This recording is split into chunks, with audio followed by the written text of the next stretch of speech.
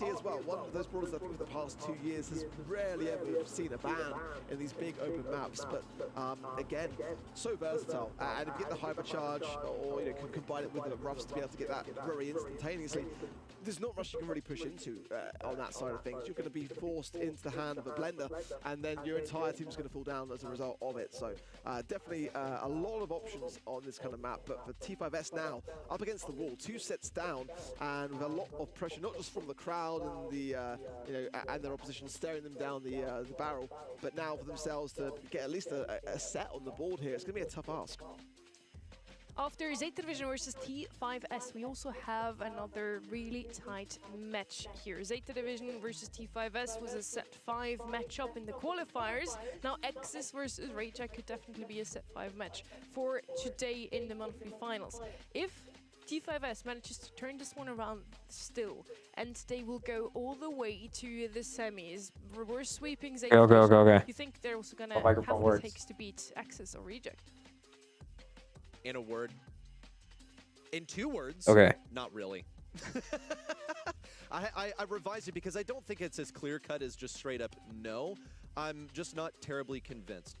Consider you're in the position of T5S coming in here. What are you doing in terms of preparation?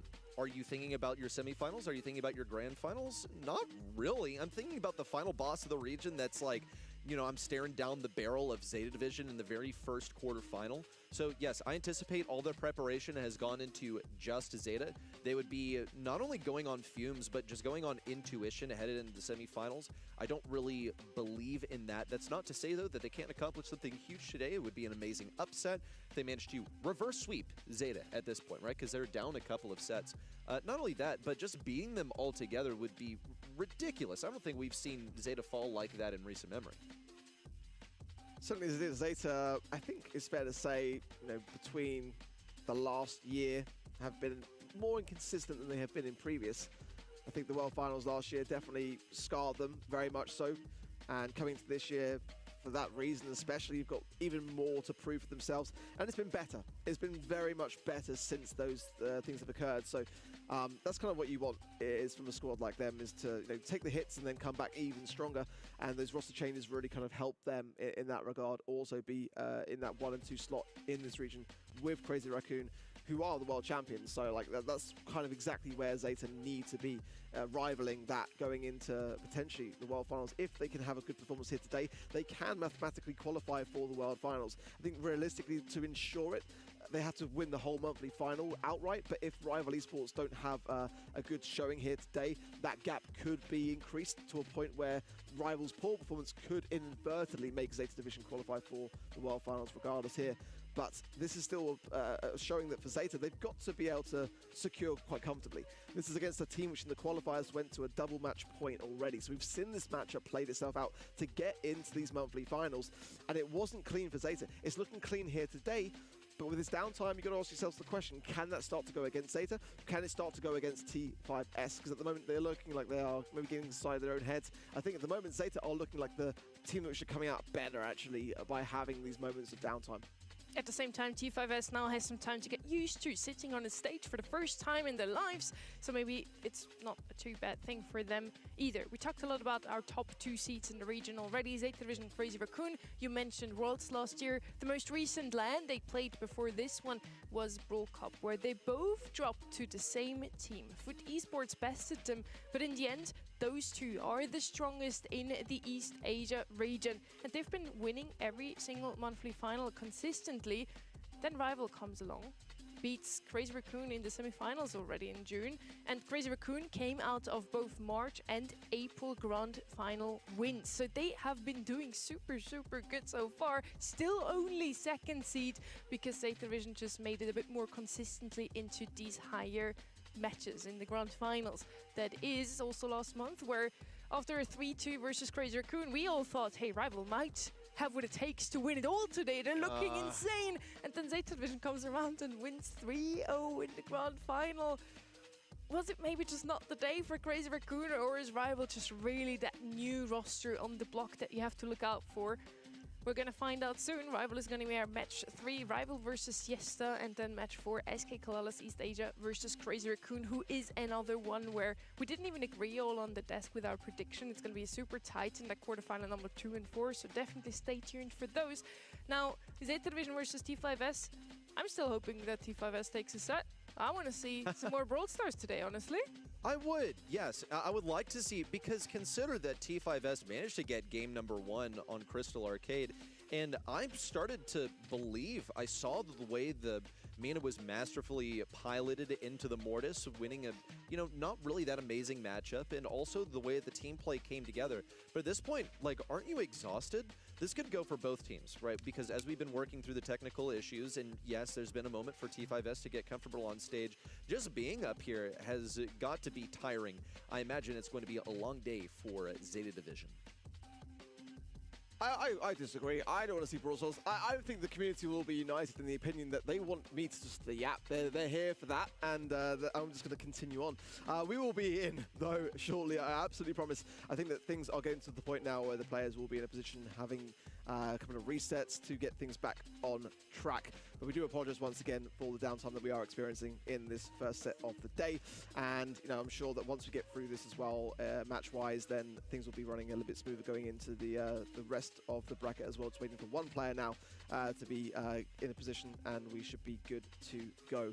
But again, like I said, for Zeta, definitely got to be treading cautiously into this one. Got to ensure that they are not skipping any beats, because this is a month where they can qualify for the World Finals. There's nothing worse than getting towards that kind of final hurdle against a very, very unknown team, a massive underdog in this competition, but one who did take them to a 5th and final set in qualifiers, to a double match point. And we know for that reason that this is a team that Zeta cannot underestimate.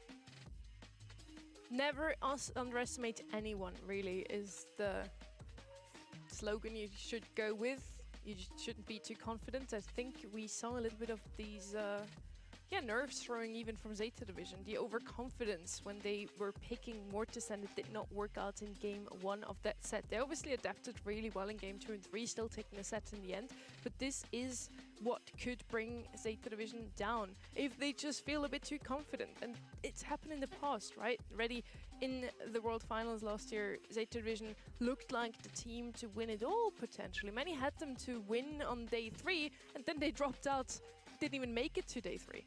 And it was overconfidence that kneecapped them there, because they believed, no, we don't need to account for this in the draft. And then here comes Juan Carlos, and Juan Carlos has a Hank, and then Juan Carlos has made quick work of Zeta Division. Some old habits die hard, and this is one of them. Just believing in a brawler or just a methodology that's just kind of old at this point. Draft has been in Brawl Stars for a good few years now. It is more important than ever, and you can see that Zeta Division are finally acknowledging the issue.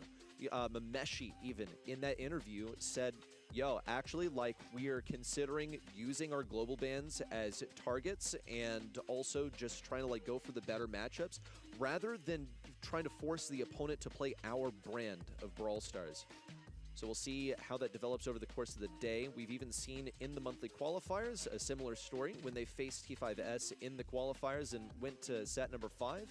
Saw impressive drafts from T5S, but I, again, would say by comparison to Zeta Division, where they didn't really pull off the most amazing stuff, and you can come up with a litany of reasons for why you think that may be, but the truth remains that Zeta Division still have not figured out the draft entirely. It's going to be the advantage for T5S if they can leverage it. Oh my gosh, what's it going to be? Yo, wait, hold up. A really Hold up. Pull. Bang! Okay, well, that was exciting. Oh, huge. Mega box, please. That one's a pretty juicy one. Never mind.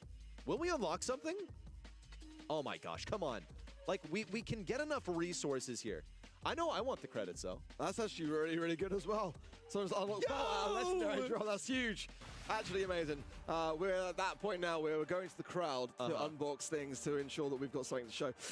If you want to see Arc dance, just let us know, by the way. No one wants to see Switch that. back to the cast And cameras you know full well, Sonny, because we've known each other for many years, that when there's a dance floor, he loves singing too. I am not on that dance floor. I'm Karaoke everywhere. is his thing. You would Except believe that it. dance floor, I'm ever except that karaoke bar. But yeah, Reddy and I still got to do our Nori games today as well. I hope you all out there already played them and unlocked the brawler. So if you want to watch us play that, you can do that too. Oh, yeah, that's right. We got to do those tickets. We need the third actually. Have you done your tickets already? I got some tickets, but I already have the brawler. I got the brawler. I the first have day. Brawler Snake, too. I knew it. Yeah. I knew it But was the going to be rewards enough. are so good that I will play it out until the bitter end because, like, you know, they are so worth doing. And you know, if you're good and consistent in that game, then there's no reason why you shouldn't be getting to the end. Did you do the additional quest? So you have the skin. Of course. Very good. Like, Good boy. Obviously. Who are you talking to?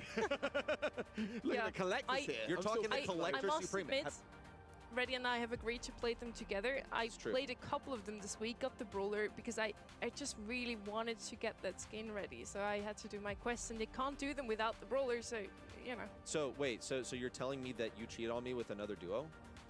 Like, is that what happened? I play with randoms. Okay, no, sorry. Wow. It was a one-time So thing, this I is why swear. I was Disaster left right on now. red when I said, do you want to do tickets yesterday? I will still play the tickets with you. As Ark said, the rewards are good enough. Yeah, I mean, still you know, like second place play is with good Reddy. enough. Yeah, whatever. Okay, yeah, sure. I'll do Oh, it. I still need more. okay. I still need my cosmetics. Like Ark, I'm a collector. Have you seen the Brawlytics? If y'all don't know, Brawlytics is a great website. Hashtag not sponsored. But like, have you seen yourself on the leaderboards for cosmetics owned or for skins owned? No, on I Brawlytics? already know that I'm going to be right up there anyway. Yeah. I mean, the one thing I will say is still a little bit of a soft spot or a sour spot for me is What do you not the Adidas Championship title. Oh, Oh, With- unlucky Ark. yeah. Wouldn't I know. that suck to not actually? No, I would be very salty if I were in your position. I was. That's. You were legendary dogs as well already. Let's just say I was a legendary dog and the Ultra Cats weren't so ultra after all. Did you get the cap from the Adidas showing in New York? Huh? Oh, yeah, I actually did. Got it in the end. Yeah, I did. Because I stole yours online. Yes, yeah. I saw that and I'm like, of all freaking people, You of snooze, course you Ark lose. would get it. This man has notifications on. Why? But yes, someone that I knew in New York was like, actually, they accidentally gave me 2. It was stuck to the back of the card that they gave me. I just found it today. And that sounds like a crazy story. I don't know if that's what actually happened, but all I know is that I got the icon, so I'm very happy. We are collectors here on the disc, and we are proud of it. See? And we obviously, of course, love to. Yeah. If you're just joining the stream, a warm welcome to you, of course, and we do apologize for the downtime that we are experiencing here. We are just getting the teams ready and back into where we left off. And it seems like that might well be the case now as we get some draft coming through. Don't speak too soon, but the bands coming in for Hideout are so far Byron, Surge, 8-Bit, Artie, Gene, and the Nanny. Pierce coming in from Zeta. Finally, the broad that I've been saying all day long, and it does make an appearance here, but it's going to need some wall break to back it up. For me, Brock's wide open. Go for that. Meta and Bounty, pick up the blue star first and then just farm off your supers. At the moment, T5S will definitely get the blue star with their Mortis on their side. But on the left side, we do have a break comp with the Griff. Those walls are going to be gone very soon. Pierce is going to look even better, and Mortis is not going to have the greatest of time with a completely wide open map. But if they do have blue star, they can fall back into almost their spawn and just farm off supers of their opponents. Now, Gene is banned out. That would have been a great brawler to do so. His super is just that strong that you can get a kill and turn the outcome of the game around completely. Mom never Instead, misses. they're gonna come in with Bell. Now, they need to answer with some range on their own. Kind of was expecting a Byron here, together with the Mina they showed so often already. Bell is fine too, though. I'm not totally sold on the Bell because I feel like, yes, as far as a brawler, it can be like fairly stable, but there are stronger brawlers in Brawl Stars right now, and usually what the Bell is here for is to break up comps that stay close together. I don't know if I Live really streaming saw the that new strong possibility, championship. and then now I take it back completely. YouTube We and got Twitch Glowing right now. up in here. It's going to enable the Griff to move forward. This is a common thing that you see on Hideout. Can't where wait. I hope one Zeta lane wins. is just a Please. healer and something Please, to aggro Zeta, that stays please alive win. like a Meg. One of the most banned brawlers last weekend as well. Glowy snuck through somehow through the balance changes and comes out on top of the meta. He's back now. Really solid comp from both sides. Last chance for T5S to turn things around here. Let's see if they can. Good draft all round for me. I'm surprised to see the Brock not come through. I like the Griff pick though, adaptation from Zeta Division there. A much better brawler to play into that Mortis pick. So immediate breaks already from Zeta, but not necessarily the cleanest, but certainly to get into the map quickly, that's the way you go about it. We're up rather 2-0. than trying to get that perfect corner pocket with the piggy bank for the entire break, but it's giving Zeta that controlling start now and really closing the gap here on T5S. Some more swipes, but immediately a trade is going to be there regardless. That's going to give T5S the lead though, and that blue star. So Zeta have to recollect, regroup here, and come back. Yeah, quite nice also that they managed to get the kill after getting the kill on Zeta Division. Kind of a tricky interaction there, but it's led them ahead by a single kill plus the tie-breaking blue star. Seeing a change in formation also now, from bro. Zeta, trying to move Batman and Suzuki over to the left side, but Sanikama has it They're locked down getting up there, as bro. this You war is- cannot let this and now happen. He's looking to approach from behind. Doesn't want to go for Batman now unless he has the interaction on lock, because he cannot get feared and not when he's out on this recon mission effectively. Yes, Probably yes, going to be yes. very weak and weary, and if he didn't get traded out, he was going to be going down to the Don't like for that. sure. Don't like that. Good taps though, the hypercharge available for Don't like that at all. Big break into the mid, so we can take some options here as we approach the 50, also the 45-second mark here.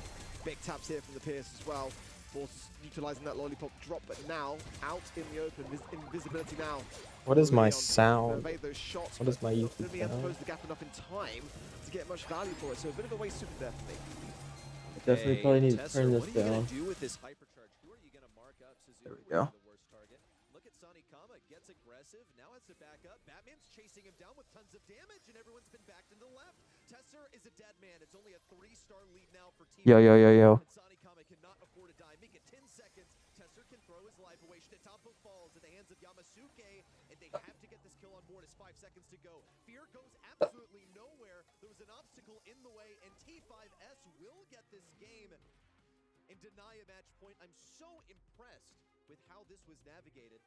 And for Zeta Division, with this Glowy, they actually almost managed to take advantage of a huge mistake on the left lane. I do wonder whether a Glowy comp is really that viable. I think Glowy is a difficult brawler to express skill on. There is a skill ceiling. I don't think if it really allows us to explore everything Zeta is capable of.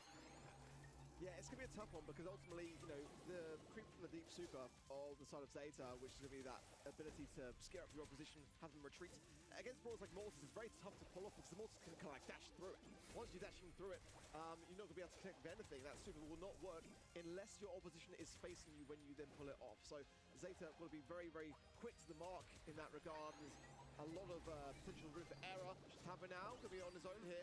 Does get taken down by Sanikama there as well. So I'm liking the way that T5S are approaching this one, immediately getting that blue star, immediately just stepping back into defensive position, and utilizing this unpredictability for Leon.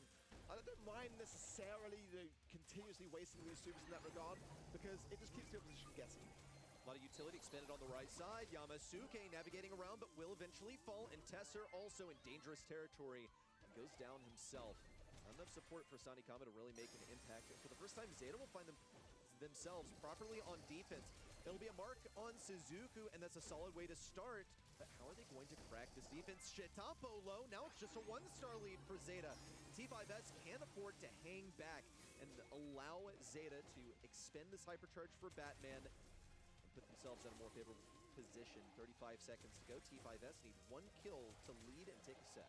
Not too much value there from Batman off the back of that hypercharge. Got some map positioning control. That may have been the idea from it from the outset, but regardless, you kind of want those moments to be in those final seconds to really land.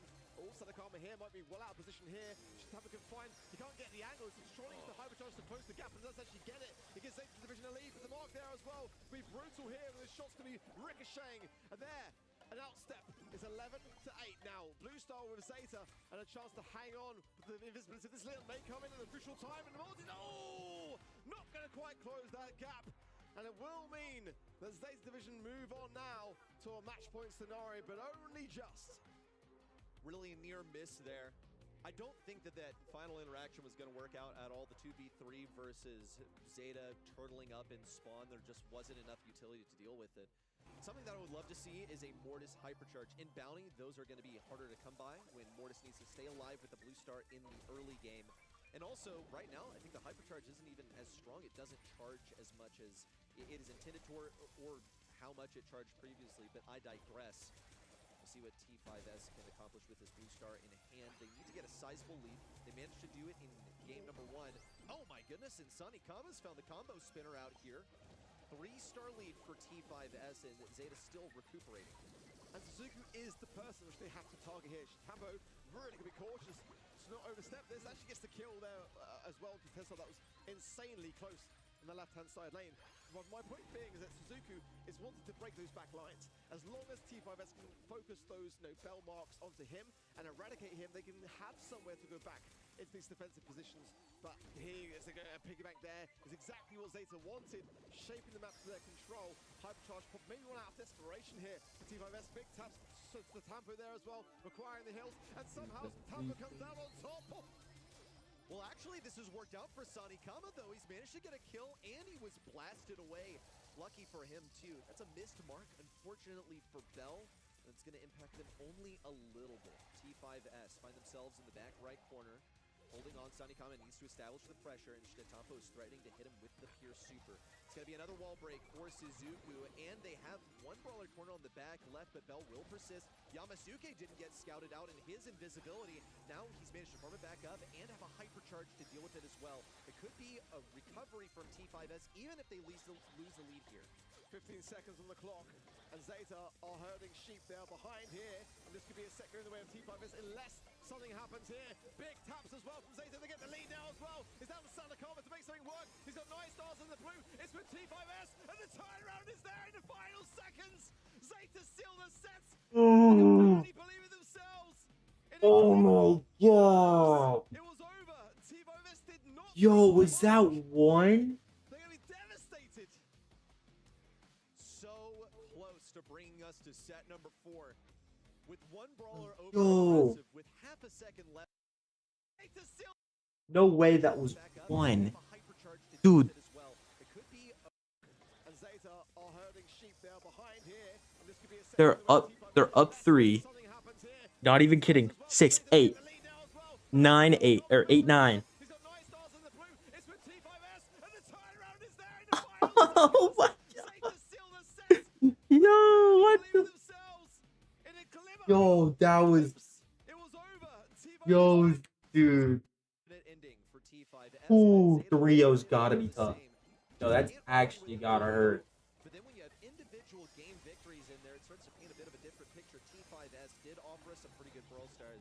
I was impressed with Sanikama over here. Oof. And again, we have discussed what this Oof, we got it right. because this is more an audition than anything. We got it right, boys. Looking forward to seeing what T5S as individual players can accomplish. Sucks that my mouse In the sucks. upcoming season, there's no guarantee that they stay together as a team. Oh, I can just do but that. More than anyone else, Sanikama stole my attention.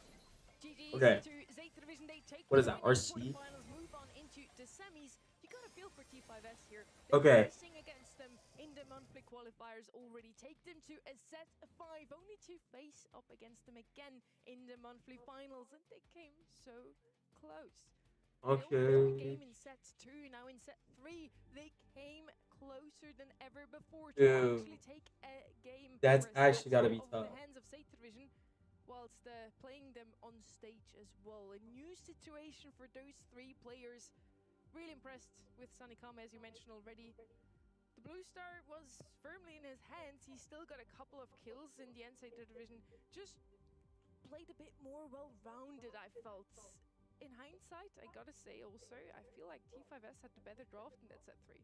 Yeah, well, and again, it's indicative of just what we have observed between them and Zeta Division in the past, where Zeta Division did not really have their drafts up to scratch. It seems, though, that when they have an opponent that is a real challenger for their regional spot, that's when we see a different side of them. It's going to send them into a semifinals, and Kenny, it's nice to have you on the desk. It's nice to be here. Y'all are some troopers for real, and the folks at home as well. Obviously, we want some Brawl Stars too, so appreciate everybody being patient with us. Kinda got to sleep in big time today. Yeah. A great trophy push off camera. I'll tell you what, me and YD were moving. Oh, wow. Nice. I'm so happy for you, Kenny. What matchup do you have your eyes on today? We still have 3 more quarterfinals to go. Y'all highlighted it, but I feel like this region gets really interesting and revolves around a rival. I'm really interested to see, because obviously they are huge favorites, I would say, in their quarterfinal number 3. But if something goes awry, if SKC somehow pull off against CR, this month gets a whole lot more interesting, so that lower side of the bracket definitely has my attention. Brawl just 1 point ahead of SK Kalalas, but they're not even the only ones who are still fighting for that LCQ spot. The next 2 teams on our list fight for that spot as well. Axis versus Reject. And Axis Esports surprised us all in the qualifiers already. They beat Crazy Raccoon 3-1, stay firmly in the upper bracket. That's also why now are on the left on your screen. And then on the other side we have Reject, who has had some very rocky months before. I feel they didn't make it into the monthly finals consistently. Now yet again they're finding themselves in the lower bracket. Yeah, I think Reject, a fair way to put the last several months for them has unfortunately been just poor, like under-delivering compared to expectations that maybe we would have had from the outset. One of the things that we've seen a lot from them is that they love to play these control comps, which are just not as viable. I think that they're becoming a little bit more viable right now with the nerfs of tanks and assassins, so maybe that can play to their advantage, but it also does reveal a key weakness for them. Definitely. I think that is something gapping. And when watching their scrims, they do strike me as a team that really revolve around these control-oriented compositions. But in EMEA, for example, that's something that was very apparent. If you look at their top 5 play rate brawlers, it's not a lot of tanky brawlers. And that's partially due to global bans, map choice. There's so many things that influence how players draft right now. And I find that each region is going to be a lot more diverse maybe than what we've seen in the past. On X's, we have a couple of already known names. Terry returns from EMEA, joins back with his region, replacing Nem in the roster, and now playing with Yuman Menmi, completely transforming the roster, making it into these monthly finals. And they do need to reach top 2 to realistically still have a chance for an LCQ slot, for example, but that's definitely possible. Yeah, well, I mean, what a welcome home party. By the way, you come back to your home region, you immediately manage to defeat regional number 1 of Crazy Raccoon and show that, okay, look, what happened over in EMEA is not indicative of how I am as an individual player. And in this specific matchup versus Reject, Terry as a specialist on aggressive brawlers as tanks is going to be, in my opinion, certain doom for Reject. I still want to see what they have to offer in response. I'm really excited to see what he can do in this I got map. 4 minutes. I think I'm gonna go Terry's make an me a excellent coffee. player. Obviously, things didn't work out with Nova, but honestly, major respect for just going abroad, new language, new teammates, and then to come back home and have some immediate success. I think he's one of the most interesting characters, if you will, that we've got in this entire bracket. So really excited to see him debut back in the top 8. Map draft now, Reject gets to choose first. They are the lower seed, so X's chose to go second. Hideouts out in the open, Ring of Fire, Crystal Arcade, and then Safe Zone as our random decider. Anything that sticks out to you here? We have a couple of maps we haven't seen in match 1. I am looking at Ring of Fire as an interesting one. I feel like this is such a difficult map to play and so much different stuff is viable here. Obviously, this is where Reject find more this is what Reject find more comfortable. I don't know if they should be feeling so comfortable here because I think it opens things up for their backlines to be disrupted. Terry, traditionally a very aggro player, something he does very well. And when I look at Hideout right off the rip, I'm curious if we get some of those more niche picks. Damien is somebody that showed up a lot last month in this region. Ollie is those niche picks. What's going to be this version of that meta? That's what I wanted to hear, Kenny. Thank you for that. Also, What'd I do? global bans now come in. We have one team who likes to play aggressive comps, and then we have Reject who, at least in scrims, only ever played those control-based comps. We have now the bans with Max Damien on the side of Axis, so actually super aggressive brawlers banned out by themselves, and then Finks and Starnova. Starnova is probably not going to see the light of day today. Yeah, I wouldn't expect so. She's sort of a jack of all trades, just does so much in Brawl Stars right now that you cannot afford to let her through. She disrupts things way too much. What are you thinking about this Finks? We see him not too often in the global ban stage already. A really niche one, and it's just something that we've seen throughout our monthly finals of players just really electing to get under other players' skins, the Colonel Ruffs bands of the world. We've seen a lot of these 2-3 turns or safe first picks kinds of brawlers really be ruled out. Predictions-wise, though, this is a little bit surprising to me. I really thought that the public might side with Reject, just given home turf, previous year's experience. You know, obviously we get a little bit of a land buff, which is something that Ark talked about earlier. Give insights at 63, call it 60-40 if you will. Yeah. That's about as close as it gets for when you're picking a winner. So I think that goes to show how exciting this match is going to be. Yeah, don't underestimate land setting as well. Some of these teams have already played on stages like this one. They're going to obviously do better because they know the situation. Playing in front of people can make you super nervous. And now those two step up here into our stage. I'm super excited to see what they will do today. The Finks ban for me as well. We had a lot of Kaboom Cannon last weekend, and there he was coming out a lot more often. Now on these maps, especially Ring of Fire, you mentioned it already, it's going to be super strong. Or it would have been. Would have, yeah, woulda, coulda, shoulda left it open? No, I don't think so. Like, you know, pretty versatile brawler in some ways too, so go ahead and lock this one down. I feel like there were more important things in the draft, but it is a strategy in itself to leave things open to add to the chaos and thrive in it. I think so too. I mean, it's just one of those niche ones. Maybe they're doing their homework. It could be something for the other team. It could be they don't like the matchups that they have into Finks, particularly with their strategies, especially now that we have global bans on top of the regular ban and then a map draft on top of it. Players are now more than ever completely in control of a matchup.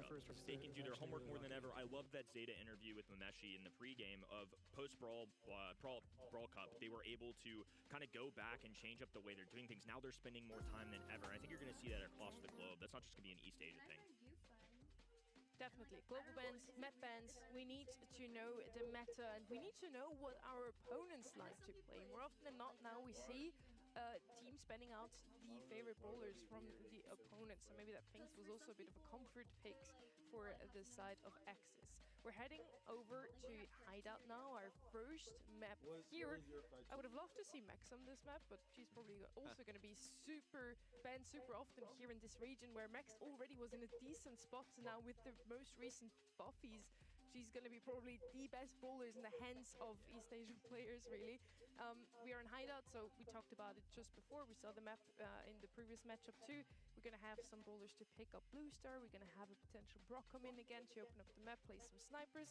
We saw a Jean ban as well, who didn't show up too often last weekend, but I feel like, or at least what I see, East Asia still seems to rate this brawler quite highly. Yeah, he's still really good here just because once you get that Blue Star, Jean is an amazing defensive brawler. You get the pull, and then you just sort of wait for the opponent to get close enough to you, and you go, yoink, okay, thanks for the free star delivery. You know, a little DoorDash to your spawn as the enemy is helplessly trying to break in. So that's a lot of times where we see the Bell start to get involved. It had me a little bit puzzled. We saw it do a lot of damage. Maybe Bell is one worth looking out for here too. As an answer to the Jean comp, definitely. So Bell is going to show up potentially. Pierce again, super strong currently. What I've been seeing more often in my ranked matches at least, Piper is coming back as well.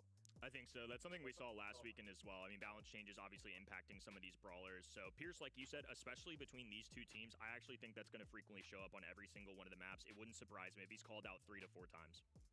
We are ready. I know you are too. Let's head straight into map number 1 of the second match.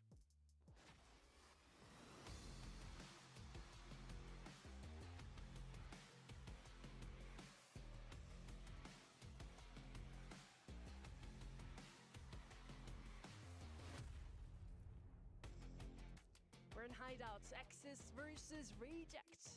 In the past, we would have definitely all said Reject is going to take this one. A fairly new roster on the left-hand side. Also not playing together for a very long time. Terry has started the season playing for Novo in EMEA, now coming back to his home region. And Axis immediately knocks out Crazy Raccoon from the qualifiers. Move those feet to the Bans are in. We have feet. Piper and Bell banned out on the right side. We're gonna go in with Brock, who is a super strong brawler. Also has received some buffies just 2 weeks ago. And he's the most picked brawler on this map for at least Axis.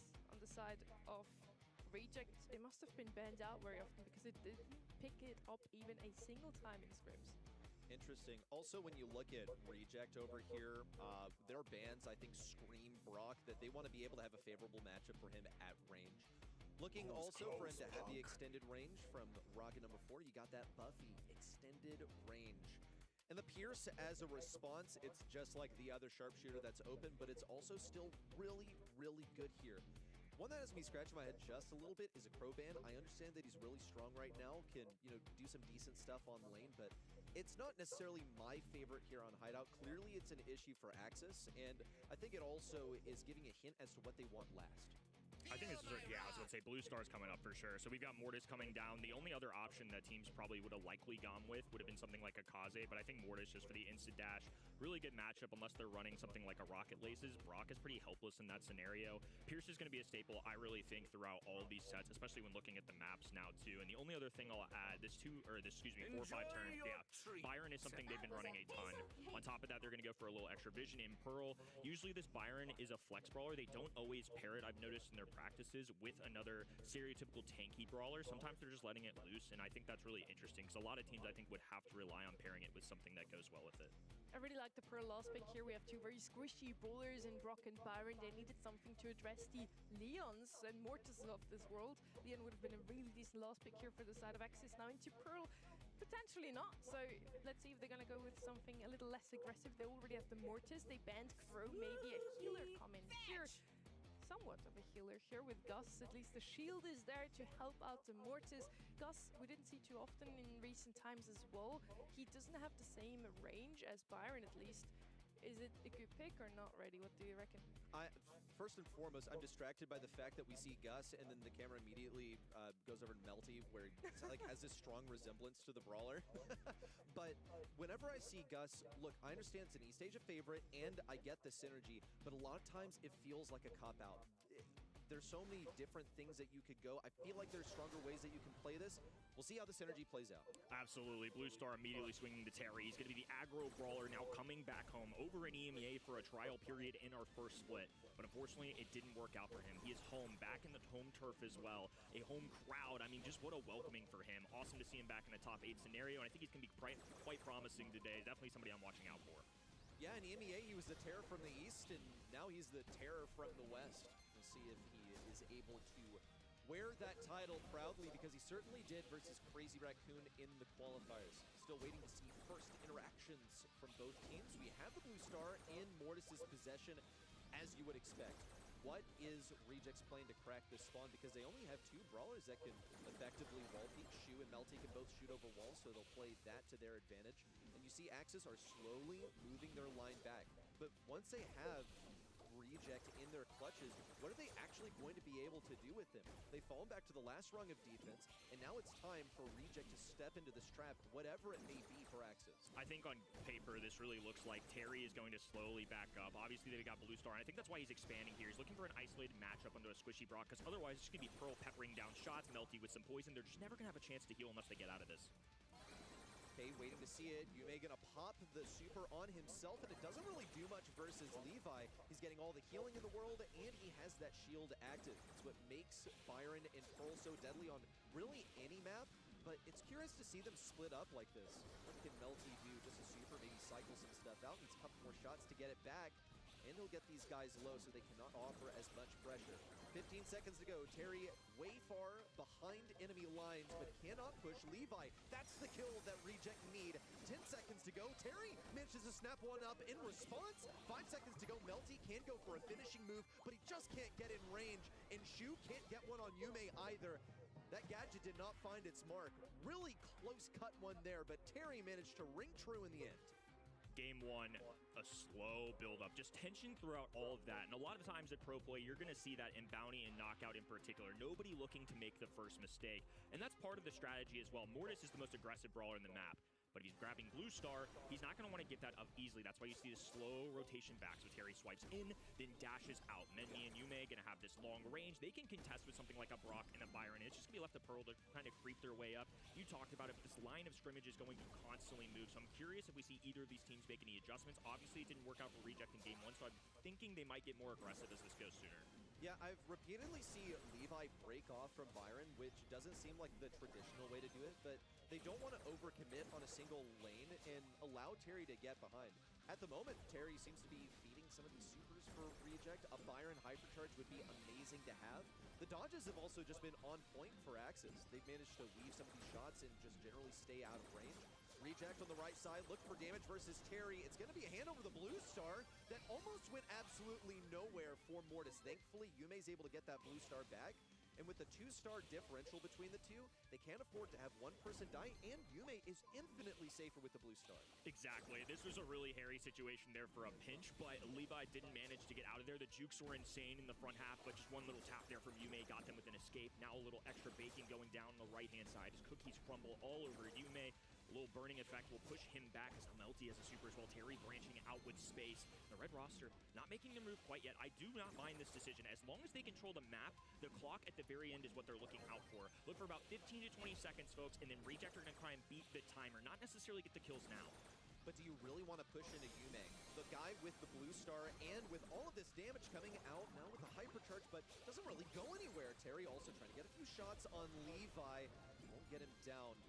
I don't understand why the Gus hypercharge was expended there. That's not going to go so well. Rocket's just out of reach, but Yume survives. That's going to be an unsuccessful offense. And now it's a 1-kill differential. 5 seconds to go. One is all Reject need. Melty in a terrible position. Shu just needs to get away with his life, and he will.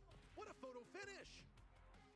Just some tough math right there. A good kill coming out of Terry. Last second to try and get that frag, but unfortunately there wasn't enough time on the clock to follow up with an additional. And the way that went down, I'm pretty sure it was a 2/3-star swing. So just an odd timing, a millisecond off. If Terry ends up getting that kill second, I think this goes the other way. But this just goes to show how closely matched this is. You saw it on the poll predictions at home. A lot of y'all are split, just like us on the desk. I think most of us ended up picking Axis. For me, it was a belief in the roster. Terry maybe finding something with this new squad, and just Reject haven't necessarily shown me that same 2025 Reject we saw, so I was a little scared off by them, but clearly this is going to be a good one the whole way through. Again, Reject, they're just playing their band of Brawl Stars. They want that control. They play control until the final moments, and then they take it back. It's like you said, Kenny, doesn't really matter how long it takes you to get there as long as you do. As long as you have enough stars when the timer hits 0. And there's plenty of time in regulation now for Reject to get a lead. That blue star still belongs to Terry, but this time Axis have actually fallen back on a defense way more quickly. This could be part of the trap, though. What does Terry have up his sleeve? Who is he going to push? He's been picking these interactions really intelligently, and unlike a lot of Mortis I see in competitive, he's not just like going full steam ahead. He is just getting individual swipes, working towards the super, or picking things intelligently to get a kill with his gadget. I think that's the best way to do it. Just passive aggressive. You have to be a good blue star carrier, and that's why he's eyeing Brock down. It's by far the easiest, especially if Levy ends up getting a super or something like that. Pearl can extract a lot of damage all at once, especially with that flaming gadget you just saw. Melty can pump in heals, so a little dosage of dysfunction here as Terry up top manages to swing one. So this is actually going to be one of the bigger leads Axis have had, especially in the early game. Now not just the blue star, but an extra on top of that. The formation for Reject really needs to be strengthened because they find themselves split apart, especially by that big obstacle, which they've now surmounted, so maybe there's some hope for them. But Terry takes advantage of those situations so well. Just look at the dodges on the right side. This guy's unreal, and if he gets hit a single time, then the lead goes to Reject. Axis can afford a single kill here. 5 seconds left in regulation. Terry playing it smart, but can't get Shu down. 1 kill is all Reject need, but now it's become even more than that. Axis with the final kill from Minmi, and they get this set locked away. Such incredible Mortis play from Terry. Love some energy coming out of them too. That's part of the land stage buff, I think. There are some teams that crumble under the pressure, and there are some that thrive in it. And I love seeing that Terry, with a little bit more experience as a player compared to these other two guys that he's teamed with, just going to be able to absorb that. But of course, on the other end, you're looking at it here. Melty is no stranger to the limelight. Big on the stage, obviously a big personality in terms of aura when we watch him from home. I have a feeling this is going to be a very even fight the whole way through. And you see it go down to the wire there as well. In terms of strategy, I think Axis just played theirs a tad bit better. They get that blue star, and they don't force anything. They don't make any mistakes. I think in that game number 2, it would have to be a replay for me to kind of see if Terry went in too early. Did the teammate just not follow through with a shot? But nonetheless, it was literally 1 star in that one. I think it's easy to be critical in that situation, but just good stuff overall. Impressed with the mechanics. East Asia really showing up today. Yeah, I think some close interactions there in game number 2 where Axis, I think, overexpended with a Gus hypercharge with maybe 30 seconds left on the clock when they didn't need to. They basically were fishing for a kill that was never there, and there was plenty of room for Reject to back up. You see, though, Yume actually got the most kills on the team and had ridiculous damage, so maybe I'm being a little bit too harsh on the guy, pointing out his 1 mistake for the entire set. We're headed to out in the open for a bit of knockout, folks, and we're going to see some pretty similar gameplay to what we just witnessed on Bounty. Though, you cannot afford it to go down early this time. Still, I expect us to see a race for the mid here on Out in the Open. And I think we'll see some repeat brawlers as well. Somebody like Byron, I think, definitely shows up here a lot for Axis. And on top of that, like I mentioned before, this is a team that really likes to have Terry be an aggressive brawler and then play that. On the other side, Pierce is easily the one that I noted is the big star on my cue card here. Just somebody that they play all the time, and all of these maps kind of cater to that. So Out in the Open, no exception. And also, it's just a very safe, stable pick. I really like Pierce. You're not locking yourself into any strategy. You also add the range on top of that. He's just really annoying to deal with if you're playing into a good Pierce. Yeah, you also see the Mina ban. I think she just threatens to take up so much space. The downside of Pierce is how he gets his ammo back. Really, really slow, if you miss shots, it's pretty costly, actually. So mobility brawlers are going to be of the essence. We see a Pearl now coming from Axis, and Bell is still in play, so it could be a top priority for them to get rid of, just so that your Pearl doesn't get marked up and then become practically like worthless for the rest of the game. Also can pair it up with a Byron that is available at the moment, so on the 2-3 turn, I think there are a couple ways they can go with this. Byron is standout for me too right now, just lingering for both of these teams. I'll point out as well, Mina, I don't know why I chose that team, dude. I think this region is going to play way more than the previous two that we've watched. So I keep really an eye on hope that they as it progresses. they Just change throw it that up. main stage, maybe a pesky little global ban in there too. But things very predictable so far. Another safe one. Something that's really become a priority, I feel like, is this Pearl. And that's not just an East Asia thing, that's a global thing. Byron's just good. What else can you say? He's got damage, he's got a super, he's got the combo to get the super, and then a couple of attacks to get a super back, and then a couple of supers will get you to your hypercharge. I mean, what's not to love about this guy? Math, if I've ever seen it. Yeah. I mean, but that's how this brawler works out. I think it actually is a pretty mathematical brawler, because my range stat is higher than yours, and that's good enough for a lot of interactions. But check that out. I love to see something new and fresh. So you have Glowy to support either the Pierce or the Colt. I think I could see either going on the aggressive. Also, just wall break is in the conversation now. That barrel that you love to hide behind on your home zone is no longer a factor. Also, you have a way of getting out of spawn quickly. Silver Bullet's exactly what came to mind for me too, and especially now with Brock banned, that made Colt value more valuable. And then on top of that, it's really a few other options that you can go with if you really wanted wall break. If you want to travel over the water, you can go with something like Eve to match this maybe. Instead, they just go with a reliable Bell. I think just not forcing the terrain of the map. Sometimes that's a nice little advantage, but two very different compositions, I will say. Glowy is just kind of in his own category. Colt is a DPS sharpshooter, and then the long range on the right. But on the left, just all control-oriented. Again, there's going to be a contrast, I think, in what we see today, especially from this roster on the left-hand side that's so used to seeing them play these more aggressive brawlers, now just kind of leaning back and show that they can do it both ways. Yeah, I'm more convinced by what we see on the right side. So how is Axis going to pull this off?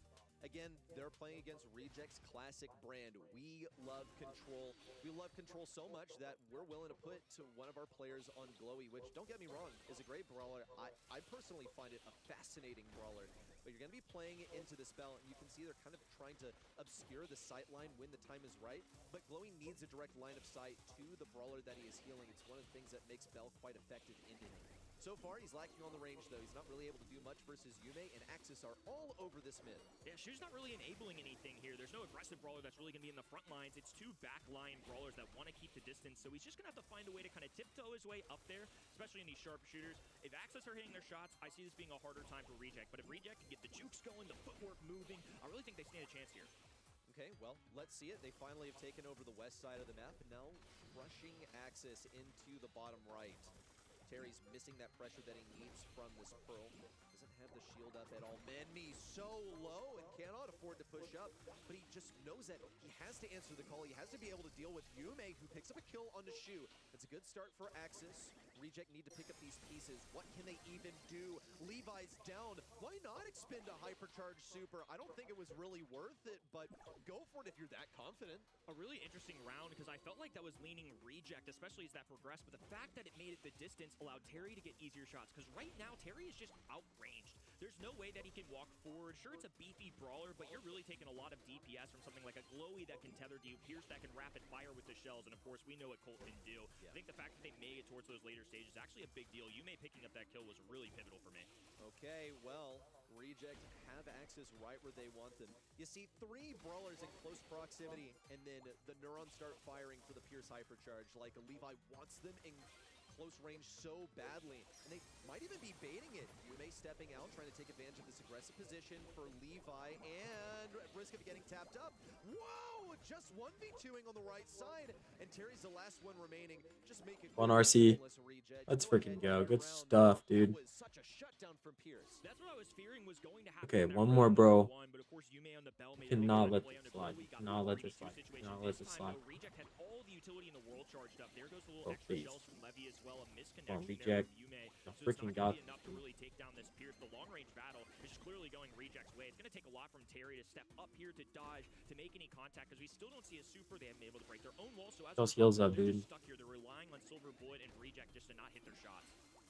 Watching for this hypercharge from Melty. It's going to be a bunch of damage when the time comes. Yume also on his last legs, and Axis are so boxed into mid. Terry's even willing to expend a super for it.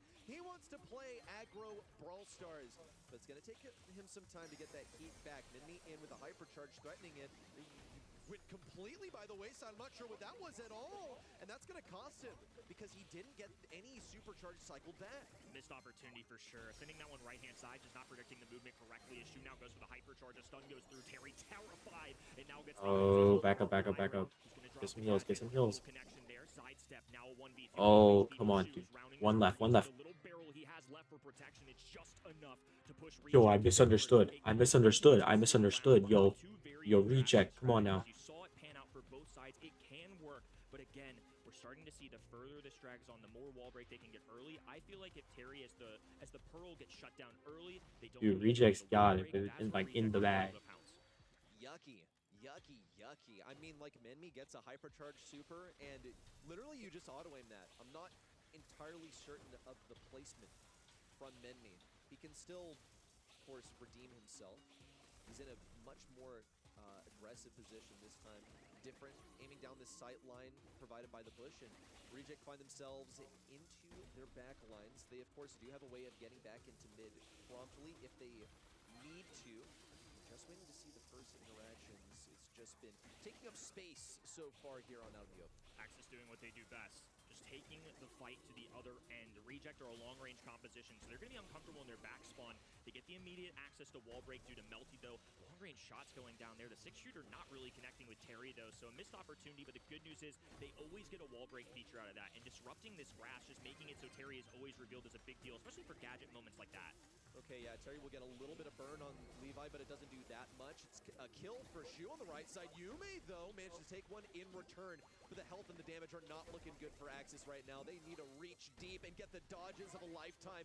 Levi looking for a kill, and the Oh, 1v1. Whoa! Talk about ice in the veins up on Yo. Really good job from Levy. A long Yo, time experience actually playing insane, dude. just a year ago. A little bit of a disappointment, obviously, at the World Finals, a roster swap as well. But That was a crazy 2v1. Yume dropping a hypercharge, though, trying to get the early contact, looking for a kill, doesn't quite get it. Glowy just pumping out the heals. Reject alive and well, and on top of that, now they've got a hypercharge super that they can press the enemy with.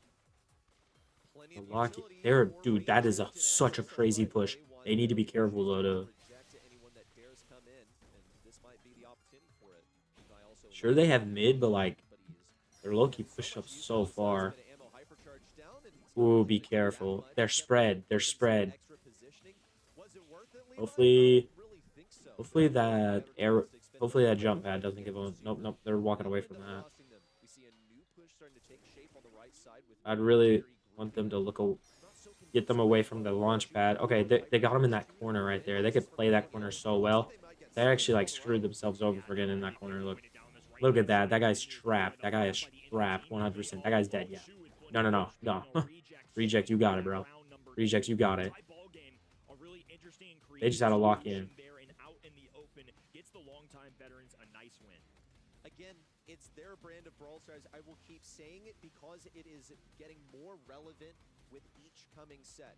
Reject are offered this win on a silver platter. The moment that you don't have any aggressive brawlers to disrupt them, you have pretty much signed up to play Reject's Brawl Stars, which they've been playing for the past several years. And they're very, very good. Yeah, no, that was. They were playing the smokes too like so well. Frankly, outdated drafting philosophy. Each side stealing each other's maps as well. It's something that I've been tracking just back at home. After last weekend, we are at 47% of teams winning their own map. So less than a 50% win rate, which I find quite peculiar, but I think just goes to show that everybody is still learning this new modern meta. I find it so fascinating that each of these teams go for different strategies. I think in this meta in particular, we're really starting to see more unique play styles. The previous one we had been in existence for a little bit, so everybody was kind of, I don't want to call it a solved game because Brawl Stars is constantly evolving, but there were no new balance changes coming out, and last week we had a little spurt of the June 30th one, and then the last Thursday one, they had EMEA and SA to study, and then they get to absorb all that info and dump it. Usually East Asia are the front runner, they're the first one of the month, so it's kind of awesome to see how they adjust to what other sides are doing. It is true, because a lot of times we say, like, okay, East Asia, they show us pretty much nothing new. And yeah, maybe some of it can be attributed to the fact that they haven't gotten to observe what the rest of the world does. Well, there's been plenty of Ring of Fire played in the last week, so let's see what you have learned as we head on to this map, which I didn't really anticipate would play to the advantage of Reject too much, but it was their map selection. So we'll see how it goes. I really do believe in the possibility of Axis getting an aggressive brawler in the backlines and disrupting it all. Instantly locking in the Meg as the first selection. It has gone unbanned a handful of times, but we finally see it picked up. This is the final map. I would say that's a clear cut. Could be a Pierce map for either of these teams, especially Reject. But with the Meg first overall pick, I think that might change things up a little bit. Meg as a first overall, I find can be sometimes difficult because it is a super feeder. It's a mid-range brawler. Obviously, it can pummel you with damage, and the output is great. For Hot Zone in particular, you got the gadget with the toolbox that can back people away. But if you're skating all around, if you're a difficult target to hit, if you can go in and out and be this perfect passive aggressiveness like Stu, a brawler that I think East Asia are very comfortable with, one I'm anticipating to see an uptick like we did in SA for this region in particular, I think it's going to be a lot of fun. I don't mind this at all for Axis. I'm just not really that much of a Stu enjoyer into Meg, because the benefit of Stu is that you can dodge shots, and Meg's attack is this big barrage that you can't go side to side within. It's one of the biggest things for Stu. Like when Chester was seriously in the meta, you didn't really want to play Stu into it because this guy's a there's cool. shot fans out That's so much. awesome. So this one puzzles me only a little bit. I still think Stu is going to be decent for control into some of these other matchups. Ems also makes sense to me. You got lots of damage. What's not to love? Also just extremely meta right now. Lumi is going to outrange this though, so that does bring a concern for me. I think it's also a pretty nightmarish matchup for Stu. This last selection for Reject is yet another opportunity to make the Stu completely worthless here. Interesting that they go with Ims despite the gray ban. A lot of times those are a tandem, so a lot of fun just to see what that brawler can do as a standalone. In the 4-5 turn here, we've got a lot of control in that Lumi. The Grim and Frostbitten obviously can cut people off. It's kind of like a Lou lookalike, if you will, which is somebody in that ban stage. But people, the ultimate control brawler, somebody that EMEA really love to use. And one thing that I find so fun on this map is if you can drop the hypercharge, you can actually traverse over the corners on the enemy side because it's that little awkward segment of water, especially with no wall break. That could be an interaction to look out for. I'm still hung up on the Stu because I can think of a lot of things I would rather do than play Stu into these three. You're just like not going to be dodging really much of anything. Good luck, Axis. You've dealt yourselves a really difficult hand. You may No way I be get able to this. redeem yourself 100%. by playing something else that's comfortable. Edgar, sure. Just throw bodies at the issue.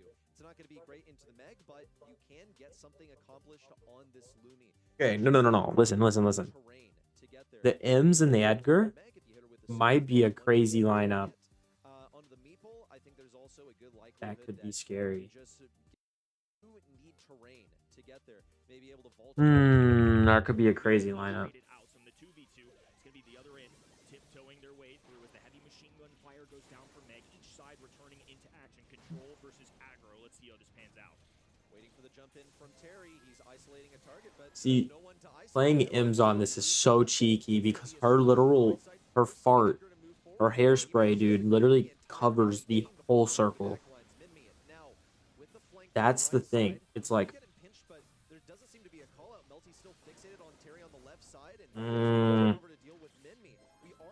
they're holding their own pretty well. It's just that being able to like cover the whole board, the whole zone with that's just so OP. Reject really clustered up together. Meanwhile, Axis are spacing the floor. So Memi now this left hand in while Yume up the middle. Doesn't really able to do anything. Dude, this is such a close game. Oh my gosh. That's gotta be annoying. It's literally, I was about to say, it was literally 54. It was 54 to 54 for a second. Come on. Dude, I really, okay. I'm trying to get 100%. Dude, 80 already, bro? No way, there's 3 rounds of this. 91. They better get back on board. They better get back on board, dude. Dude, Levi, get back. Dude, Levi, get back. Levi, get back. Dude. Levi's making me scared, bro. Oh my god. Yo. Freaking. That was a trade, but that was insane, dude. Dude. Levi should have backed up, no? Or am I crazy? Touch point, touch point, touch point, touch point, touch point. Can't be loud. Actually insane, bro. That's so entertaining to see smiles for both teams in such a scrappy game. Reject, make it a little easier for Too me white. to like be confident in your draft out here, because what are we doing? Running forward with a little Meg, knowing that we very well can be taken. That was so scary, bro. Back into the Meg. That was needlessly. Just gotta fully trust in it. For Axis, I expect to be played decently similarly. That Dude, they gotta worry about the freaking Terry right next to him, dude. Like,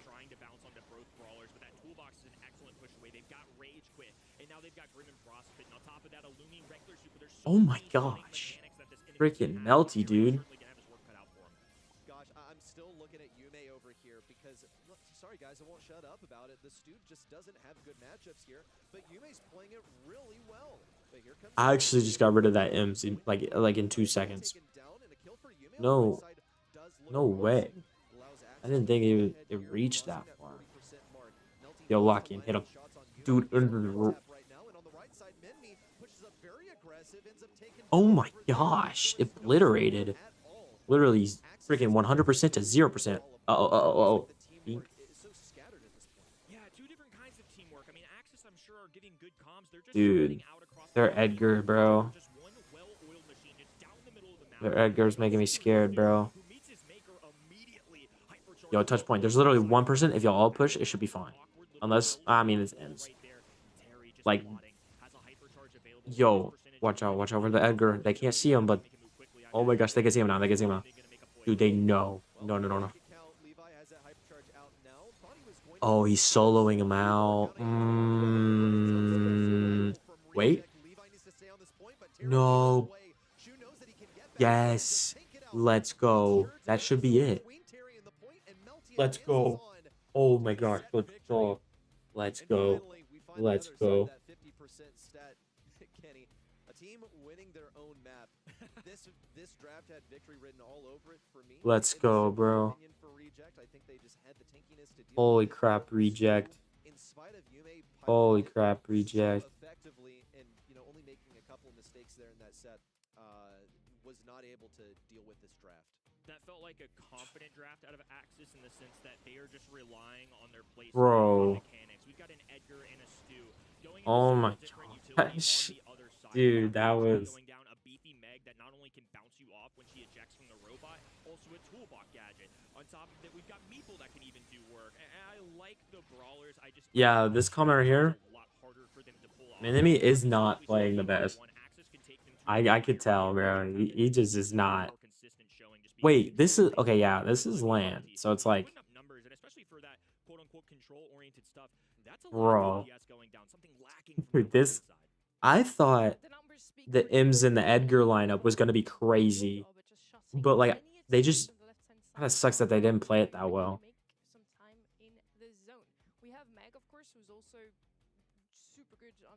Like, actually just didn't... It sucks because they didn't play it that well. Gym grab. Oh. Actually awful. Oops.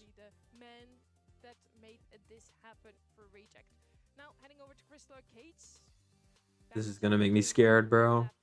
Because this could go anyway. This could go, oh, somebody's holding 10 gems last second, killed, boom, steal the 10 gems. Like, dude. I'm gonna be right back. Gotta make sure I'm back up to trust in it. They believe that it would be able to carry them to victory in spite of suboptimal matchups in the last map. Now Reject get to react here on Crystal Arcade. What would be a better mid than that, Stu? It's definitely a good hybrid, and I'm wondering if they stray elsewhere and go something like a Rough Sandbags or Pearl, who is a super popular pick on this map, especially for East Asia, especially for these two teams. But I just like that early selection of going with something that can be a gym carry if you need it, or the other direction as well. Sirius is one I kind of had asterisks on my little cue card here, because it's for whatever reason something that East Asia in particular have really used on this map. It is a thrower, but it's more than that, especially into Stu has a hard time with extra spawners. I could see why they like this. We still have a lot of damage open on the field though, so that mech could be a little risky. Let could still come in here, Ems as well. Pearl too had some great showings today already, and all three of the bowlers I just named could be a great answer to that mech specifically. Now against Sirius, we need something aggressive, so Lily definitely a good pick here for the side of Axis. That Stu as well was for me the MVP in the previous map. Yue did a phenomenal job on that Stu, dished out the most DPS on their end, so it makes a lot of sense that they bring back the brawler. Their most played brawlers on this map actually are Stu and Mo. Mo obviously being banned out, so that's not an option.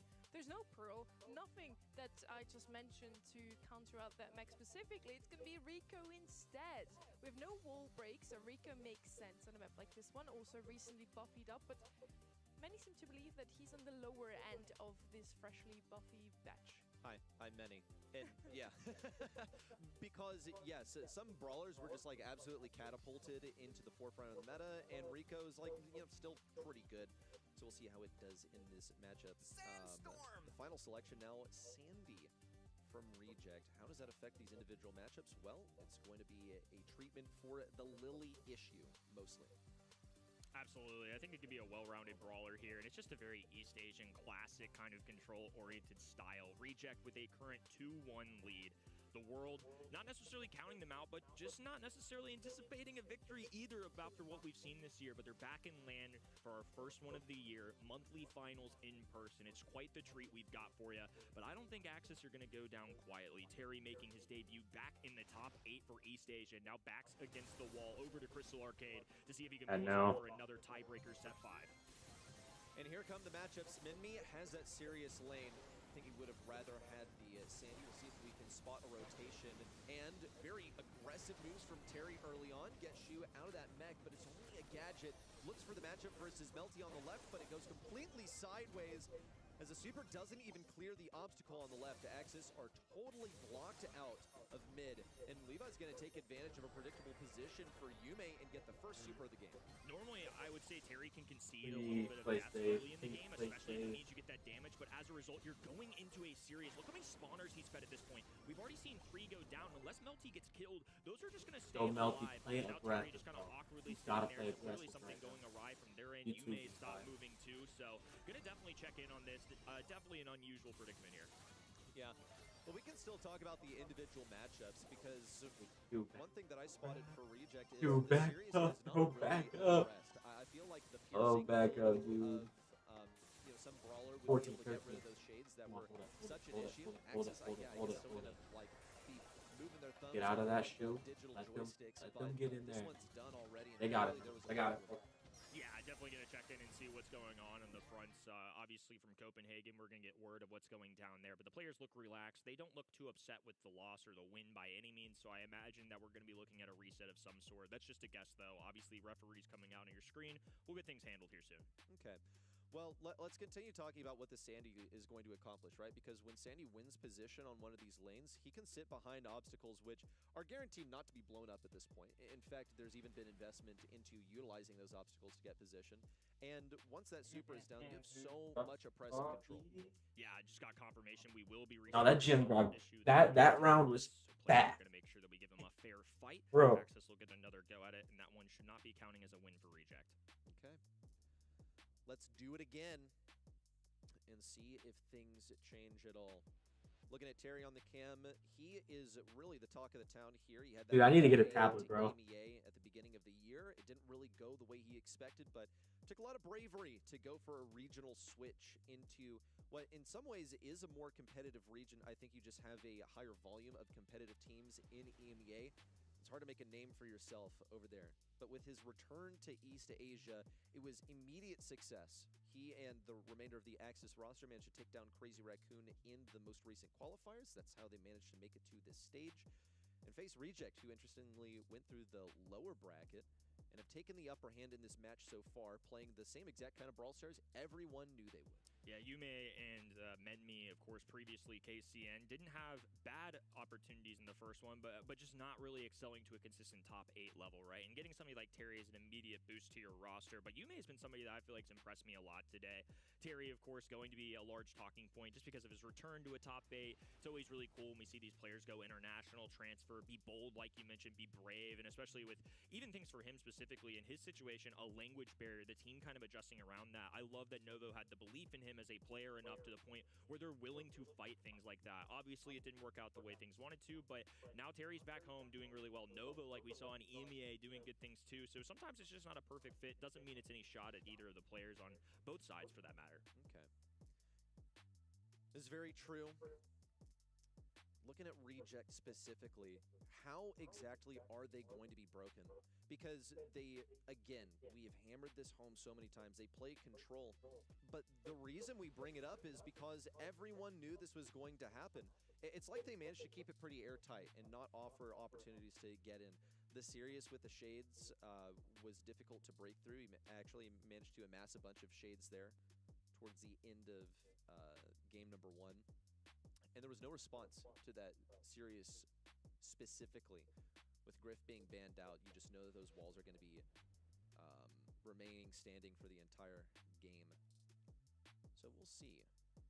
We'll see on the other end of this sort of tech pause that we have going on here right now who gets the upper hand. I would love to see a set number 5. I didn't think we'd see Axis down and out within 4 sets.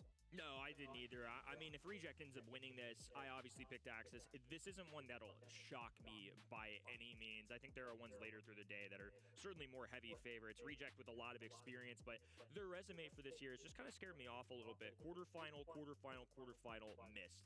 And one of those quarterfinals is because another team in front of them got DQ'd, so they were just the next ones up. So definitely inconsistent is something that has come to mind for them this year. But it's a star-studded roster. I mean, Shu and Melty obviously have been a tandem for a long time. Levi jumping in, somebody that had a lot of success with Zeta. I think this is a roster that's going to be in a little bit of a tough situation here, because if they don't really burst out this season, it's going to be tough for them in month 6 to make a comeback for something like an LCQ for a World Finals spot, especially for that matter, with Zeta and CR at the top. So challengers might be on the horizon for them, other options, but I think they'd obviously just much rather make the distance here and give themselves a chance for the BSC, because challengers are just an extra step that any of these teams are going to have to go through just to have that one spot for LCQ. No doubt. You know, it's an alternative route.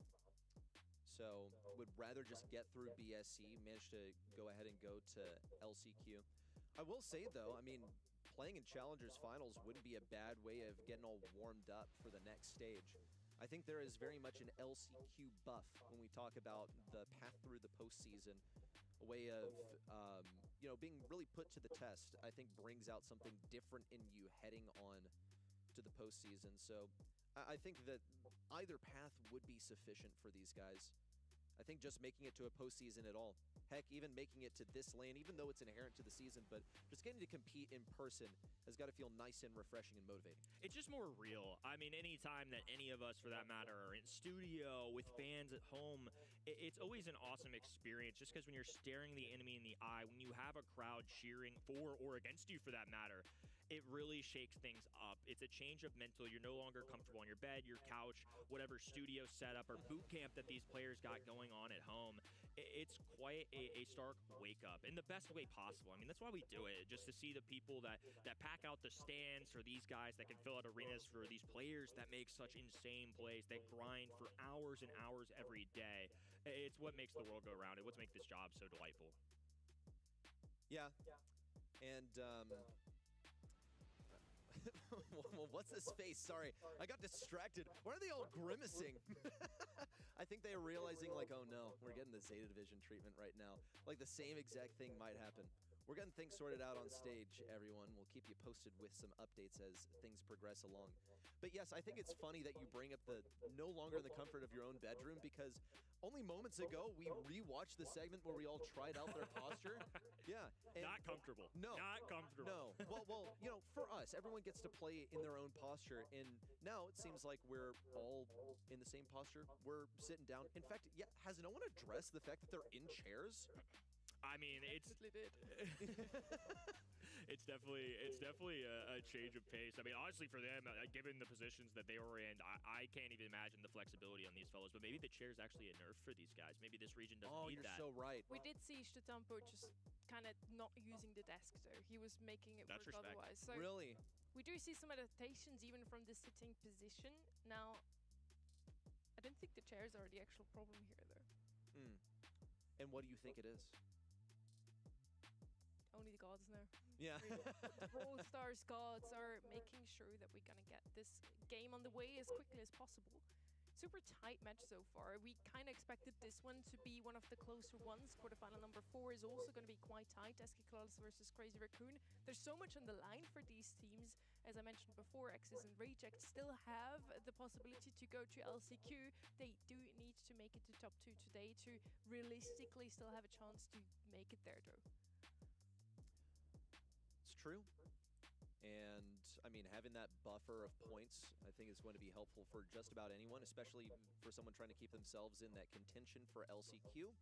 Got a bunch of them right now, but things are going to distill down further as we have that last month.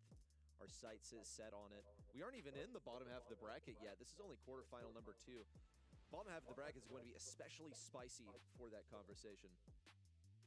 Getting word that looks like they're about to hop into draft. So good sign showing from the tablets on the screen as we try and work things out, waiting for those local to try and help out and set things up, making sure that our players can just compete at their absolute best level. Ultimately, at the end of the day, we want to make sure that they've got their fair fight. So don't want Access to be an awkward spot where we've got a tablet that's going astray. We want to make sure that everybody gets squared away. And you can kind of see it on their screen too, I believe.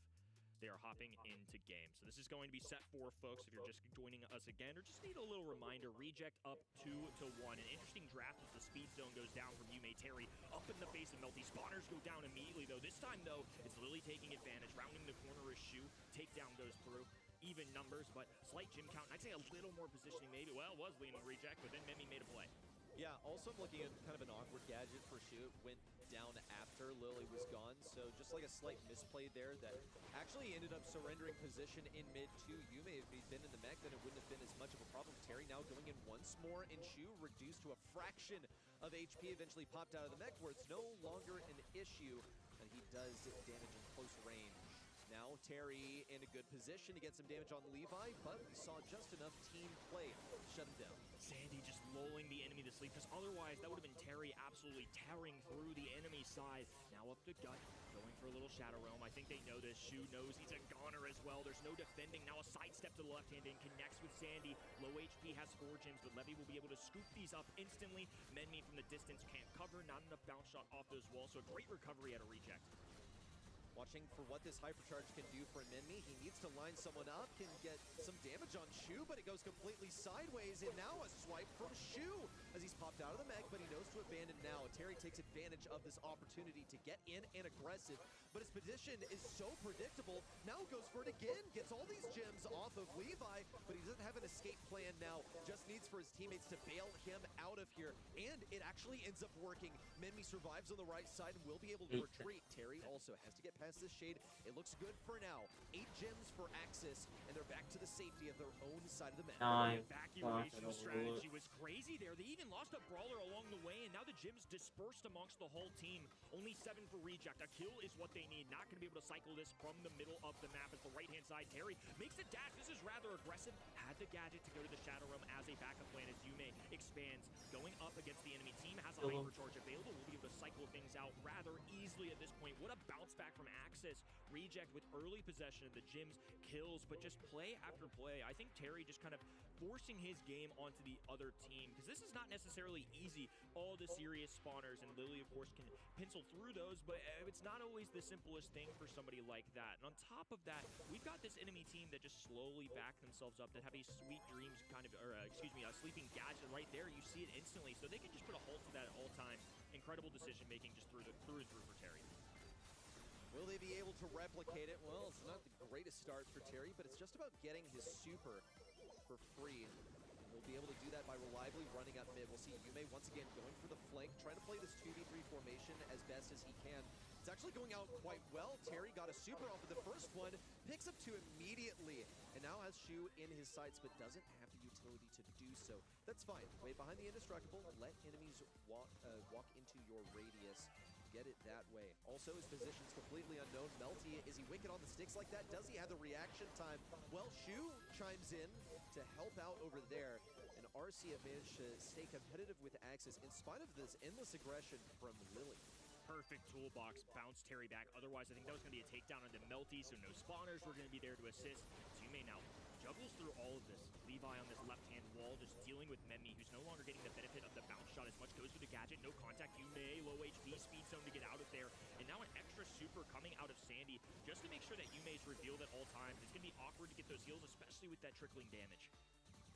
Yume still looking at these gems at mid. It's going to be an unfortunate demise for an over-aggressive Memmi on the left side, and Terry has to play the 2v2. It's not really what he's suited towards, but can go for it anyway. Cannot deal with these shades. They're just such an issue for him. It's a defensive capability of Sirius that prevails so much in these matchups versus single target brawlers. RC's still looking for gem number 10. Be able to run away, but none of them can afford to fall. Once again, it's going to be the blue side this time, needing a takedown as now the Nitro boost goes down for Yume, cycling in a ton of takedowns as Rico gets the first. A countdown once This again could be bad. for Reject, 15 on the clock, burns away though, those tires just putting in work. This is great though. Now they don't necessarily need a kill with 15 in that first gym acquired. Access just to hold on to the mid for dear life. Reject gonna put up a serious fight with it though, as now the hypercharge goes down.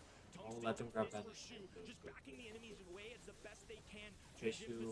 Not able to get a takedown there, and all of a sudden, what looked great for Axis turned into a match point for Reject. Yeah, that's the problem, is that they took too much damage getting out of the enemy spawn, and they were not able to play for control for that gem. That, plus, you have Meg with hypercharge. You just gotta stay away. You immediately lose control as soon as she pops it. The threat is simply too much. Now the early game, once again, watching Terry go left lane, vanishing in, and Melty knows that he's going to be there, surely. I mean, it's been too long since we've seen Lily, but no one's really scouting his position that much. On the right side, it's an all-out battle for Minmi and Yume as they try to get rid of Levi, and Terry goes in very aggressive, won't get anything for his troubles, just feeds much damage to both Melty and Shu. Minmi still cannot break into this right side. Things have gone kind of sideways for Axis off the beginning. Just too much respect for RC as far as where Terry was going to pop out. Terry with an awkward start, but was perfectly having that radius right around Melty. That's why he was standing at the tippy top of that top right-hand side of grass. So able to cycle through, but needs to make this one count. Goes right-hand side. Doesn't quite get them any gems, but it does win them the lane as he cycles in another one. Spawner going down as Stu chases down the Minmi. Terry, low HP, going to pop out. He's just getting aggressive, going right into the grass. Shu doesn't know this. Once again, they're going to have to look for his position. Okay, Minmi got to get out of there. One shot for Melty could shut him down. Meanwhile, also Terry going very aggressive on the Shu and will be able to get these gems. Straight lining was not enough. In fact, these gems are even safer than they would have been on an enemy brawler. And all those gems are going to spill to the ground as Yume meets his demise. Terry needs to pull off a miracle here to save his team's tournament lives. Just 13 seconds to go and no utility in sight. Reject now holding on for dear life, 460 and 1,000 HP, but they have to penetrate through an extra spawner as well. They were doubted. It's been a rough go at the early season, but finally, Reject have something to show for it. A semifinals on the way, and especially in a land setting in Tokyo, it's gotta feel great. From 100 to 0 in the blink of an eye, from the mountaintop to the trenches, Terry has just not managed to pull this one off. Reject knew that this one was precarious, that they were not slated to take it, but Axis Esports will fall in this second quarterfinal of the day. Again, contrary to many expectations, it was a 60-40 match, and it certainly looked like one. This time just going towards Reject, though. I still think brighter days ahead for this Axis squad, but obviously this loss has implications not just for season number 5 of this month. It's more than that. It is postseason chances, and for as talented as some of these players are, it's just ruthless out here. Only 3 spots available in East Asia as a region, 2 of them, of course, World Finals, 1 of them LCQ. I saw some great gameplay out of Axis today. I think a lot of them making individual plays. The play styles between these two teams contrasting made this one really fun, but just the teamwork out of Reject, the consistent showing in drafts. They knew who they were. They played really well against it. Reject bounce back. They didn't even qualify for the June monthly finals. Now in July, lost to Sator's Vision in the upper bracket of the qualifier. That's why they're now coming through the lower bracket, the lower seed, versus Axis, who has beaten Crazy Raccoon 3-1. And for Axis, this now also means that their postseason dreams are potentially over. If either SK Kalalas or Rival advance today into the semis, they're out of contention. Absolutely. Lily showing off the skills there from Terry, but a great well-rounded roster, just not quite enough here. Meg, Sirius, and Sandy, just a great tandem overall. I think Reject just consistent today, and that's something we haven't seen from them all season long. So the fact that we're starting to see a little more of, they will skills there. Individual play. From 100 to go and no utility in sight. Reject now holding on for dear life, 460 and 1,000 HP, but they have an extra spawner as well. They were doubted. It's been a rough go at the early season, but finally, Reject have something to show for it. That they can maybe even beat Sator Division. And on the desk, we were split in our predictions as well. We were unsure. We did say that this quarterfinal number 2 is going to be super tight. And Ark, you changed your predictions ahead of today, and congratulations. Yeah, well done. Well, we'll see whether it will continue on that way. I'm pretty sure, like, in regards to my fourth matchup, that is punching a little Oh my gosh. because they really baited me into really changing that fourth and final prediction. But yeah, it was just simply just a thought of like, well, Reject at LAN might have an edge. I think for SKC, a really tough matchup still to come. One that means a lot more for them to win than it does arguably CR. But I'm definitely feeling more comfortable with that quarterfinals 2 match than I am the fourth. Very fair. I think SKC with more to lose, I would argue, but also the most to gain. So sometimes when you're pinned against a wall, it'll force good stuff out of teams, and sometimes when you got a packed audience and the high pressure stakes, it will do the opposite. I can't wait to see how they crack. So we are already saying that quarterfinal 2 and 4 are going to be super close. We're unsure what to predict. First up, quarterfinal number 3. Don't count them out just yet either. It's Rival Esports versus Siesta. Now, the reason why we have voted all for Rival is because they made it into the grand finals in June. They're looking like the stronger team on paper. They're also sitting in that LCQ slot currently. So number 3 slot in the region, and they're just 1 point ahead of SK Kalalas. So it counts for them today. They need to perform better than their biggest rival, SK Kalalas. On the other side with Siesta, again, don't count them out. They are here in the top 8. They beat the 6th seed Ignum in the qualifiers. We see Ignum here on the list, and Siesta's nowhere to be seen. But they can cause some huge upsets today. Yeah, absolutely so. I mean, never count out your underdog teams in this competition, especially in this season, as we came in to the 2026 season with exactly that same storyline of the underdogs prevailing across pretty much every single region.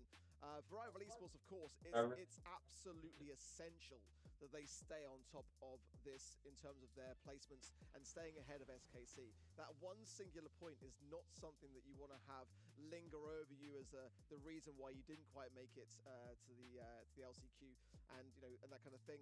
I think for SKC as well, we're still waiting for them to have that like standout performance that we saw from Rival last month. So is it the time this month? That's the kind of things that are running through my head. We saw in the previous graphic as well how nice it is to have seed 19 and seed 27 cause some upsets, making it into the top 8. And again, T5S looked very strong against Sator Division, very dominant. That 3-0 doesn't really reflect how close some of these games truly were. They took a game in both sets 2 and 3. So again, now we're looking over at Siesta. They're seed 19. It looks on paper like Rival should have this in the bag, but don't count them out. I think this could be another upset today. Absolutely not, and especially now in our modern Brawl Stars, we've got global bans and we've got map draft, and that's something that these teams can now focus on more than ever. So the preparation at an all-time high. So I'm curious what Siesta end up doing. We're about to learn a lot here. A lot of these teams in the past, we know who they are. We know their identity. We know the brawlers that they love playing, the maps they love playing. This is brand new territory. So for Rival, they don't have the benefit of being able to do as much homework on these other teams. Siesta could catch them off guard, and that's something I'm really looking forward to. Some data missing. Talking about maps, here they are: Golden Gulch, Crystal Arcade, Safe Zone, Dueling Beetles, and then Hideout as our random decider.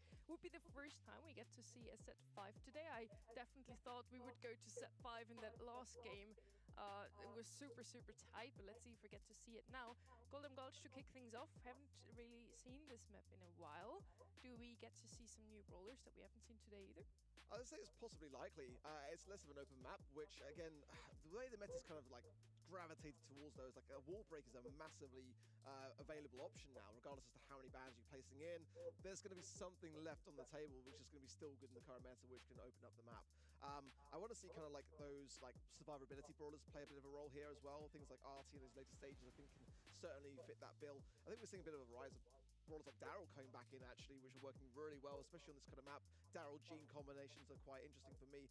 Pearl Ban, as a Pearl Ban, by the way, Wow. is really kind of crazy. I was thinking backstage how much Pearl has been kind of elevating forwards in terms of the meta now, and 8-bit as well. Like, these are two that are very rarely globally banned. Damien and Surge, I kind of get that, but this side of rival esports banning these two brawlers is very interesting to me. Damien banned out once again, and Star Nova is open, guys. I mean, she's open. I'm using air quotes if you can't see me because because to be honest with you, it's too good of a brawler for me. I think it introduces too much chaos in the meta. It's just a jack of all trades. It's very solid on a lot of different maps. I mean, maybe some of the ones that we've got glowing, it maybe slides through, but I would just be shocked to see it played a single time today. The Pearl one stands out to me as well. I mean, obviously the most notable, like you all said. This is really interesting in particular, too, because Siesta global banned the Damien, and Damien's name was called on every single set that Rival played last month, except for one, and that map was Safe Zone, the one map that I would say Damien doesn't necessarily cater to. Zeta global banned it after catching the trend in the grand finals, so that's a team that these brawlers are very familiar with, but also one that's not currently as good. So that's a really interesting call from Siesta, who are favored. Brawl Nation, look at you. Good for you guys. They know something we obviously don't. Siesta actually catching 56% of those votes, one of the closest votes we've seen all day, but they are the favorites. Yeah, I'm not convinced. I'm surprised because usually on the website you see they're seed 3 versus seed 19. So most people who don't put in the work to look at every single scrim that those two teams did in the last 2 weeks like we usually do, they are just going to vote for the higher seed. So I'm really surprised with this outcome. I love it. Brawl Nation, call your shot. Way to band together and put nearly 60% on the underdog. That would be just a whole team victory. It would be obviously the biggest moment for a lot of Siesta's career. And on top of that, what a win for the whole... You know, if we get this prediction right, I might have to click that red button just out of respect for the entire nation. But there's a ringing that I can hear. Oh, it's the phone. Let me just pick it up. Oh, like, reality's calling.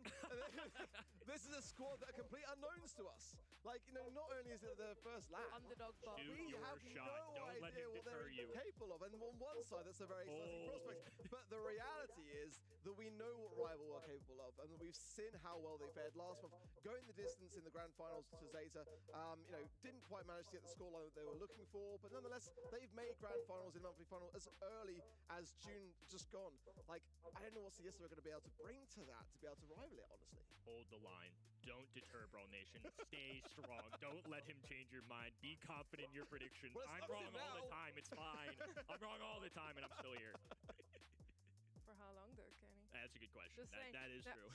Just kidding. Yes, I do commend you on that. It's a risk you take there for your points, also towards the spray and the pin you get at the end. If you vote on eventtheprocess.com, which you should do now if you haven't yet. 56% of you guys out there say that Siesta is going to take this one, and we'll commend you for it.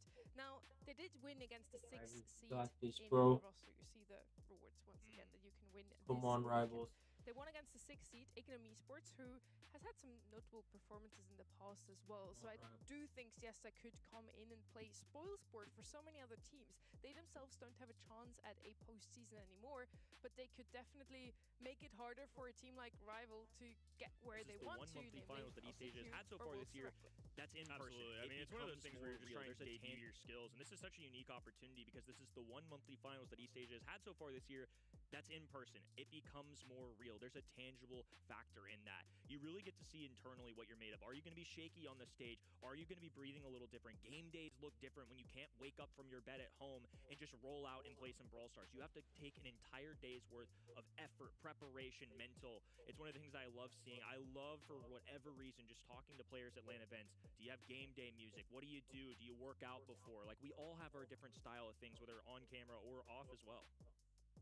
Yeah, for me as well, I just feel like, is this poll because people are voting against Rival being able to continuously keep that lead? Is the community kind of gathering up their hope for maybe SKC to come forwards later on today? I don't know. I mean, what I do know is that Rival Esports did not qualify for challenges. They are not going to be competing in that. This is all their eggs in one basket on monthly finals and the main kind of BSC broadcasts. So they've got to go all in on this. They've got to continue to be as consistent as we saw them last month. And the season's not over even yet. Like, this performance today matters, but qualifying next month matters arguably more so. And just keeping that up, I mean, we'll see how that plays out. Obviously, there'll be Fennel not in that qualifying stage as well, so there's definitely even more elements that could come into play going into next month as well. So they want to ensure that today they make the most of this, that they get through to at least those semi-finals, ideally a grand finals appearance, and ultimately we're playing here to win at the end of the day as well. So for Rival, they've got to ensure that they don't let that get to their heads, but they take things one step at a time, because these results are so crucial at this stage of the competition. Rival is only one of 4 teams who have made it to every single monthly final in this region so far. So they were playing super consistently and consistently only ever made it to quarterfinals or maybe semifinals, but never really further. Then came junior round and they actually made it into the grand finals, beating very notably Crazy Raccoon 3-2 in the semis. Crazy Raccoon coming out of the April and March monthly finals looking great. They have won 2 grand finals back to back, beaten then by Rival, stand in the finals and then lose to Zeta Division 3-0, but it looked like they're completely unbeatable on that day. And now I wonder, can they take this one also into the July monthly finals? Can they show us a clean walkthrough? It wasn't as clean in June either, where they had 2-3-2s to actually get to the point of playing in the grand finals, first against Phase Zero, then against Crazy Raccoon. So not as dominant as they want to be, yet still good enough to make it into a grand finals. Are we going to see an even cleaner round of them today is my question. I think this quarterfinals, it has potential to be their cleanest one yet. I mean, Zeta Division showing a 3-0 against a team that's a little newer to the limelight, and I think that's potential here. But to your point as well, and maybe partially why Brawl Nation was influenced the way it wasn't that clean run that you're looking for. The ones that they're supposed to win 3-0, 3-1 was all of a sudden a 3-2. They reverse swept CR, which is an incredible feat, but that is not a guarantee. It is never a guarantee that you're going to be Crazy Raccoon, defending world champions, and they go 3-time or Tensai. But for that matter, it's just, if there's ever going to be an upset, this feels like it could be one, because Rival's ceiling has been swept in the grand finals, and that's a harsh reality, but it's true. They still have a little bit more work to go to prove they are that LCQ definitive or world finals team. For me, case in a nutshell, I mean, I want to see Rival Esports continue how they left off from last month today. I think that's really, really crucial for them, that they do keep up that pace, because to defeat a team like Crazy Raccoon is relatively unheard of in this region. I think that really could have proved even more costly actually for Crazy Raccoon had things not played out the way that they have. Especially the fact that Zeta Division have been winning monthly finals more often than not. I think for Rival Esports, there is a little bit of a reservation that I have around that victory as well, because it was, in my opinion, largely down to that Damien pick in that 5th and final set that Crazy Raccoon didn't globally ban out, that was kind of left wide open, and Rival Esports just lent into that throughout that entire matchup, really, and it just proved so devastating, that 5th and final set. So in the grand finals, they got swept by Zeta, so it kind of like got deflated slightly, a bit anticlimactic in that regard. But I think, again, this is one of the things where I think in this region specifically, I want to see really strong drafting. And I think now there's really no excuse, because like there's so many viable brawlers in this kind of meta. Like even with the global bans in play, there's only so much you can ban out now. There's always something good on the cards to bring in. For map number 1, we have Golden Gulch for you. Let's head straight in.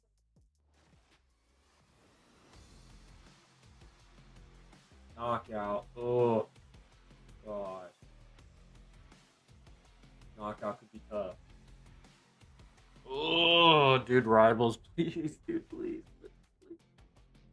Rival Esports versus Siesta. Golden Gulch, finally a map where we could see some throwers. Bro's not even wearing his jersey. What? We only get to see a serious ones. Maybe now we finally get to see some Sprout, some Tick. He's not neither. Are they just aura farming? Where's their jerseys? Come in handy. Max finally slides through the global bans for the first time here. Starnova slid through as well, and she's not banned. So that's definitely a must pick for me. on a map like this one as well, where the gacha could come in handy also. We are on knockout after all. With that gacha, you have a lot of survivability in the last few seconds.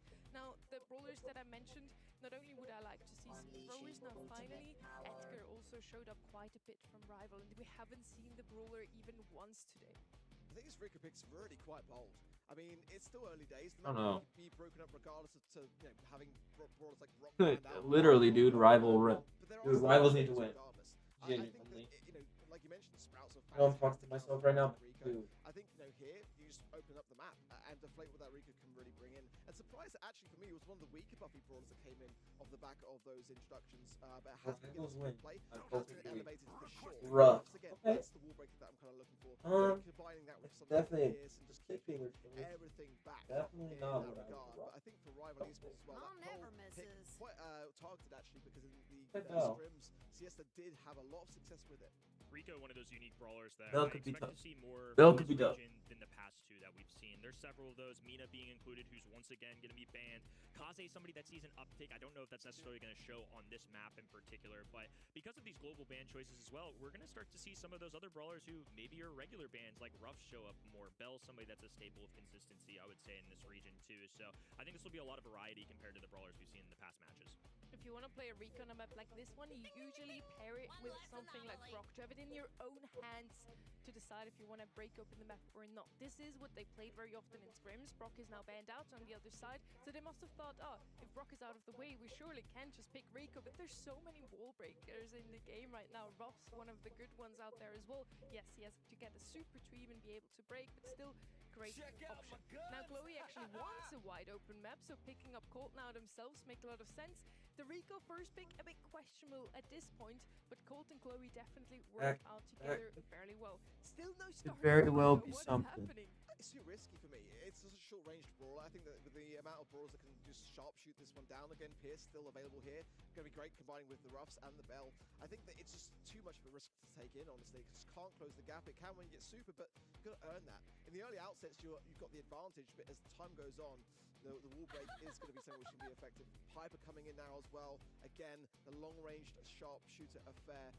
And, I feel like, with that Colt on the other side of the field as well, if you were to have that last pick start over, you're really running a big risk. You've got to get so much early utility, ideally in early down, to give yourselves an advantage to staying on. But it's one of those rare instances, to be honest, in maps and modes where actually Starnova doesn't get banned or played.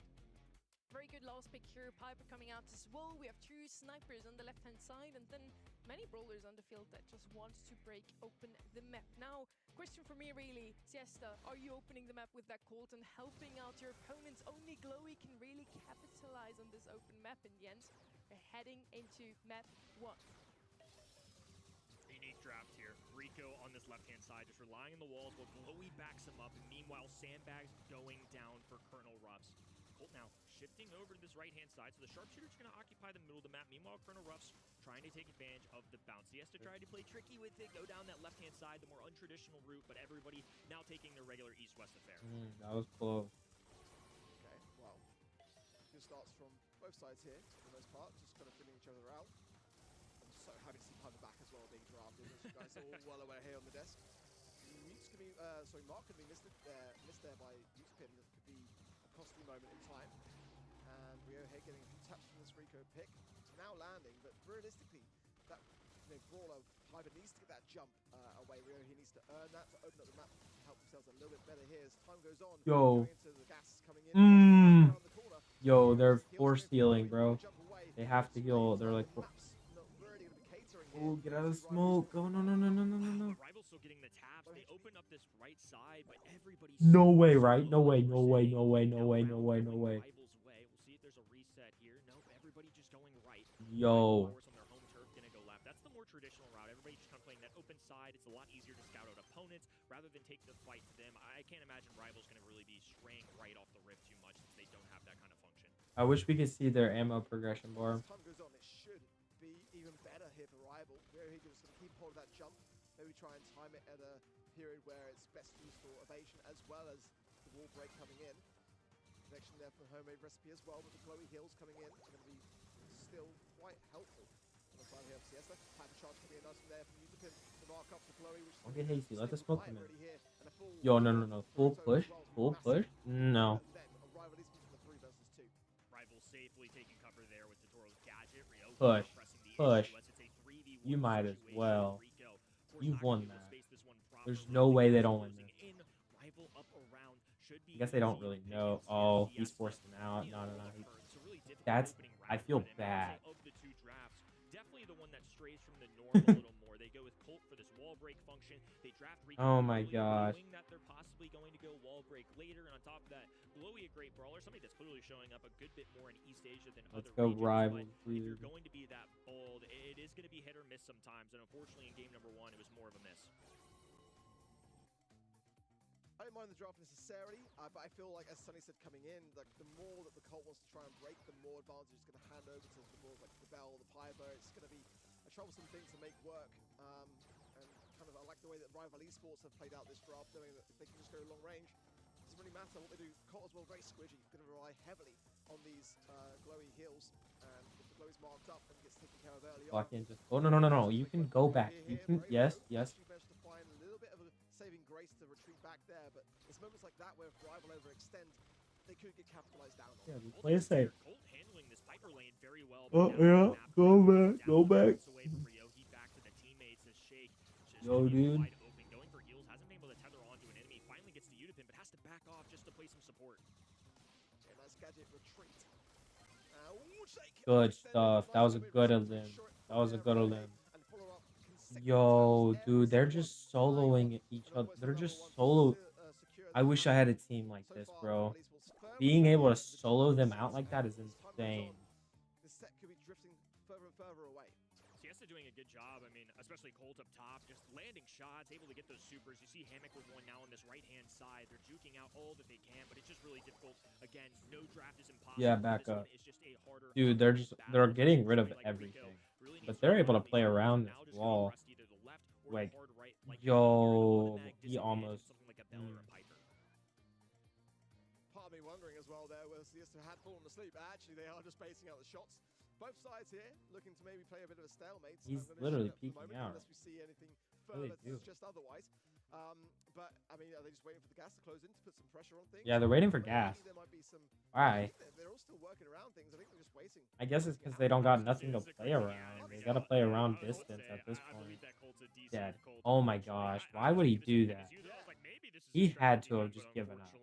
For our case, not. So we'll see what happens and what's resolved there. So that was one game going to the side of Rival. We were in game number 2, I believe 1 round ahead for Rival. So curious to see how much catch-up we do, what's going on. But clearly some players having some issues here. So we're going to bring out the referees. Oh, okay. Maybe I am a half glass full kind of guy, Kenny. Because you know, and that's growth out of you. it's a growth, out of you.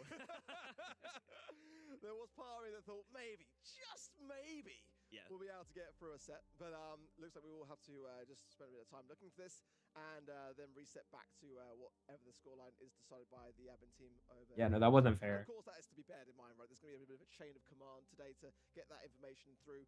So just please bear with us in the meantime. And hey, you get to listen to us yap for a ton more time, which I know is what everyone really came to here.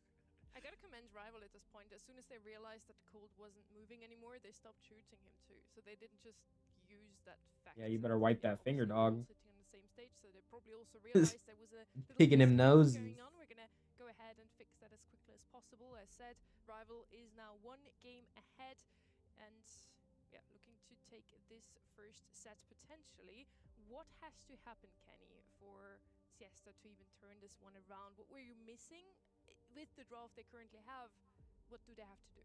Yeah, we're going to hop back in here soon when it's 1-0. And on top of that, I just feel like it's really awkward for Rico. That's what stands out to me. It's a good brawler. Like you alluded to, Ark. It's not necessarily the best of the Buffy brawlers, but it's also viable enough. But as a first pick, I think that's what struck me as the first decision that made me question a little bit. I think Rico on this map is really solid as a 6 pick when you know it's going to have solid lane matchups, or there's not a lot of wall break going down, but with Colt, with Griff, with Brock, it's really hard to escape that in general. And so I think if Colt's tearing open the map, or Colonel Russ is tearing open the map, Rico's job is just instantly harder. I think it's just going to take some perfect gameplay, to be quite frank. After seeing that first game, it feels like it's going to be a real uphill battle. Yeah, they can't change the comp now. What do they do to still win this one? At the moment, they've got the early game on their side, and I think that's what they have to utilize. Try not to feed into the Piper too much, because that's where the biggest of breaks will appear on the side of Rival Esports. And just maybe not be as aggressive as they are currently. You know, just wait things out, as we kind of saw, which I thought they might be alluding to towards the end, turned out to be a technical issue. But, you know, they do need to ensure that the map stays standing for as long as humanly possible. I feel like that's their best chance. When the Piper gets into those like later stages and the gas is closing in, then those shots aren't going to land nearly with as much of a punch, because you're closer range. You know, and you know that I think is going to be the starting point of those things. I'm not sure whether they kind of like were trying to bait out certain brawlers in the draft. I mean, you know, even like with the multiple launcher rework, you know, that used to be the kryptonite of an Edgar.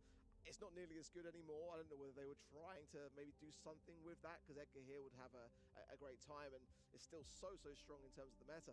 I'm not really sure. I was a bit confused as to why they just drafted Rico first. I think that's a brawler, like Kenny says, that you can kind of wait a little bit of time on. It's not necessarily so desirable that it's a must first pick brawler worthy thing for me, at least in my opinion, in terms of the meta at the moment. And it's kind of like live by the sword, but die by the sword, right? They've gone for it now. They're going to have to try and make it work as best they can, but it's not going to be easy.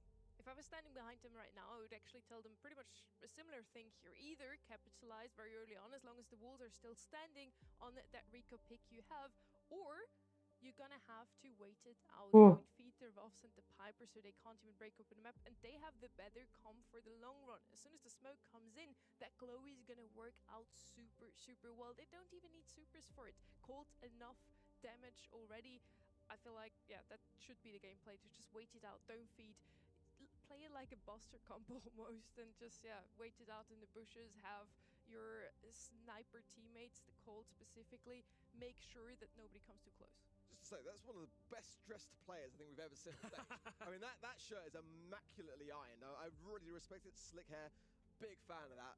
We're seeing not just chairs for the first time I land, which, by the way, a collar on that shirt. Can you imagine BSC land with chairs? But not only that, but dressing this good. I mean, we are just absolutely knocking it out of the park today. I was going to say, this guy's observing the stock market, and he's doing quite well. I can just feel it. Brawler stonks, life stonks. Overall, I mean, if I don't have a jersey, you might as well be best dressed. Whatever you're comfortable with, it's just the way to go. Absolutely. I feel like this is a new trend that I would like to see from players that maybe aren't signed by an org yet, but this is a good way to demonstrate professionalism for those incoming orgs. Maybe also for orgs, maybe you should just make it a shirt instead of a jersey, you know? Just make it a nice shirt with a color, iron those shirts as well. That'd be a way to show. I'm feeling very underdressed on the desk. You want to talk about the players' outfits again? Well, at the moment, you know, it's like, you know, there's been little to unpack, really, isn't there? We can look at like what we've seen so far in terms of the drafts and the way it's been playing out. Kind of what we expected from, you know, going into things. It can be adapted. It can be worked around, especially in this kind of map where, you know, if you do end up just getting that 50-50 coin flip right at the beginning, and you do end up with that lane, that's kind of like where the Rico can get some good advantage points, being able to ricochet balls off that wall and try and extend the range to get a quick and early kill, make it a quick 2 versus 3. But it's you know, if you get that wrong, you're back to where you started. Die, bro. We're going to get so many options. We'll be heading back in very shortly. Scoreline will be 1-0 to Rival, and we'll play out the rest of what we had before those technical issues came into effect. Yeah, they're going to try and get to the same point once again. So Rival already 1-0 up, and also within the game, Rival is 1 round ahead in this knockout series. We probably also have to make sure that they have the same amount of hypercharge and supercharge, right? I think that's going to be pretty difficult, and unfortunately, too, it looks like the same player is having issues once they hopped in, so we're going to have another short little delay here as they flag down the referees once again, just in-house there, having some issues with the tablets on and off, so thanks for being patient with us, gang. We're looking forward to some gameplay, too, especially seeing some strong stuff, especially in that quarterfinal number 2. Again, what I would tell them is to play on fixed tablets and then try and take it a bit slower on the side of Siesta. Make sure that you don't feed the Piper and the Ruffs too much. Wait it out for the long run. As soon as the smoke comes in, you have the better comp with Chloe. I think we're hearing that off the back of that player that's still struggling to get in. We'll be heading to a quick commercial break. Real quick. Don't go anywhere, though, of course. We'll be right back as soon as we can get this ironed out. And, of course, stay tuned to event.brawlstars.com. Ensure that you get all those trivia in, because those trivia are going to be mattering to get your pins tools into this track. We're going to head.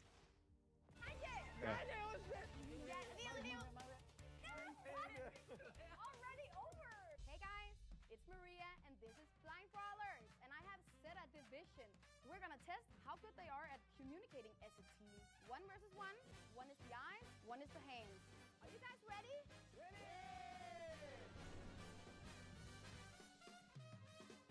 3, 2, 1, go! I'm getting stressed.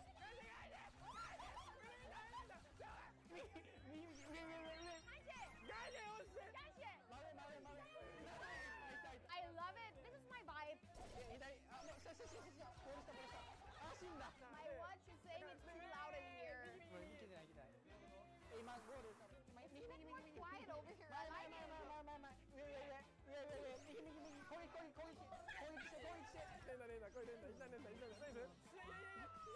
Blind skills. I think this is too difficult.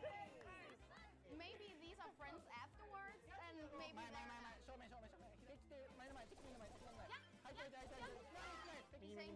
get the ball, get the ball. Deal.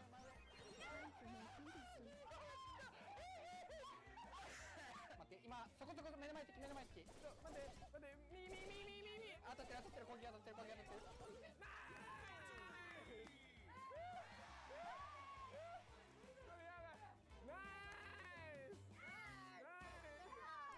Round 2, and they swapped. Yay! Done.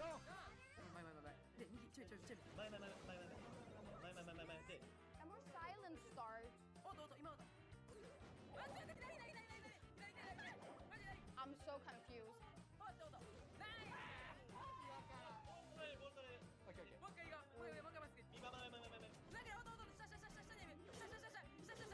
Almost like a 1 tap, 2 tap.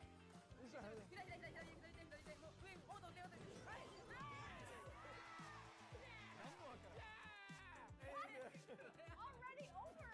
Easy win. This was Esat Division, and this is Blind Brawlers. Rival up 1-0 in the opening set against Siesta. Massive underdogs here, as looks like we're not seeing any Siesta brawlers up top, so I'm imagining they're having some issues still. Rival down low, so we're gonna buy a little time here. Just gonna be patient with it, folks. Obviously, in-house, nothing that we can control from our end over here. We're looking for the best as well. Finding a little movement up top there as well. But yeah, strategy differences. Rival, of course, going to be big favorites in this one, despite what Brawl Nation thought. That was something that stood out to me. A really bold play. Picking Siesta. Maybe it's a name thing. Maybe it's belief in the players. I don't know. But I respect Brawl Nation for it. I commend Ryohei for actually having the perfect emoji equipped for this. He was yawning. We would like to see some Brawl Stars. We're gonna show you some Brawl Stars as soon as we are ready. Having some technical issues on stage. We're doing our best. We can't really do much from Copenhagen, obviously, but the people working on that stage work relentlessly. So I'm sure we're gonna head into the game as quick as possible. Bear with us. I'm very happy that you're still sticking around, and I'm super excited to see and find out who are the next 2 teams making it into the semi-finals. Hey, are they in? So we think we've got things ironed out. Let's see how this will fare. But for the most part at the moment, players seem to be looking pretty good so far. Got to ensure that they are obviously not just kind of playing out the scoreline. It looks like they're keeping the distance and ensuring survivability, so I think things are back in order. Absolutely. I think part of that was just they're grabbing that extra round that Rival actually ended up winning. So I'm sure from a referee end, they just want to ensure that Rival got what they earned in that sense. So Siesta definitely on the back heels here. Sonny talked about it there in our short little intermission, but Hammock's just going to have a hard time. Rico has to adjust. They either have to make it towards these in-games, charge up a glowy super. Just something has to be different. So if they can bring this fight closer and closer, it's going to favor Cole. But Ryohei with a nice bounce away, a perfect tap of that super. Now a hypercharge going down for the extra stats. Ryohei trying to stay alive. Okay, they have one. Okay, dude. This is when it gets scary. Okay, it's 2v1. Okay, that could have went anyway. I'm so glad I went that way. Even in moments like that, honestly, when I just felt Could have like been scary. Could have been Rival would scary. surely all fall down. Like they were just stuck in a rut in that corner. Okay, And low I won my HP regular strong game. blocking was perfect. Yeah. Every player doing their bit to ensure they are, if they are really the lowest of the three, the furthest back. And that's not an easy thing to do against the rock sandbags and the gas, and just to just ensure your survivability. I mean, not to say that Siesta should have capitalized better in that situation and got the team wiped, but I think just Rivalries was just playing it super, super well and capitalizing down in a really stressful scenario and coming out on top. Yeah, felt like they didn't play for the long run, right? Like I would have probably suggested to do, to just try and capitalize on the smoke coming in. We see it here in the last couple of seconds. We already only had 2 players standing from Siesta, especially that Chloe missing in those last couple of seconds is definitely hurting them, Kenny. Absolutely. I just think a really interesting just draft decision overall. I don't mind any of the 3 individual brawlers, but it's really hard to pull off a Rico first pick when your 4 and 5 turn contrast what that strategy needs to be. I think it's a good brawler. It's a buffy one. It's one that I know this region is going to probably use more often than others, but I think just from the get-go, they made the job a little harder on themselves. And on the left-hand side, they didn't have to reinvent the wheel or anything. It really was just keep the range, let's go for some solid, awesome brawlers. Colonel Ruffs is well-rounded, on top of that, just the distant sharpshooters with Bell and Piper. Yeah, I feel like it was just a bit of a sort of tying one hand behind your back from the get-go. Not to say the Rico could not work out. I think there was a world. Grim grab is always so scary, dude. It's not scary. It's just like it could literally go south for a dumb reason, dude. I think that they were kind of always sailing into the wind slightly. So a chance in Crystal Arcade now to kind of reset the. They win this as 3-0, right? And ensure that draft on the side of Siesta's bench. No. Chloe banned out as well as the Crow and the Stu. 2-0. Max first pick for Rivalries. Makes sense. Makes sense. They need somebody that's gonna be pretty quick. They got rid of 8-bit and Surge. Surge would have been good, but probably. Probably not, but like they got M's. M's, eh. Really don't need M's. If you're gonna go max, speedster, you want somebody that's like long range.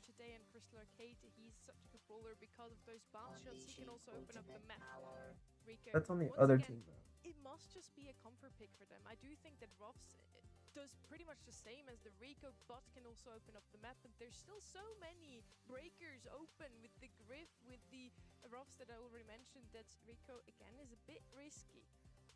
Yeah, Rico this early on, again, surprising, but it is something I've seen be a trend in this region. Starnova is one that we just have to keep forcing the name call out, because her name has been called out quite literally every set between our past weekend, whether it be in the band stage, the global band stage, and another dodge right there. So Lumi coming through as that control feature. A couple common ones. It doesn't lock them into anything too hard here, but I like how open this is in the 4-5 turn. You grab Max, who's one of the better brawlers in the game right now. It's an awesome support brawler, and on top of that, you can now pair it with so many different things. This can be a flex brawler, it can be your mid brawler, just a wide open field of brawlers, I would say, ahead for the left-hand side.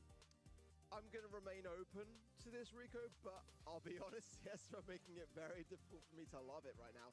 And I hope that this is the set where they can really show me that it's worth that first pick. I feel like they've had a set to try it out, and it wasn't working for them.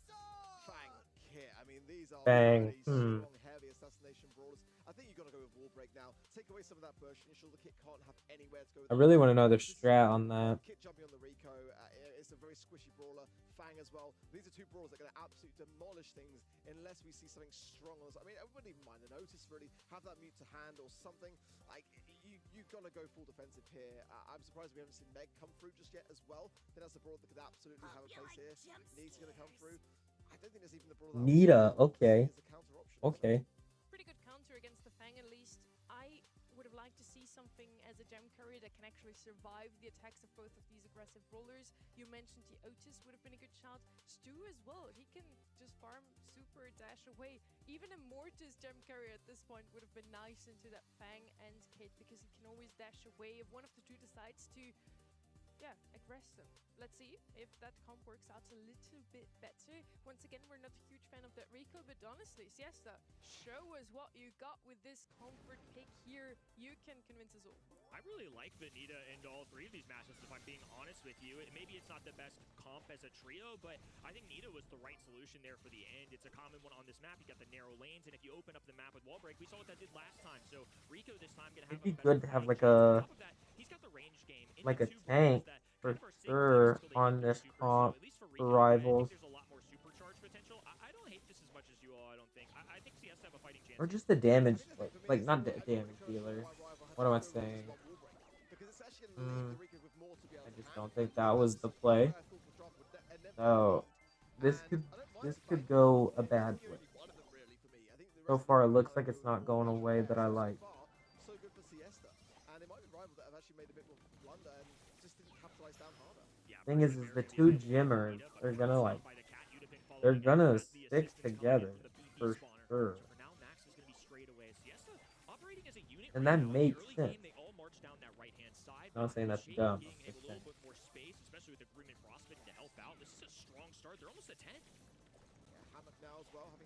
They just tickle.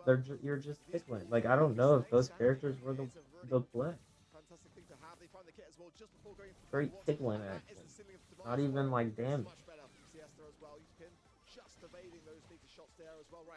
And you got one. Now one person's having to carry all that weight. Yeah, you need to get rid of that person ASAP. Well, now you got. There's a Rico right next to him. And they die. Come on. Freaking rivals, dude. Need to lock in.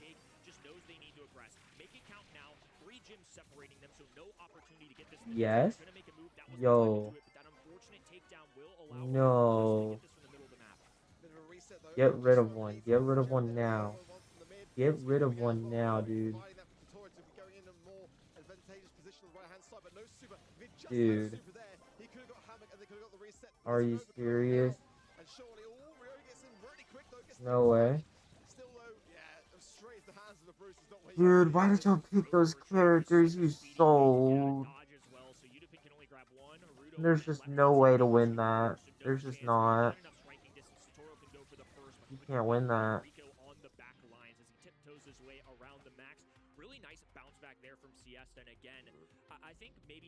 God, what were they thinking? On that 4-5 turn, because we do lock them out with a wall break, makes Rico's job a lot harder. But in the meantime, it's set up for a perfect one. I was making claw marks with my hand because Nita just had such a favorable matchup into all three of those brawlers. Bruce the Bear does really well on the Max, who takes a large amount of ammunition to shred through that. Kit doesn't like handling the bigger bear with more HP than him. And Bang, of course, can only operate with one brawler at a time. Sure, he can bounce off Bruce, but that's not a takedown. Gadget choice here for area control as well from Ryohi. The popcorn, Gosh. the roundhouse kick. Just a lot of differences here, and I love seeing these little interesting draft interactions just play out in real time.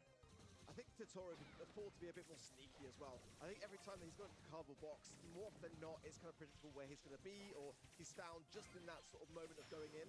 Now we're going to be seeing Ryo here on the top, getting out of position, but it's really the bottom side where Yusuke's able to help support Totoro in that swift.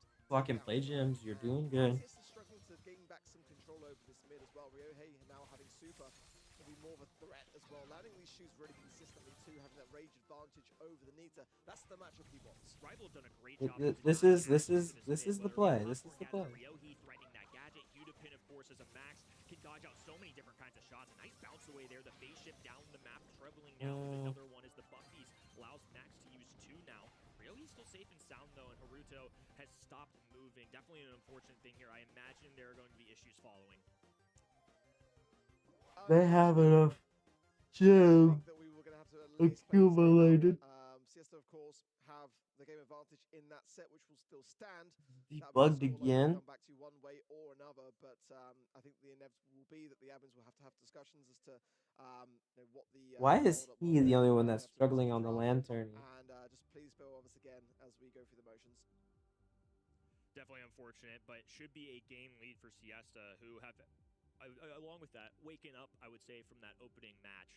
I really enjoyed seeing that. It's a brawler that they doubled down on, but I like the way they implemented this time a lot more. And that 6th pick for me is what stands out in the draft. And to your point, as far as a strategy component for Rival, maybe the double aggro wasn't enough. I imagine what they were thinking is if we just overwhelm them with offensive firepower, Rico's not going to be able to withstand all this. It's a low HP tandem. Lumi, of course, is nice for control, but in an up-close affair with those kinds of brawlers that have a Fang kick, Kit dive, which stuns, it might be a lot. So I see where they were coming from, but it just set up so clearly for that 6th pick Nita. I think a really good one. It shows that even a team like Siesta, somebody coming along later in the year, haven't really peaked in the early onset, now have an opportunity to showcase what they can do. They are bright. They can clearly play. Anybody on any given day can draft this, and I think that's why Brawl Nation attached their wagon to them. Yeah, for me, that Rico first pick again has some reservations on it because it's just a brawler which Rivals, not the please lock strongest in, of bro. feed brawlers, one that's I'm starting actually to come begging towards at this more so point. now that players are starting to try it out more and really kind of get used to it. There's some drastic changes really for Rico. I think more so than any other brawler. I think that the Brock changes were quite normal, kind of what we actually always wanted from a Brock, really, to be able to have that super follow the brawler. Whereas the Rico changes were quite drastic in approach. And I'm still not necessarily sold on it, but I think it was a bit of a missed opportunity from the side of Rival Esports in this regard, because they could have gone with the wall break. There's plenty of options to it, and range is really kind of how you want to go about the Rico matchup as far as I'm concerned. They kind of went more of the assassination approach. I think the kit kind of is where their minds are at. A brawler which, if you can kind of creep up on a Rico, you're able to just get it down so quickly. Even with the multiple launching the way it is now, it's just one of those things that I think can work on both sides. In fact, I think the draft is now a bit more evenly matched in that regard than it otherwise could have been. But either way, when there is downtime, there is going to be a difference in the mentalities towards these teams. Yo, they and how killed me? Want to prepare themselves going back into the Oh, game, time to whatever. discuss. And Literally that got one plays low and more killed against one. the team. So. These are moments where for Siesta, having that advantage now, may be able to have time to discuss how they can, even make it work better. But for Rival, I think that it only really tends to, in my opinion, at least favour the team that are behind. Yeah, we talked about it already in the match, Zeta Division versus T5S, where T5S actually managed to take a game, the first one in set 2, and then their momentum got completely stopped by an issue on stage. So I think this is going to make a huge difference here for Siesta as well. They're 1-0 up. To be fair, it already looked a bit different now at the beginning of this second game here, Kenny. Absolutely. I mean, for a team like Rival too, this is what I'll call a must-win. They're really gonna have They to get it find a way to resolved go or no? I down, mean, his because earbud is otherwise, out. It's definitely gonna get hairy for them in Season 6. So again, as the players are going to be getting things back into order, hopefully with the redraft coming in as well. We'll check in with the admins and shortly find out whether the time frame on that is going to be worth going to a break. So just bear with us whilst we liaise that information forwards and find out what the actual issue is. Again, it's a challenging situation here today because ultimately the admin team obviously are in Japan, and that's where they've got all the information, and we've got to liaise that through to our side here in Copenhagen. So once we find out more, we'll let you know. For sure. Definitely an awkward situation for players too, is you just get in a rhythm and then you're bounced out of it due to issues out of your control. So frozen screens aside, definitely feel for them as well, as they're going to be working through to manage all this, especially for a team like Siesta with no real reps at this level. I mean, what a way to kind of get those experience points and work towards next year. Clearly, 3 bright players, and they're going into a Rival esports squad with a pretty solid resume. I mean, they've definitely earned that number 3 spot in the region. Semi-final, quarterfinal, semifinals. We saw them last month make that dream run to a grand finals. It was abruptly stopped by Zeta Division, but I mean, how many of us can you fault them? Like, Zeta Division, an absolute menace out there. So I think if this squad keeps piling up good, solid semifinals appearances, grand finals, that's great. But this is the month, I feel like, where especially when they're favored in a match like this, despite maybe what the poll said, Rival clear favorites, and meanwhile SKC have to deal with the Goliaths of Crazy Raccoon. It would be absolutely insane if SKC pulled that off, but Rival just need to take care of business here and now, and in this set at least, didn't look as convincing as what we saw earlier in the match. So Rival potentially has to win against Crazy Raccoon again to even make it into the grand finals today. At least they're not on the same side of the bracket as Zeta Division, who was the only team that managed to best them in the June monthly finals. So we could have the same exact July monthly finals, grand final, as we already had in last month, Rival and Zeta Division. We're not there yet though. We already have the 2 teams for semifinal number 1, Zeta Division and Reject. Now we're gonna find out who is making it into semifinal number 2. The players currently are playing through the map again to the same point where we left off, namely Siesta leading 1-0. Yeah, very notable again in this set, especially as a big of underdogs that they are in terms of seeding. It's awesome that they've been able to step it up. Game number 2, it looked like Rival were starting to find solutions for how to deal with this. I think that early game going to be very indicative of how this goes down.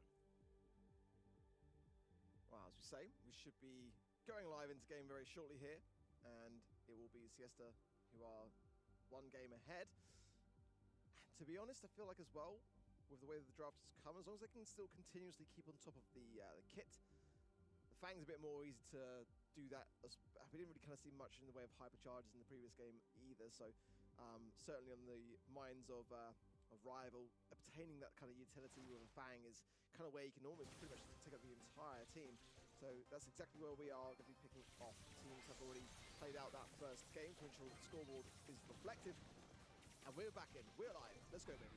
Yep, as a reminder, Siesta down Okay, here we go. Sets, but have taken the lead in the game, but a flying start for Udipin as he double cycles in the new phase shifter gadget. Goes for one a second to Toro with a miss there, so Shake staying alive. A dive in from Ryohio. A perfect counterplay as the popcorn now shatters across the map. This has been easy picking so far for Rival. A complete difference compared to what we saw in game number 1. Yeah, a definite advantage so far for Rival, both in terms of the objective. They've already given away where the kit is there with that max speed, I'm sure. So being wary on the side of Siesta. Going to go with the support option here as well. There's Oh, one as well there. But that will take down leaving Shake with nowhere to go. I didn't even think about a Fang plus a kit. In my mind, it was just two actually insane, bro. So powerful because Fang can go at opponents and he delivers kit right alongside him. Just getting sneaky top right-hand side. Rico doesn't stand a chance, has no idea that he's there. And as a result, he's just going to be on the prowl. Another takedown for the right-hand side. Shake left all alone. Bruce Bear there to back him up. Oh my gosh, dude. Yeah, this is much better from Rival now. Just really ironing out the cracks, aren't they? Looking back at the previous game to figure out where it went wrong, they actually, far more comfortable. they showed up. A bit of a moment there towards the end where they were standing still. Just point out, but it may have been that they were giving up early. We'll find out in just a moment. Little clap. But, for now, at least, the scoreline will still be one game apiece, and obviously there are more issues. We'll know pretty quickly. But as far as the gameplay is concerned, for me, that was way better, Kenny. I mean, like, everything that Rival Esports really brought to the table there was just on point, and their positioning, the early foothold in that mid as well. Getting Ryohei really locked in their right-hand side made a massive difference for me. This time, Siesta sending all three members Come on on. the left-hand side. Where Rival were Collect them actually gems. Play safe, play safe. get the first strike there, but a I nice like how it's response not there like by Siesta. Rico in an awkward position. it wasn't, but I think that guy died. It was kind of like a sandwich for a second, but Especially with his star power choice, can get a shield up. He's got phase shift. I just feel like Rival picking up this max first overall is never going to lead you astray, just because it's always going to be possible to get gems, and this is where the playmaking starts to happen. A super over from Fang. Now the left-hand side having to deal with everybody as Kit powers up the ally. This time the thrower getting the takedown. The yarn ball's the one that hits. they need to, or at least Kit needs to, because I mean they just gave him a gem. I get that it's only one, but I mean that's still like something. A lot of time to catch up for Siesta. They do need this set realistically here to keep the pressure on. And I love the adaptations from Rival. Good stun there as well from the Luby. Kick going to connect onto the Shake there, but the support there was present from Hammock. So They're just not. Oh my gosh! No!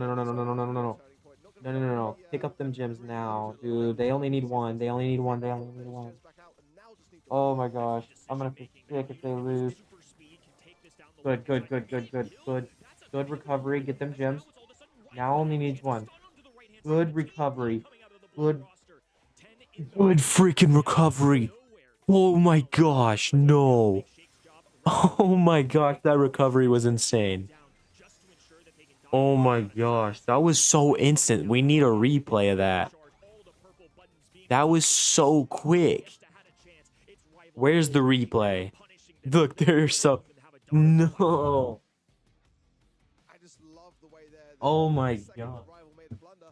Oh my gosh, dude. That was an insane play. Because there was 9 gems in the pocket there for Siesta. They just needed the one, and they would Holy crap. If they'd been able to hold on to that countdown, it was a set. And Replay, look at that, dude. They are at 10. This is what I mean why it's so scary, because it literally can just go from something to nothing. Look, that guy's mad. It does take a really good amount of game sense to know that don't just go Dude. for every single gem. You just got to come back and Actually survive with them. insane. So I've got to give him praise for that for sure. But I think they could drop the guard a little bit here once those gems were immediately back into the hands. Why literally? Earlier today, we saw Seed 27 face up against Seed 1, and they came close to pushing Zeta Division further than expected. Now, same story really with Siesta. They are coming close to winning a couple of sets here today. I hope we actually get to see them take 1 point on the board here. Again, push Yeah, to more. round 3 here as they I do take literally the game am 1 so in like a set. I'm almost Now 3-0. they can repeat If that they and get this win a set 3-0, against rival seed insane. 19 versus seed 3 currently what we're watching. Siesta did knock out Ignum Esports from today's monthly finals. They were in the 6th seed. Ignum actually still had every chance to making LCQ or even Worlds, but they're not even playing in these monthly finals because of this team. Siesta now on safe zone. It is their map pick, so let's see what they cook in the draft. Yeah, Kaze was one I was keeping my eye out for. It's somebody that's had an uptick in this region in particular, but it's one that Rival absolutely love. It's one of the few, I would say, aggressive brawlers that they cater towards. A lot of the time, this is a much more control-oriented kind of composition, similar to what we called Reject earlier. Rival aren't necessarily running rampant with triple tanks and things like that. It was really Damien that stood them apart, but Max, gonna be the early pick here. It's one that's oftentimes global bans or in the ban stage. The fact that it comes through means the other side is just going to double down on range and DPS in the Colt. Max is a brawler which has not really kind of been on my radar on Heist for a long time, and it makes a lot of sense in the safe zone. And on the other side of the field, Siesta's going to bring in the Colt and the Pierce because, like, you want to just keep that Max at full range. Chuck, interestingly, is actually going to be open here. Just one that I think it's kind of easy to counter, in my opinion, but one that does definitely, worth pointing out. Melody as well can also counteract that very idea. So there's things to keep an eye on here. I think still very much a Bell matchup could be on the cards here. Brock going to come in for that wall break potential too. And Carl, I think, can also have a place on this particular map. But so far, I do like that Colt and that Pierce combination on the right-hand side. It's quite scary. But I think that on the safer side of the field, we've got that from Rival Esports, which I prefer. Mom never misses. Still need a little bit of damage. Prel coming in now for the range. They have a lot of control on the side of Rival Esports now. Not too much damage. There's the Brock that dishes out a lot, especially with that hypercharge or even just the super. But they will have control for the most part here. Max, really good counter against that Pierce. Will be able to dodge out those coming shots also from the Colt. But on the flip side, we also have a really good draft on the right side. Yes, we get countered by the Max. Both these brawlers don't really like that matchup. But if they manage to get on save, that Colt will manage to do a lot more damage than their opponents. Chloe coming in now as last pick. They tried it already a knockout. I don't know what to think of this brawler, but I said the same thing last week, and Chloe was actually banned out within the top 5 of the banned brawlers in the EMEA, so he is really good in the current meta. I just don't know how good he is on Heist map specifically. It's something I haven't seen a ton, so curious to see how they utilize it, but it's once again a Glowy plus a Colt, so I wonder if just tethering onto the DPS and letting it rain on that Heist save.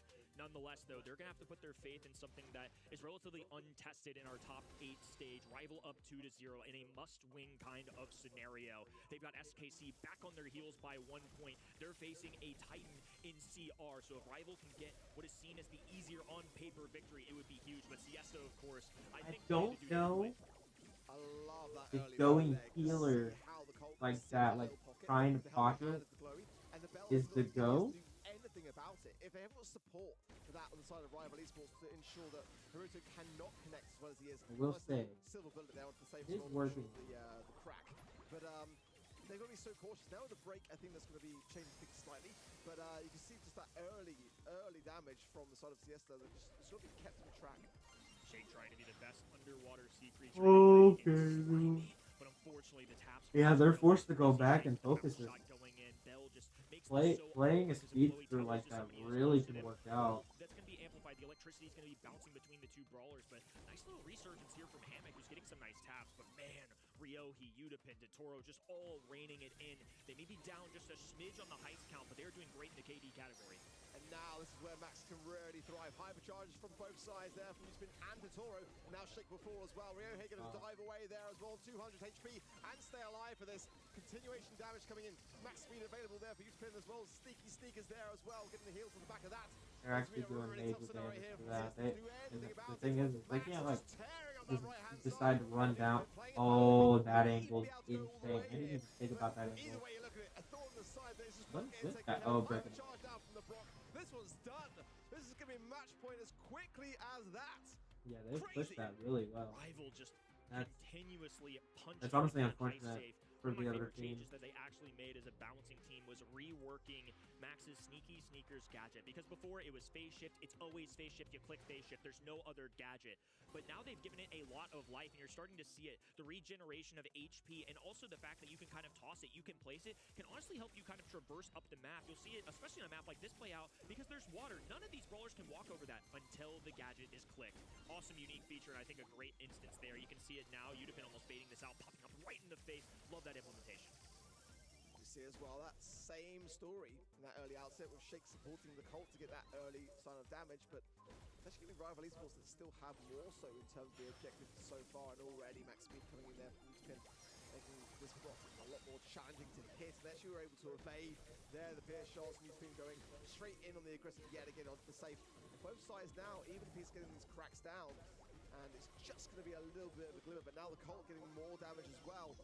Very neck and neck, but I'm liking now a bit more of a response here from Siesta. Shake the connective tissue between this high I safety. don't like that. Do something about it, Rival. Come on now. Still staying alive as long as he can, occupying as much firepower from Rival as possible, and it's really paved the way for Siesta to take a lead. But will it be short-lived as a lead? That is the question. So hyper charge there for the Glowy. This support from the Colt coming now is getting tapped up quite heavily between the Bell and this Max. Rio Hay, low HP, taken care of. Not much of a threat, but the incinerary will They lingers might like a not. bringing down They might have 50%. to. This is a chance here that really Siesta needs to survive. There's hyper charges, but Utpin surviving on that right-hand side and still going. Now taken care of, and the Colt able to just evade that from Ryohei. This is a Oh real my chance gosh. for Siesta. He Siesta had weathering the storm, no. and now they've gotten through that final crack. You Just honestly just gotta 24% trunk to that keep bullet, them dude. You alive. gotta take it. Rocket on the left-hand side, the hypercharged version of it now, triple-headed. Yep, The hyper yep. coming in the middle of the map. Push. Is stunned, shaken out of it as Glowy is able to make that kill, but Utapin still able to insert himself on this map. Somebody using that needs to Max stay speed back put with him this, up. I Utapin, think. an aggressive teleport back. Look at all the heals that come through. Such Max a well probably placed needs to just rush it. Oh, but like, why are you playing like that? They're gonna lose it. They're gonna lose it. There's no way they have enough time. It's not going to be done, and Rival just were not able to make the most of that opportunity. Very close, but a big step They got for it. Siesta, who grab another game. And that time, They was a cannot lot. play like I mean, that. this is a Like solid genuinely, composition they coming out cannot of play Rival. like that. The They Max wanna win. placement, the fact that Max can literally, in the blink of an eye, teleport Like they're to just any not side of pushing. the They're map, not across defending. They're not doing intervals, anything. across Like water. good. Just Like having that ability that is was so like unique, and they're staring it in that was the like the eye, and they're definition of getting just like you're takedowns. not doing Glowy's popping good. off. They're allowing Colt to do what he does best, and piercing the back lines. He was a sharpshooter at his finest. Now you've been playing mind games, finally teleporting through, going Yes, right get at back Pierce's there. face. That's exactly This how is what you seems need to be be doing. like a shotgun brawler. Focus Go on back and forth, getting make all everything your feel ammo. high stakes. Oh, but If you're both just trying to sides. multitask the best as possible, making Hammock's life miserable. That's what I love about East Asia, though, as a region. You know, these are the ideas that others have been watching from the sidelines going, hey, Max in safe zone really works. And I think that we're going to see it be potentially even banned out because the amount of aggression of which it brings for your teammates, it just elevates them. But the flexibility of which you have over the map control is just honestly something to marvel at here. So I really love, I'm super enjoying Utpin and the way that he's Now if they doing get this. pulled So like strong. this, And keeping that pressure on now. Hammock and they might be now killing. under heavy scrutiny. Actually still comes out. Yeah, on but top. you can't just That keep man throwing is doing yourself an into their amazing bullets defense, he too. really Like is. Yeah, Pierce single-handedly just kind of you on gotta defense. you gotta go into the middle and Offense, kind of take meanwhile, damage. Toro on the back line. Just so you can Ryohi's block cycling and in get the rid of the extra healer, rockets. dude. You'll see the distance go further and further. Genuinely Every get 6 rid of Colt. seconds Yeah, alongside that, good as stuff, Shake good stuff. isn't managing to keep his teammate afloat. He can only do so much with tethering his Utapin. Go time is now activating Hypercharge, trying to feed Toro a little bit right in the face of Shake. Teleport back. This is just a whole entire interaction where nobody's been able to expand past the middle. And right now it's Siesta fighting the clock, fighting the enemy brawlers. They're going to have to make a move here soon.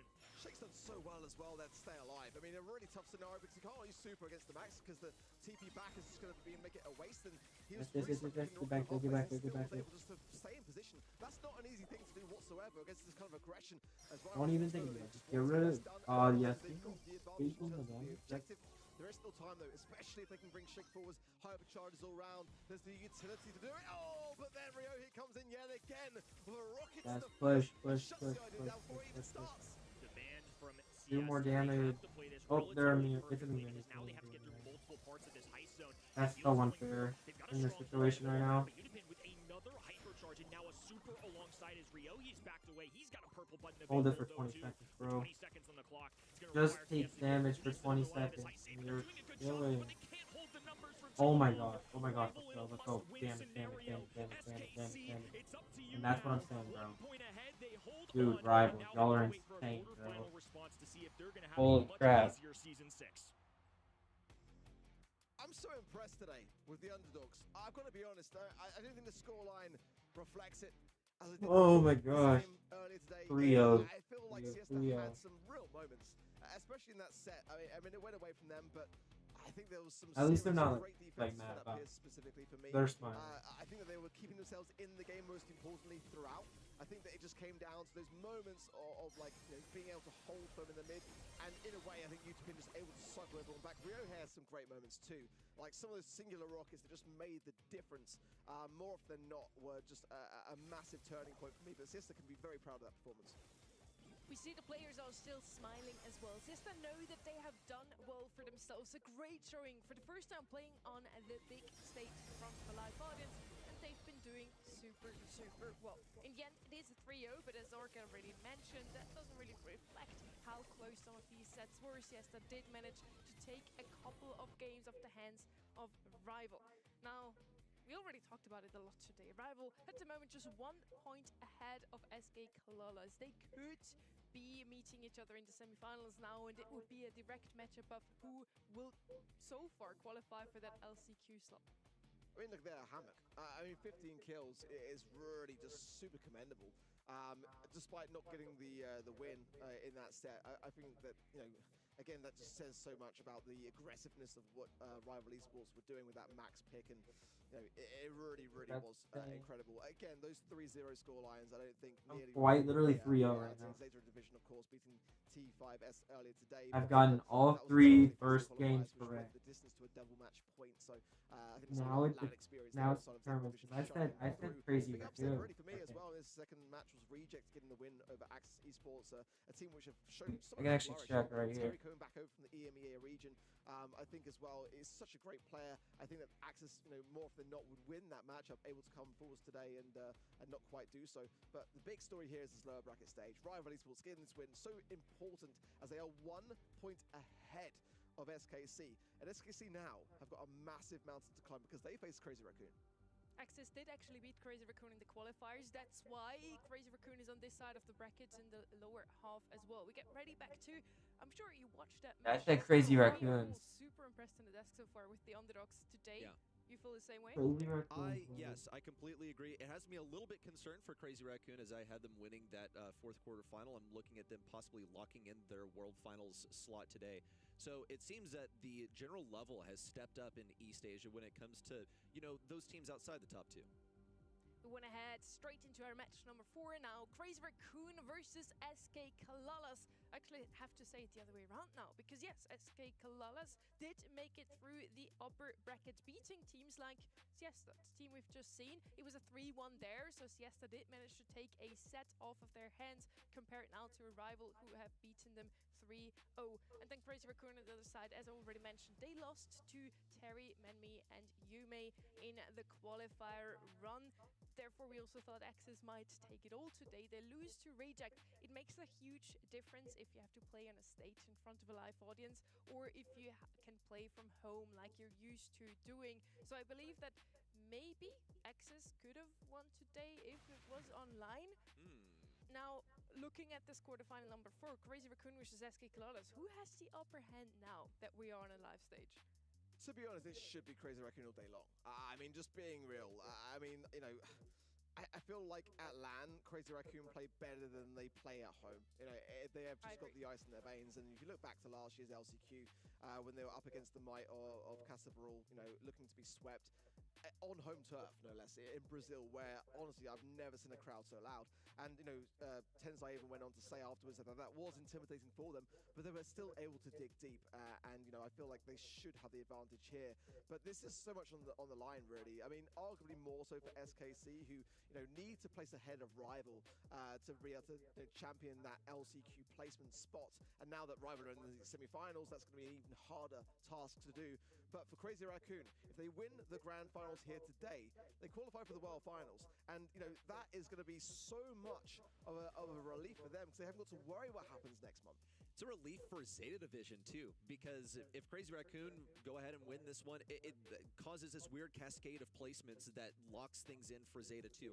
And it's a byproduct of just this being a bottom-heavy bracket today where they eliminate the other people in contention for number 2, with Rival being swept away, with the SKC no longer being a consideration. So a lot of different interconnecting things that are happening on the bottom half of this bracket. And yes, Zeta Division are absolutely hoping that Crazy Raccoon take this one. Yeah, Zeta is hoping that Rival basically doesn't make it into the Grand Finals because they are their biggest rival at the moment. They're sitting in that 3rd slot, so they could still snatch away those coveted World Finals tickets from the hands of Zeta and Crazy Raccoon. So a lot of implications coming down to this quarterfinal number 4. It really matters to so many teams out there what's going to happen in this one. And for SK Kalala specifically, they now have the chance to make it into the semifinals themselves and knock out Rival Esports themselves. First up, though, Crazy Raccoon. They did get bested by Rival in the June monthly finals, so it's definitely possible to beat them. Again, they also lost in the qualifiers to X's, so they do have weaknesses. Yeah, absolutely so. And again, I still put that down a little bit to Damien's introduction. So, but again, that's kind of signs of weakness for Crazy Raccoon because that should have been banned. You know, that was kind of a mistake which they made, which was capitalized down on by Rival Esports. But you know, we did see this matchup as well in the grand finals of the April monthly finals. Crazy Raccoon still got the win there, but you know, I think SKC have been showing some signs of development, signs of improvement along the way as well. But you know, we have gone back to kind of like a losing in the semi-finals like sort of stage for them as we saw last month. We need to see them back in grand finals again if they're going to have the chance to really contest this LCQ spot away from Rival Esports. Yeah, how is it, by the way, that we didn't have Starnova on the global band stage in the regular band stage, and she wasn't picked up a single time today still? How is she banned out 99.9% in all of South America and EMEA, and she's not even picked when she's left open? That's the common, like, pitfall that these really strong brawlers fall into, is that when they're not ban worthy and they're not global ban worthy, then it's because they're not worth playing at all. That, and also, have you really spent that much time preparing for a brawler that has a 99% ban rate? I feel like there are better ways to use your time. So until she's like tuned down in the strength, I don't really think there's a strong possibility of us seeing her in comp. Looking at the global bans now, Rico and Ruffs both banned out. Those bouncy brawlers on the left side completely gone. SK Kalalas does not want to see them, therefore Damien and Starnova open. Search and Stu banned out on the right side. We have a couple of very close range maps in this rendition here. Pit stop coming in, we see it for the first time today as well, where I believe that both Rico and Ruffs would have been very strong. Search as well. Still surprised to see the Damien left open. Again, Starnova could be an option for the reasons that we just named before. Maybe she's not going to be played even though she is open, because those teams have not really scrimmed with her. Out in the open, Pit Stop, Jamfort and Open Business are going to be our map picked by those two teams. Hideout, our random decider. Is there any map that you're looking forward to in particular, Ark? I quite like Pit Stop, I always have. Like, it's kind of like one of those maps which still maintains some of that dynamic of a base race. Since the rework, we haven't really kind of seen that. And I've always been like, oh, I don't mind it. I don't love it, but it's quite exciting sometimes. I can live with it. But I like the fact that a lot of these kind of like wall bouncer brawlers are kind of out of the mix here. I think Ruffs especially is probably like up there for me. I think even with Surge with the new star power, right? I mean, there's 3 brawlers in those global bans that all have that same wall bounce mechanic. So getting those out of the mix, I think, is going to be really, really good. But it's also going to let through quite a lot of quite scary prospects for me, you know, and that's always a dangerous thing. I'm looking more towards kind of CR in that regard, who've got to be on their A game here today. I think for SKC, if they've got their head in the right mindset, they can really have an opportunity now, that, you know, despite the global bans that we've got, to get something on the board here. Well, yeah, let's see if they're capable of doing that. I think that genuinely Crazy Raccoon have this one. I'm just going to call this one as a hard CR win. I'm just going to go out on a limb here. Is it going out on a limb is the question, because as we just mentioned, Crazy Raccoon is sitting at the moment in that second seat, and also we are at LAN. So usually Crazy Raccoon really comes out to play when we are at LAN. Remember last year they didn't qualify through the monthly finals directly into the World Finals. They had to make it through LCQ, a LAN event where they Sure. have bested everyone. So many people Both want, that's like, locked Crazy their Raccoons ticket to to win. Worlds. And then at Worlds itself, they were actually the best performing team in East Asia at that World Finals. But I think as well on home turf, I mean, that's the thing for me that's staring me in the face with Crazy Raccoon. They've got the crowd like behind them, we know that. I think for me, the reservation with SKC is going to be mainly with that LAN experience side as well. I think, Ghost T, amazing player, but like, is he going to perform at LAN, where he's got lesser experience compared to Pisha and Kuru?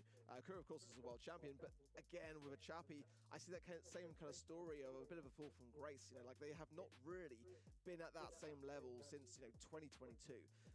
This is the time to really bring it back. When SKC need it most, I want to see him kind of take more of a leading role here today and pick up his teammates to ensure that they can get something of a close matchup here. It's not going to be an easy feat at all here. Crazy Raccoon should, 9 times out of 10 win this one. 9% of everybody voting on the event website has said that SK Colossus are going to win. So they're going to go with you, or... I don't know about that. Like, even I'm not. Like, how are you even not I'm supporting not your own prediction? Because my because production team basically bullied me into doing it. I was very much set on the quarterfinals too, and then I was like, but the recheck one, of course, was all you. And they were changing it before I even locked it in. So like, I'm just saying it. Like, I feel like for me, it's not even really about predictions here. It's about the facts of the matter, and the facts of the matter are here that Crazy Raccoon should win this. I'm just saying how it is. The recheck prediction was all you there. That wasn't production. No, right? that was one I felt more confident on, to be fair. Yeah, because like Reject have got LAN experience, whereas there's lesser on the other side of the field. But Crazy Raccoon are just LAN demons. They just are. For me, I put it with SKC simply because if they can get inside themselves enough to realize how important it is to get a win here today. It's kind of like, for me, especially with the way that rival esports are playing, it's kind of like a now or never kind of thing. You don't want to be going into that last monthly final hoping to perform when the pressure really is on you and you're still trailing a team which could just go all the way. Like, you might be able to do everything in your power, but you're still behind, and if they win the whole thing, then there's nothing you could have done. But going into that last month, they would prefer to be able to take it a bit easier, right? And that's what potentially Zeta and Crazy Raccoon can do. I feel like it's going to be a really tough ask. Are Crazy Raccoon breakable? Yeah. I mean, any team is, right? So it's down to them to find those weaknesses to exploit them. I think both of these teams have enough motivation to win this one today, fighting for LCQ or to qualify for Worlds already. We still have the August monthly finals as well, but Crazy Raccoon wants to lock in this time around. In last month's rendition of the monthly final, both of them fell short by only making top 4. They weren't on the same side of the bracket, so this is actually one of the first times we see those two teams face off against each other directly. Crazy Raccoon ultimately lost in a 3-2 series to Rival Esports, and SK Colossus was bested by Zeta Division 3-0 there. So I think both of those two teams definitely are in the top 4 of the region. After all, SK Colossus seed 4, so yes, they are. It's hard to tell who comes out on top in a direct matchup because, again, they haven't had to play against each other very often. The only times we've really seen them play against each other in a monthly final was in the April monthly final grand final, where Crazy Raccoon ultimately won 3-1. Today, unfortunately for them, not both of them can make it there. Now, both of them can play in the grand finals. Yeah, well, I mean, let's see how it pans out. I think this is going to be a really interesting match. I think that SKC should, be able to show some better stuff than we've seen in previous months, and that Crazy Raccoon, I'm just hoping that they can pull off the same things as usual and make it to a postseason. Now, we are ready. Quarterfinal number 4. Let's get it going on Out in the Open.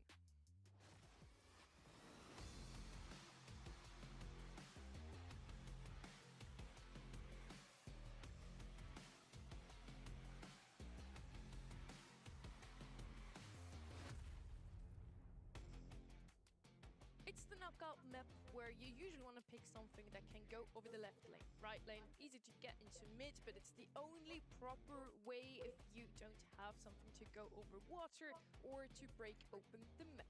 Angelo comes to mind when I talk about water. He spans out, Brock is left open, and he's the one that you usually want to pick up here to have an easier way into mid.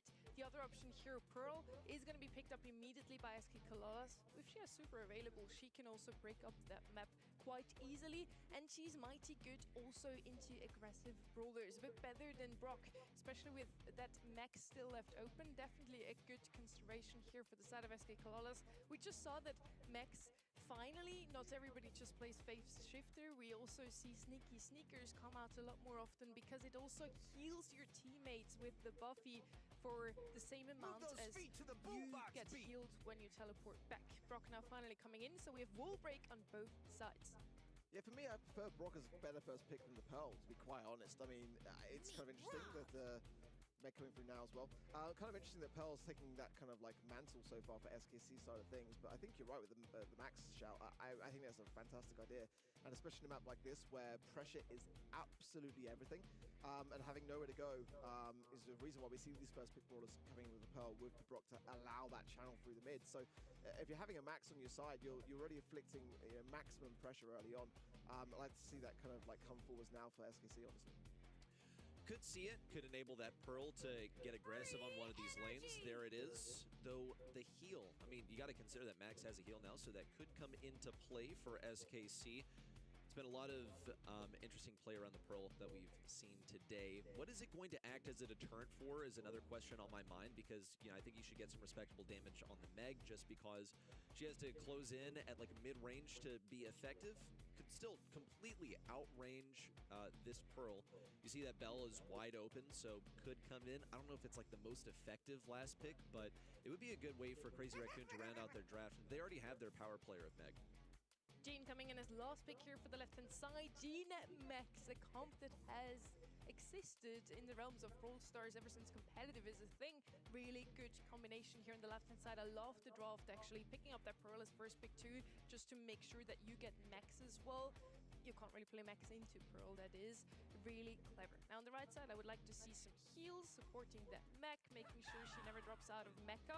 Byron is what I had in mind. They're gonna go a completely different route here. Crow to slow the mechs down. It's always been a good counter against the mechs.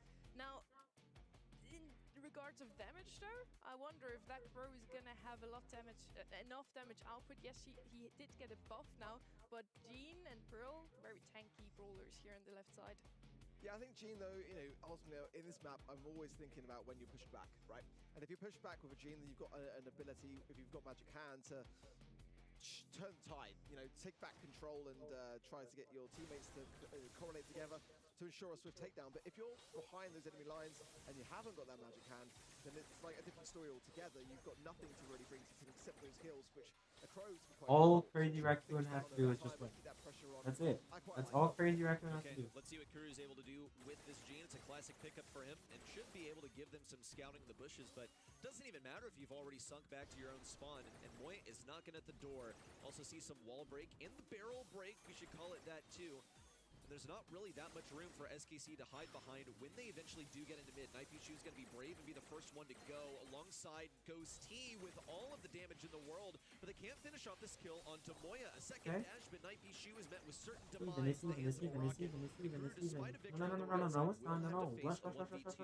This one, let's just pack it up. Run to the poison and save yourself from giving any more damage to the enemy team.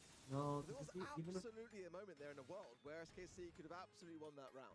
I mean, there was a moment there where they really could have capitalized down if their Pishu had. I mean, I get not being able to win, but like throwing yourself in the gas is kind of like those moments that you don't really get very often in CR. So like, they've got to be a bit more. kind of like a loser thing to do.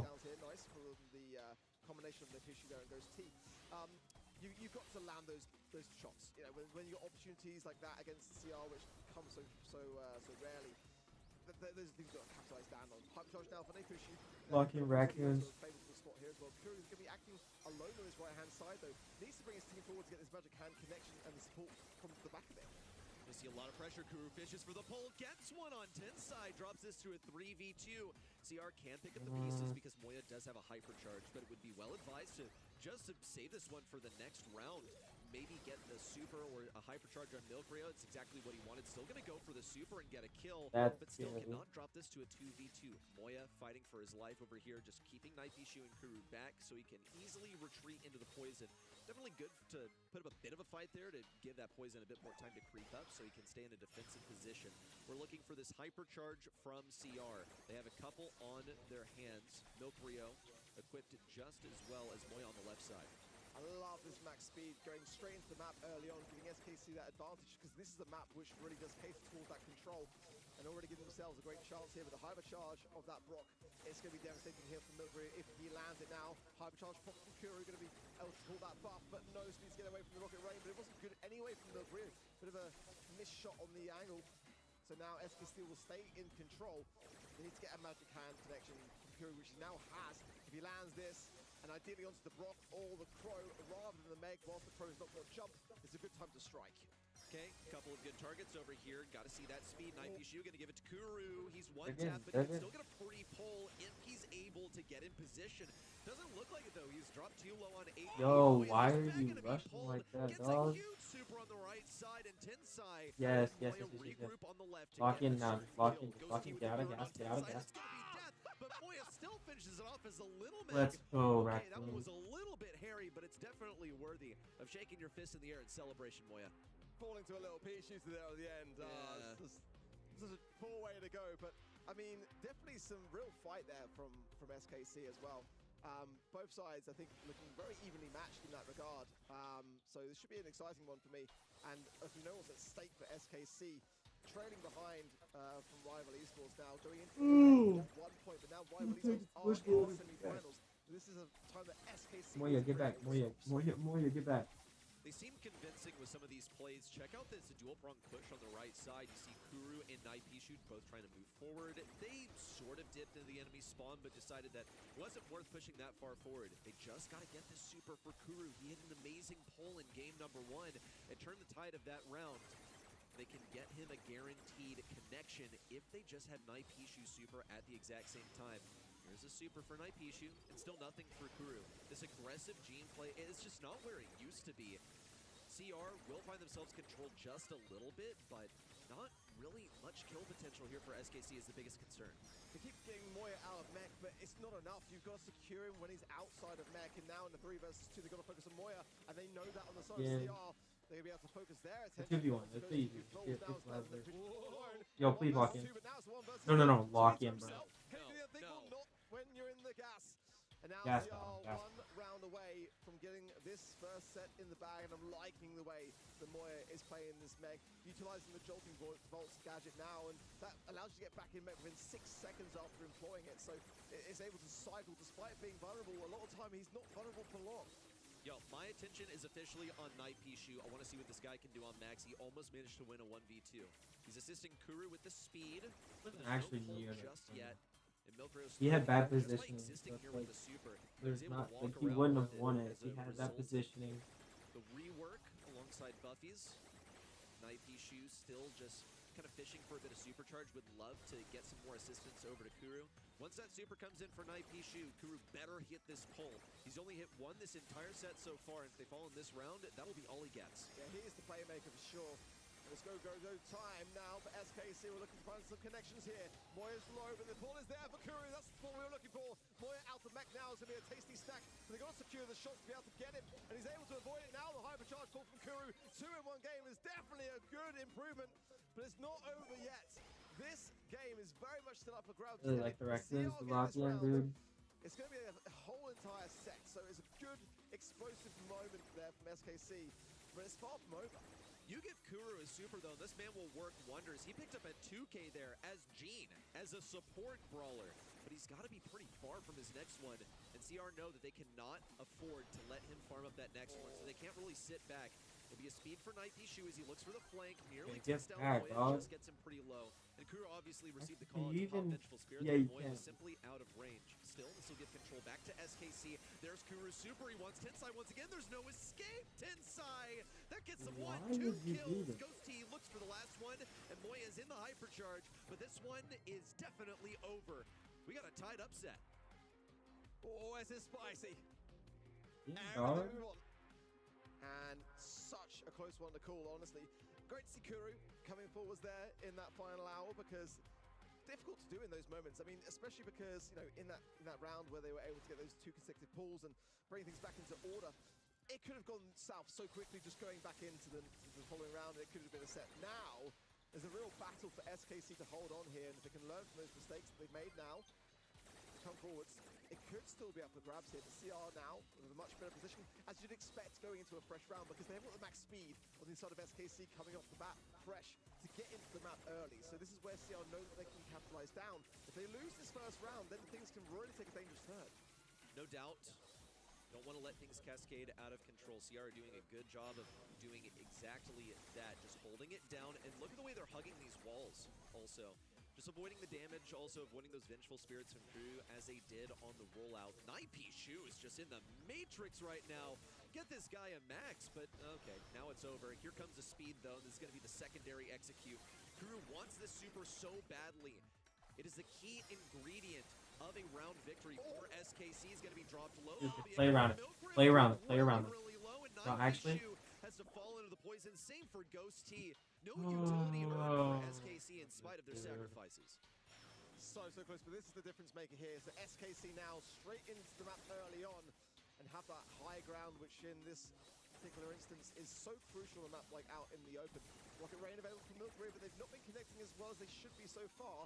So hopefully this one does. No, the Pishu does have to utilize there too. Back-to-back gadgets to be able to evade it. Ghost T will be depending massively so on these healings from this Gene. And Kuru's got a massive pull. He's got a hit, but he goes for a Crew that has jumped.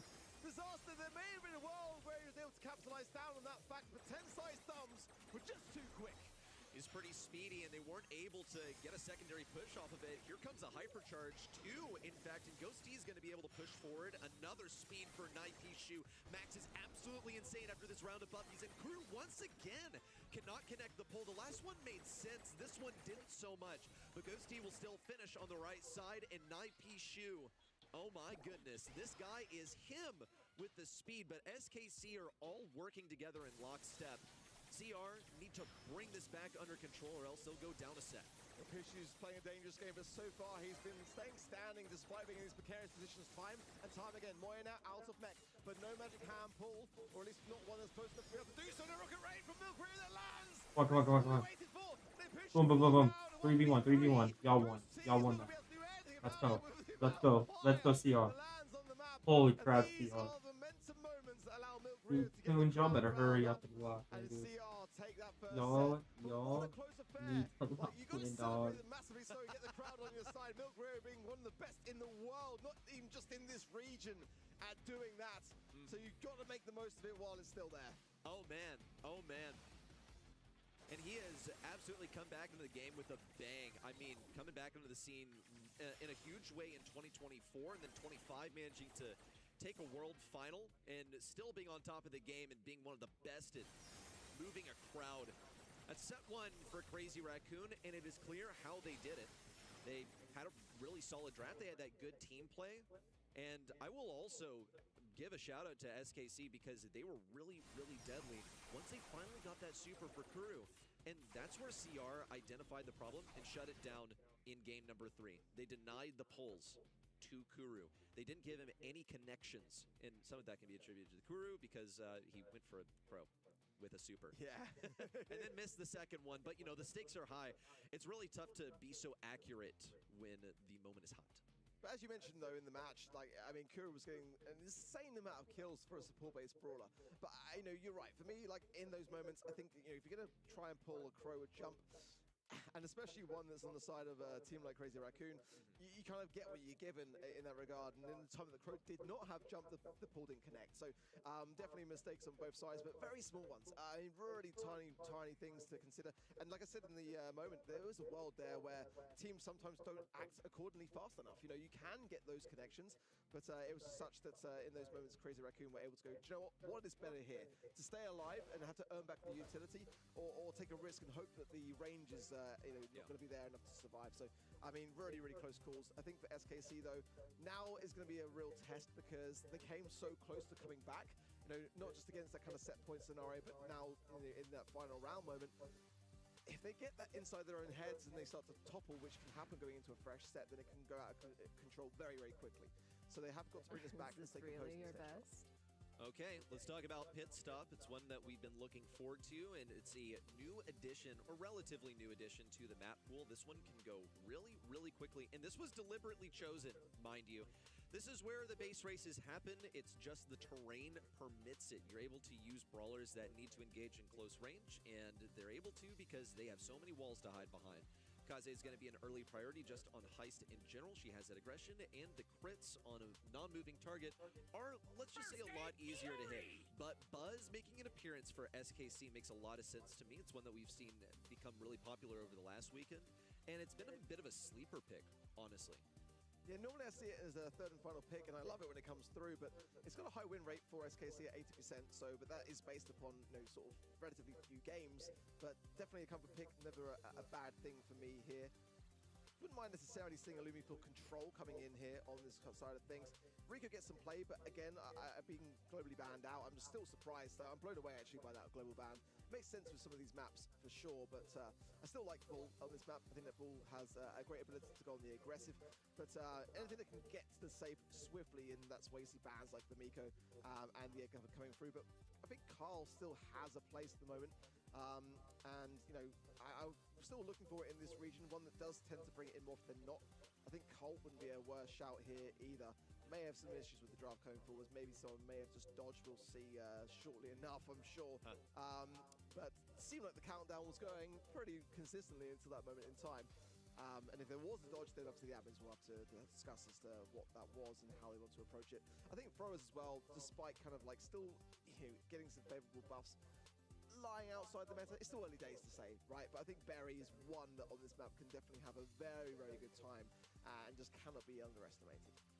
Okay. A lot to look out for at the moment. Something to shut down the Buzz wouldn't hurt too much. I mean, he's not a brawler that's so strong that he commands an entire draft around him, but he must be addressed. Any brawler that goes uncountered in Brawl Stars is going to be able to flourish, with I would say few exceptions, just because they're just all-rounders. Now here on Pit Stop, let's see the base race happen. Once we get back in a draft, we'll be able to, discuss this a little bit more in depth, but deathballing up the enemy side is an entirely viable strategy. You got to be really mindful about which interactions you decide to take, whether it's even worth going for your lane matchup. Because you got to do the quick math. Can I do more damage on the safe than this brawler? Are they going to be able to enable someone else to get forward? Something that I look forward to on Pit Stop is actually Shade a lot of times. Yeah. I love this brawler for the matchup. Yeah. So I'm curious whether that will come to light in the draft.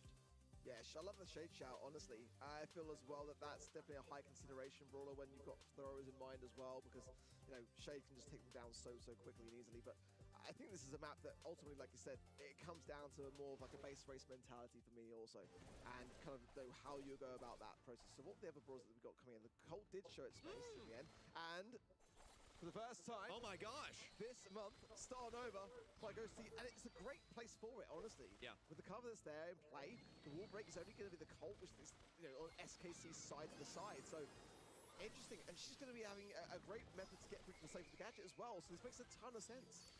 Yeah, it's going to be huge. Let's see what Nightbishu can do on defense, because he's got to enable Ghosty and crew to stay up there. Looking at the matchups, also Nightbishu is able to rotate forward. Things looking good so far. The first crack has already occurred. CR down to 71% on their safe. But Moya is gradually pushing forward, and Tensai has the correct placement on top of the safe. It's crits coming through, and of course the Fan Storm getting as much damage as possible. Kuru on the right side just barely stays alive. Looks like that poison is going to just leave him on a little bit of HP. And we see Milkrio has his hypercharge as well.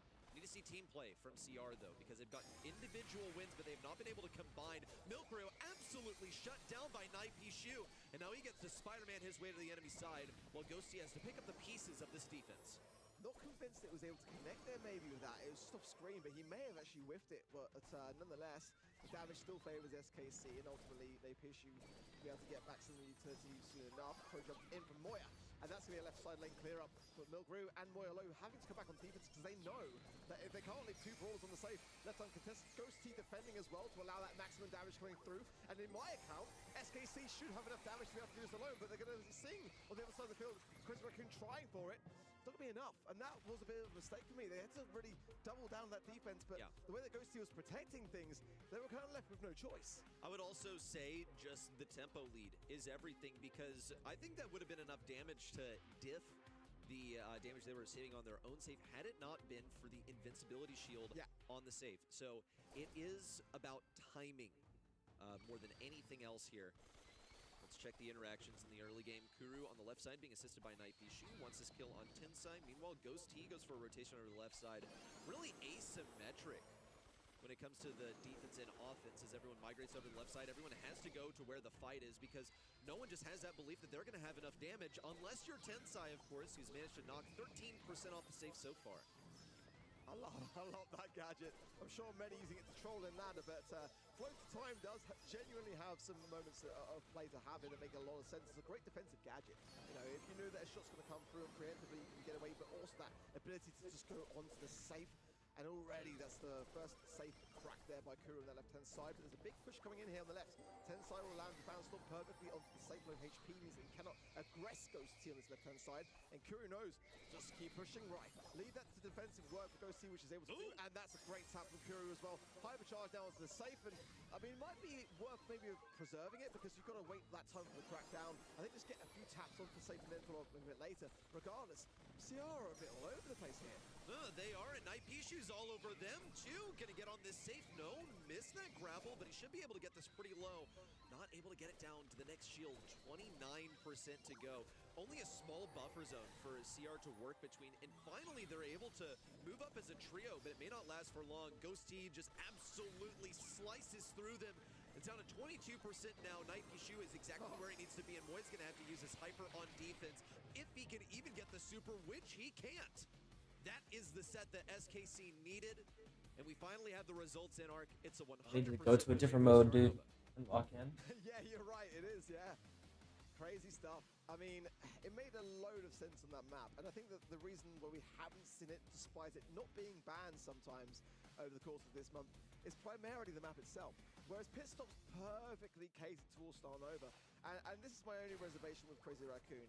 I mean, the land demons themselves are some of the iciest veins in the entirety of Brawl esports. So, I mean, when it comes down to it, their weakness and their biggest weakness for me, and we've always discussed it on the desk, comes down to a little bit of drafts.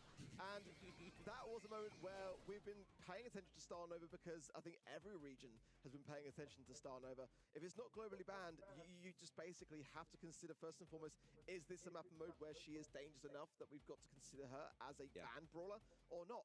And I feel like that was a moment where CR possibly dropped the ball in that draft.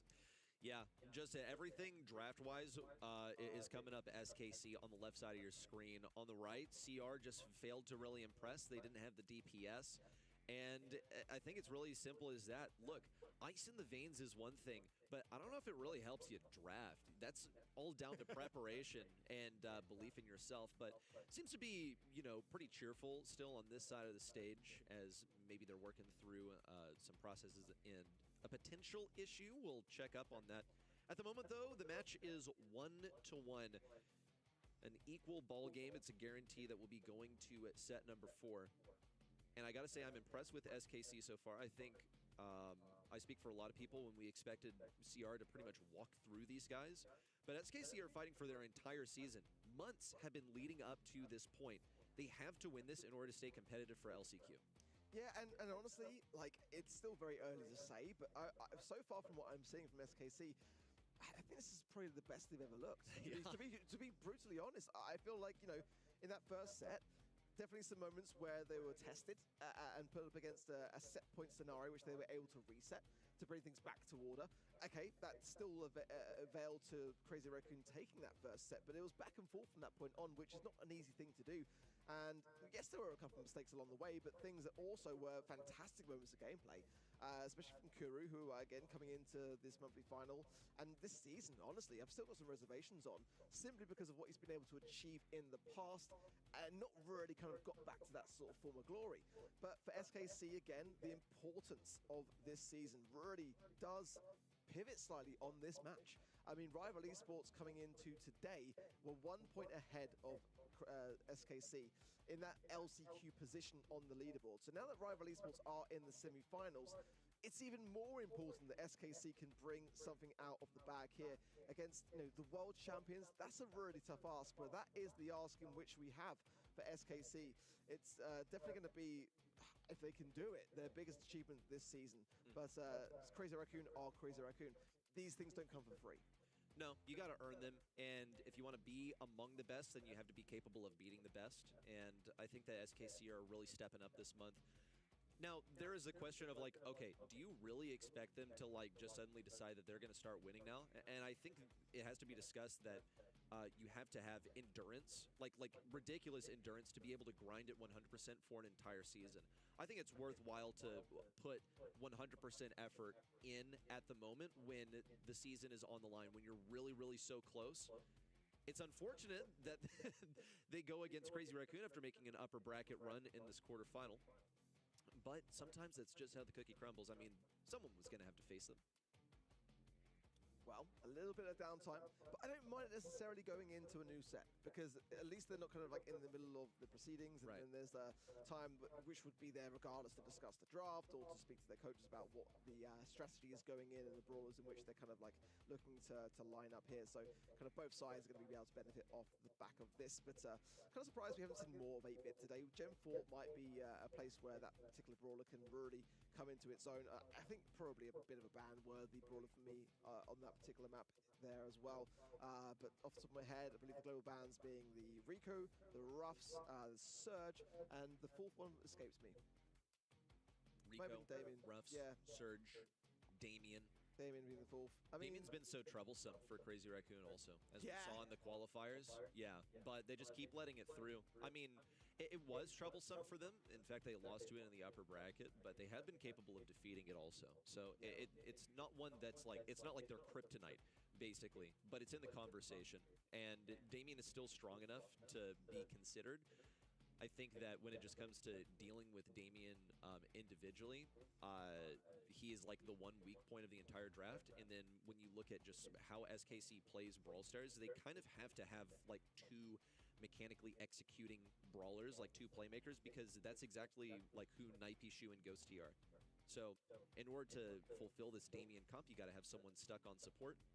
And I don't know if that really caters to their playstyle. I think on this particular map as well, Damien is definitely a threat. It makes a lot of sense to just eradicate it from the outset. I feel like, you know, for me, especially now with the Buffy Brawlers coming into effect, 8-bit especially is one that can just have so much of a good time with the additional ammo in which the booster brings down onto the map and allows you to get hunkered down in that regard, really. Certainly a lot of brawlers like Lily got to be heavily considered there as well, as to a brawler which has got a lot of options. Whoa, Milk, you good? You good? Just having a little cough. Yeah, I feel like, you know, in Gen 4, it's all about control. It's all about positioning. I think Max is definitely up there for a conversation now, with the ability to really get into that mid with the Sneakers gadget as well, but also to bring your teammates with you as well, with additional help with that speed, which you can apply through the wall too. So, whoa, BM? Yeah, a bit of spinning. I see you, Tensai. That's toxic. Yeah, you can't be doing that, man. See, this is why we took the chairs away, y'all, is because they would just use it to spin on each other. IRL memes. Yeah. That's what I would be doing if I were in a chair right now, which I'm not. We're staying standing for this one because we just got to respect these people in the fourth quarter final. After this, it gets even more serious, and this is the most serious quarterfinal of them all. You got postseason on the line. We're moving into Gym Fort, and with 2 sets behind us, it's 1 set apiece for each of our combatants. So what's in the conversation? We talked about Max. It came through earlier, and it was actually quite nice. Even though Crazy Raccoon did take that set on out in the open, I'm looking out for it 100%. It has not been banned, so let's see if we get to see a 10-size signature brawler. There was a Stu, which was the full global ban, but there was also a ban of Damien regardless. And maybe it is the first pick for Crazy Raccoon. It's disgusting. It's such a disgusting brawler right now, and also the ability to sort of TP into the map. You can throw your booster into the mid and then come in to help your team very quickly as well. But I think, with an 8-bit, to me, my brain is going Max. Combine those two together, and the biggest weakness of 8-bit becomes a huge strength. And of course, with Max having so much ammo in the way that she recharges, having that booster star power on that 8-bit to just drop those ammos is going to be disgustingly good here. But let's see whether the aggressiveness of SK can fight back with a Colette coming through now as well, which again, only had a small little bit of a nerf. I'm surprised that she's dropped off so much heavily in this region, considering that she was last month's most banned brawler in this region. Yeah, I think the troublesome thing for Colette was, yes, I mean, it's down from a second on that long-range hypnosis that goes through walls and pierces numerous brawlers. It's really, really strong. But also, she's not able to cycle her super like she used to. I mean, it takes, what, like a super and then 3 hits instead of 2? So it's not as strong, but she's still a natural enemy of 8-bit because 8-bit leverages the fact that he has a lot of HP. Guess what Colette does? She, like, ignores pretty much all of that, and she'll be able to hit the same combo on just about everyone. Love to see a bull coming through. Okay, Night Shoes Bull has been a little contentious in the past, but it's still a signature brawler of his, and I would love to see it come back. I would love to see him redeem himself, and what a stage it would be for him to do that versus Crazy Raccoon. I'm hearing that it might be a reset here, so we'll just hang tight whilst we figure things through.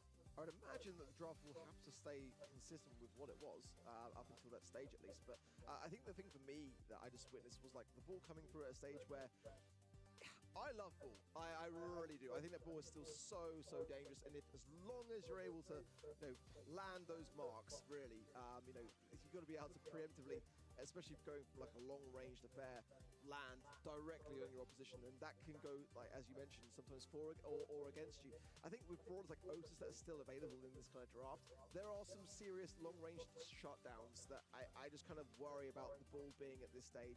I mean, even kind of like, a Gale could be an option on this kind of map.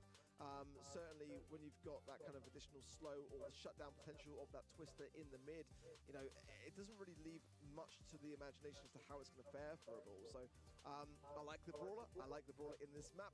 At this stage in the draft, though, I just kind of want to see how CR want to approach it, because you could just go crazy hard on that with Shelly, break some of the bush at the same time. I mean, it's about playing against what you see in front of you in terms of the draft. I think that any brawler can work on any map if you're playing it into the right counter. Yeah, well, and that's with pick 3 as well. I mean, they could have just selected it there, but the other deal is just getting the right brawlers. And I think you just have to play the strengths of both Ghosty and Night Shoot at the same time. It's possibly a handicap and possibly a benefit to this team is that they just have to have 2 brawlers that are capable of going all out, because that's what the individuals do. Yo, Milk Rayo, you good? You need a little bit of rest? I know it's been an exhausting 2 sets so far, but you know what? I feel you, buddy. It's been a long day so far. We're on to quarterfinal number 4 now, and still, we are getting closer to the resolution of this inter-SKC and Crazy Raccoon conflict, but neither team has the advantage just yet. If you are just joining the stream, a very warm welcome to you, of course. We are experiencing a few technical difficulties here today, but it is fantastic, it must be said, to see what is a LAN monthly final for the Japanese or the East Asia region. And it's been a while, I mean, I remember my very first show, in fact, back in 2020 in March, where we had a monthly final LAN in Poland. And it really does, going way back in time, Yeah. And it really does put the players into a position where, especially those that have got lesser LAN experience, they've got to learn quick, and I think that that's a really healthy thing for the scene overall. So to give players those opportunities to maybe go into later stages of this season and this competition with just a bit of more experience in that regard.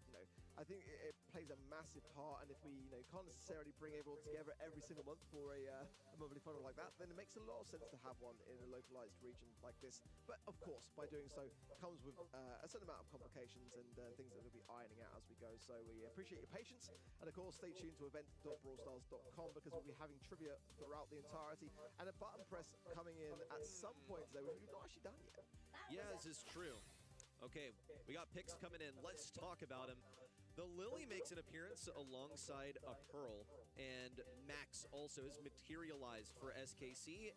Yeah, it was just a ruse. It was never a bull. Do you remember a bull? I don't remember a bull. I don't remember a bull, but the Lily. Let's talk about the Lily. I mean, I mean, genuinely though, that was a product I mentioned coming in as one that can have a lot of room for unpredictability. You know, I think that the Lily now needs to be a hard shutdown. The Colette, sure, got your gadget with the hypnosis. That's going to play a vital role now. And Shay coming forward, that kind of makes some sense because you can then utilize the super to get into a wall, so you're evading her that way. And I mean, they both earn, you know, passively supers in much the same way by proximity. So both sides got some fun ideas. I want to kind of see if this Max can combine with a Shade Hypercharge. I mean, that's going to be an absolutely disgusting potential on the side of SKC, but some great ideas. Nothing that I really hard disagree with here. I am a little bit curious of the Shade selection into the Pearl, given that Pearl's still going to be able to hit you with that super through walls. But, you know, it's quite expensive to use a super as Pearl, so that's the main consideration. Let's see what you can do. Naipishu, as he comes around the right side, and should find Tensai quite early on. And Tensai finds Kuru, but only on a bit of HP remaining. It's going to be a guaranteed kill there for Tensai, and he about faces to get out of there. Really, the main conversation for CR is the setup. They need to get Milkreo, his super. Once he has that turret, things can go into motion. But until then, he's going to be the slowest brawler in the game. Nice stuff there from Naipishu. Maybe these gems in his pocket might come back to haunt him, especially with Tensai. He's able to mirror him there in the realm, and does so beautifully done there by Tensai. And this Lily pick, I can already tell, is going to be disgustingly favored for CR. More gems spilled, but actually straight back into the hands of Naipishu. So that's actually going to be favoring SKC massively here. But again, is Naipishu the person that they want to be holding those gems? No, not at all. I mean, not with a hypercharge either, but he's just going to have to go for it. Use the long arms a moment ago, so it'll be a solid like 10 seconds or so before he can get that back. And he also needs that super, but he's going to have to get into an aggressive position to get it in the first place. And finally, Milkreo has the super. He's going for plugged in, and here's where Naipishu is going to absolutely disintegrate it. But on the left side, Moya has managed to get the dip, but Naipishu is still fighting for his life over here. Yeah, Moya did super well. I think realistically, SKC should have been able to seal him, but great plays from CR, who are still not out of this and staying well in the conversation. Hypercharge now from Naipishu. Some big hits onto Moya. Not too much more than that. Now I'm still worried about Tensai. They have found him, fortunately, and Ghost T staying in the mix. But look at that, just blood showing to the left-hand side and left himself a bit wide open there. A bit scrappy from both sides, let's be honest, but so far it's 8 gems for SKC, 7 to CR, but they pitched. Oh, I was going to say, he had to get that escape mechanism in just the nick of time. Yeah, got out of there, but still, CR are going to be able to pick up gem number 10. And a little destruction of the turret. That's fine. Milkreo has another. Don't know if that was really worth the super. And Ghosty is going to have to pay the price. Kuru and Naipishu try to surround from behind. They'll be able to avoid enough damage from Moya to stay alive for a moment longer. Naipishu has to pop this hyper to stay alive. They got to get this gem off, but Ghosty cannot get it. Those gems will remain on the ground. CR high and dry with 11 in their own spawn. Only micro moments still in this. And I think what this is going to come down to for me is like the mindset of SKC. Like, are they able to take these mistakes and these hits and bounce back stronger off the back of them? Because I think that it's very closely matched other than that. I think Tensai really is a problem, which they've got to deal slightly better with. You know, Ghost T is an ideal person, but you know, it really comes down to where Tensai wants to choose to spend his time in those lanes. And Moya is playing so well. I mean, every time coming out on top and winning these trades, it's keeping CR very much dominating this mid. Couldn't have gone better for Moya into Ghosty. In fact, I don't know if Ghosty got more than a single hit off. And this is going to be an even faster turret for Milkreo. Took him forever to get it last time, and now he's been offered all kinds of damage as SKC were so eager to get that damage off the beginning of the game as they stormed mid. Is that going to be worthwhile, Naipishu? I would have been shocked if he'd survived that as he was wedged between Milkreo and Tensai. It's going to be huge gem acquisition for CRs. They're up to 8 now. And still, SKC have not identified a way of getting in. Once again, Ghost T diffed by the Pearl, and it's a trade in the end, but still, he's just not able to find this matchup on 8-bit. Yeah, and Tensai again. Oh, I was going to say, might have done really well there, but actually overextended slightly now. The TP back in the 8-bits, but not going to be able to line up a Ghost T, and those gems should be safe and sound for now, but SKC have absolutely got to hold firm in this mid. They cannot allow a single gem over to CR. That's a great shutdown there from Ghost T. Moy going to break open that right-hand side now, and big long arms there from their pitcher, just keeping the pressure on. Milk Rio can TP if he needs to, but he can't really afford to, because Ghost T and Kuru are around that damage booster. Tensai into the realm now, going deep to allow his team to come back off the back of these gems. Ghosty goes for a bit of a desperation dive into the mid, and it might not work out too well, as Kuru and Impishu now try their best to delay the inevitable. Got to get a kill on either Moya or Milkreo. Milkreo's looking pretty juicy right now, but Kuru has to abort. Naipishu might be able to flank in from the left. Everyone's grouped up in the top right. It could be possible. Naipishu now with the super, a little bit of shield, but not enough to take down this super tanky 8-bit. And Ghosty with one final super in is just not going to work. The Colette was here to deal with the 8-bit, and it could just not reliably find that matchup. 8-bit was always so tucked away on defense, and stayed safe and sound for so long. Milkreo's very aware, by the way. He's cheering for the audience, gets up in the player cam. Man knows every single angle, and he was the guy to have play the 8-bit here. It's got to be done. I got to be honest, I felt like for me, like Moya had a bit more of a shining game, but you know, Milkreo has always been you know, the crowd Showman. Yeah, showman. He's just insane at that, and is so likable in the process. I think for me as well, a couple of his shots from Ghost T towards the end may have played the moment. You saw there just earning that super just at the very end, but if it had it a little bit sooner, there may have been a world in which that super could have had a bit more bite to it and a bit more of a chance to bring something back. Yeah, look at Moya there. 10 kills. I mean, he was the shining star for me in that game, and the Pearl pick that's really getting some good play time today. I mean, it's got to be up there with one of the best in terms of win rates and pick rates here today so far. Really has elevated the meta very, very quickly, but more often than not, his survivability in that match was just impeccable. Well, I'll also say, like, you know, great way to get a bunch of kills is for your enemies to run directly at you and trade or lose the matchup, which is what I saw a bunch from Colette, and I didn't really get it. Maybe it's what they thought the best matchup they could go for was, but things were just going sideways for Ghost T, which really stinks to see. He's one of the most hyped players in this region. When he finally turned 16 and entered the scene, he was the talk of the town.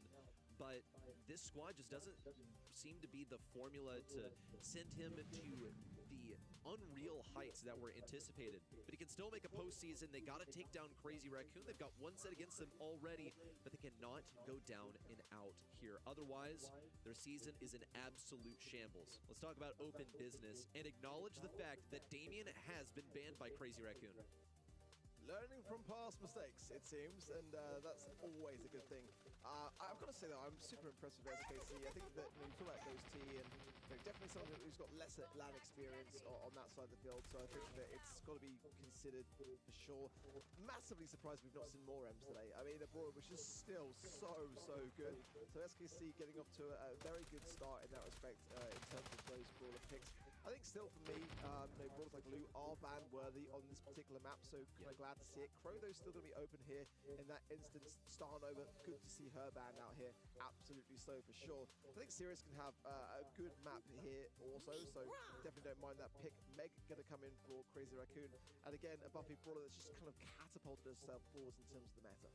Yeah, well, I mean, she had a little bit of assistance from Adrian. We'll say, you know, wasn't all a Meg effort because she's just that strong right now. Now, she did get a slight change that Hypercharged Swing isn't going to grant as much healing as before. Okay, interesting to see Draco appear here from Crazy Raccoon. A huge commitment on the damage, considering also that you're going to be going into an Ems that will be able to light you up at superior range to Meg and to Damien. But I do see the possibility of Gray being selected in this draft. Maybe Crazy Raccoon want to let on that they're going to go for some Gray draft and watch what SKC go for, and then they'll pivot on the last pick. I like a shout. Let's see whether that's on their minds. Take well away from this is why we got you on the desk already. Appreciate it. This is why we pay you the big bucks. That's a great shout, honestly. So No Cheese is going to be able to be there for Crazy Raccoon. So it's a case of have they overcommitted to this kind of comp and this very idea? Now a third and final pick coming through. Just trying to see, Mina is actually still available here. I would love that shout from from their side of things, surely, because otherwise you might run into yourselves having problems using those portals for yourselves, and Ems as well. Very short range. You want to have something to be able to defend yourselves against that. Sarah's still a good shout. I don't mind it for sure, but I'm still a little bit concerned about those portals and what might be lying in wait. Yeah, my deal here is like when you see Ems in a draft, then on hot zone, then you should be ready for that gray. So I think Crazy Raccoon kind of took away one of the best things that they could be pairing up with that gray in addition to the Ems. And then to see Sirius appear here makes a bunch of sense because he's actually quite decent in these tanky things that are not able to pierce. So let's see if that defense is enough. Gray's going to be lacking on the damage. I think there's potential for Ems to be overwhelmed. Barley, though, I think is a great way of dealing with stuff that pretty much runs at you because you're going to be cycling those supers over and over. The hypercharge will come back pretty quickly, too. We'll see what gadget he ends up running as we move into open business. Crazy Raccoon need one more set to go on to the semifinals, and SKC are fighting to keep their LCQ dreams alive. I think the question for me here is the big one is, like, did SKC really want the gray? It probably wasn't in their arsenal. They really just wanted to take it away from CR, so they're kind of like, it could be a win-win scenario here for CR because, like, they absolutely were going to be able to capitalize off the back of it, but they're kind of forcing the hand of SKC to have to pick it up instead, and so far, it's all been about CR. I mean, we're approaching halfway through the match, and so far it's down to Kuru. I mean, look at that. That's absolutely disgusting. Just one measly percent, and CR are already running away with it. SKC have just had to pivot so hard that they're not able to benefit from this Ems in gray strat. Ghosty will be able to get a hypercharge in here, so we'll watch for the position, but kind of dies pointlessly on aggression. At least when he respawns, he'll be able to get that hypercharge up, but yeah, good luck getting that 20%, that Crazy Raccoon have left. I don't really think there's that much potential for them to catch up. Night Pichu is going to have the game of a lifetime if he manages to pull this off and ends up falling at long range to 10 size super. Just 13% more to go, and Milk Rio is wrecking house. Night Pichu in with the combo, and see, that is why you play Gray and Ems, but it's too little too late. Come back to the century. I mean, not the last stand gadget there from Tensai. It goes down quickly, though. It could still be done. I mean, I don't want to, like, sort of jinx it, but I think it should be relatively straightforward just to collectively walk onto the zone, but let's see. I'd love to see it. No better time for it, in my opinion. So far on the Ems, it could be done. Tensai, though, just holding on here with a helping hand of Milk Rio. Now on to match point. So far, SKC have done a fantastic job of being able to keep the battle alive, but is this just too much to handle? A brawler which they've kind of been enforced upon because it was a win-win for CR and a lose-lose potential for SKC. I think it's done actually a wonderful thing for CR to start with those two starting brawlers because SKC are now going to make this work, and so far they haven't been. Yeah, again, just to paint the picture for everyone in the audience, Crazy Raccoon just clocked that SKC were teasing the possibility of a gray draft, and so they just picked like two extremely tanky things that you would want to TP in with the gray, and it's just going absolutely nowhere. SKC realized that it's kind of pointless to go for a TP right now because they won't be able to get Night Pichu in to make an impact until he has a super or a hypercharged super. The Crazy Raccoon had been held off of mid much more effectively than in the last game. Night Pichu gonna fall despite the super. Ends up being traded out by Ghosty. It's not really the worst start for SKC. In fact, they are looking much better than the last game. I think nerves from Ghosty. I mean, there's a clear opportunity to TP in, secure the barley. Yes, the TPs are not going to be where you want them to be for like the longevity of this game, but you just can't afford the survivability of Milk Rio there. And he was able to just go to the right-hand side lane and do his thing, and he left uncontested. These are things that SKC have got to, there's no time for taking chances at this stage of the competition. A great jolting Volts gadget there from Moya, and can be back into mech in less than 6 seconds anyway off the back of those shots he was able to obtain. Heals coming in. There's still a chance for SKC here, especially as Night Pichu's playing a fantastic game, but the man needs some help. Yeah, it really needs the assistance, but see, that's the thing. When you are Ems, you can hold down an entire point by yourself. And Ghost T, though, needs the damage over here. Needs some assistance from Kuru. Night Pichu is going to have to be the one to stay alive, and he could, again, use some assistance, but just doesn't really seem to be enough. Crazy Raccoon are just 30% off, and they have plenty of HP to stand in this zone, with SKC, however, approaching. And the timings of these last calls from the barley are just perfect because every time there's some momentum for SKC, a last call just lands onto the mid, just allows that survivability with the helping hand of the Herbal Tonic. It's really tough. I think the SKC, if they had more time in their hands, could have got this done, but surely now, CR is going to collect together, unless Ghosty can have something to say about it. I think it's done. Yeah, it looks like a done deal. Just 7% more for Crazy Raccoon, and Tensai absolutely fumigates the point. SKC, it's going to be a real tough one for them to make it to the postseason now. Crazy Raccoon, it's step 1 of 3 complete to lock themselves in for the World Finals. It has been a long time waiting for quarterfinal number 4. We'll see them again in the second semifinal. And reality is beginning to set in for SKC. They knew that this was a possible outcome, but it's devastating to witness it. Yeah, it's going to take an almighty push and maybe, just maybe a little helping hand from fate on their side if rival do falter and they're able to capitalize down. But you know, this is not the result. This was not the playbook for SKC this month, especially when they watched the sidelines rival esports get the upper hand, make the semi-finals. They had an uphill battle, but one that was not won. And CR, of course, the world champs through the semi-finals are looking very, very strong. Love to see it for CR and some of the showmanship from Milcreo. It's been long awaited and absolutely deserved. He held it down with this Barley, which was a last selection, by the way. It fulfilled pretty much everything that the comp needed. They were able to deal with Guru's Shades. They were able to keep Night Bishu away. Just Barley's a natural enemy of this Ems, and then it was too much damage for Ghost T to be able to deal with either. I mean, despite the ability to TP, that's not really what he's there for. He's supposed to get his teammates on the point. And it's led us to this bracket as we're now getting ready for our semifinals. This is now a really good outcome for Rival Esports. They're sitting just 1 point ahead of SK Kalalas. Still, SK Kalalas keep their 4th spots currently because Fennel and Ignam both aren't even playing in these monthly finals. They can't take over, but LCQ is that 3rd slot. And right now, Rival is sitting in a very good position to keep that slot for now, maybe even still make Worlds. Crazy Raccoon has it now in their own hands, actually. In the semifinal number 2, we have Rival versus Crazy Raccoon. Both of those two teams still waiting to grab that 2nd World Final slot. On the other side, we have Zeta Division now facing up against Reject, who are also still trying to go for that LCQ spot, but they first need to beat Zeta Division to do so. We get Kenny back here with us as well. We had too many 3-0s today. Would you agree with me there? Always.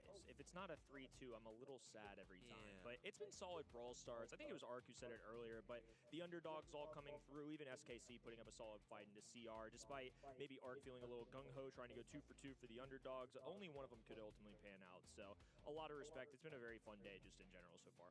Yeah, SKSP has been looking pretty convincing, and again, maybe it would have looked a bit different, but this is a LAN event in East Asia. They're sitting in Tokyo, playing in person in front of a live audience, and Crazy Raccoon are usually the ones who come out on top when that is the case. The winners of the World Finals last year, despite having to make it through the LCQ, and then we had Zeta Division, who was very dominant all year long and dropped out very early on in the World Finals. Now today, they can kind of redeem themselves on home turf and prove to us that they are LAN warriors as well. With that, we want to have a quick look also again at our predictions. As you already mentioned, Ark tried to go 2 for 2 in our the 2 matches that were supposed to be a bit closer. They were, I guess, with a 3-1. Yeah. I mean, it's factually true, but, you know, no one's going to go perfect when you go out on a limb for some of these predictions. I think that would have been huge if SKC could have pulled off that ridiculous upset. But this is where we stand. So then when we change the conversation to semifinals, I trust in our regional frontrunners, to be honest. I was not really expecting any things that would surprise people on an ordinary basis. I think so too. I mean, for me, it's Zeta and CR as that frontlining pack, and that was kind of how I felt coming into this year. This regular season hasn't changed that too much. I don't think that's really downplaying the rest of the region. It's just more of emphasizing how good Zeta and CR, I mean, the testament, the legacy that all of these players have in this game. It's just hard to overcome, especially on a monthly finals level.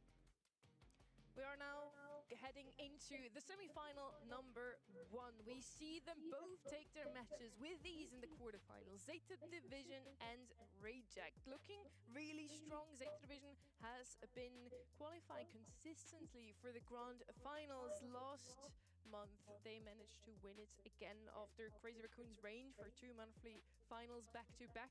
On the other side, we have Reject, who was very consistent in qualifying, at least for the monthly finals, up to June, where they didn't even play. Today, they looked a lot stronger. They came through the lower bracket. Axis was sitting at the top, but they still managed to win that match. I think a good one as well. I mean, Axis were no slouches. It's a team that obviously didn't have the greatest first split, but the addition of Terry obviously gives them a big buff. So I think Reject already obviously having their best month yet. I mean, it's the best result after all. It's been quarterfinals or half the time not even qualifying for the top 8 stage. So I think for them, this is a really big deal. And the only situation where this starts to get real hairy is if Reject pulled this off, what decision making do they make for challengers and such?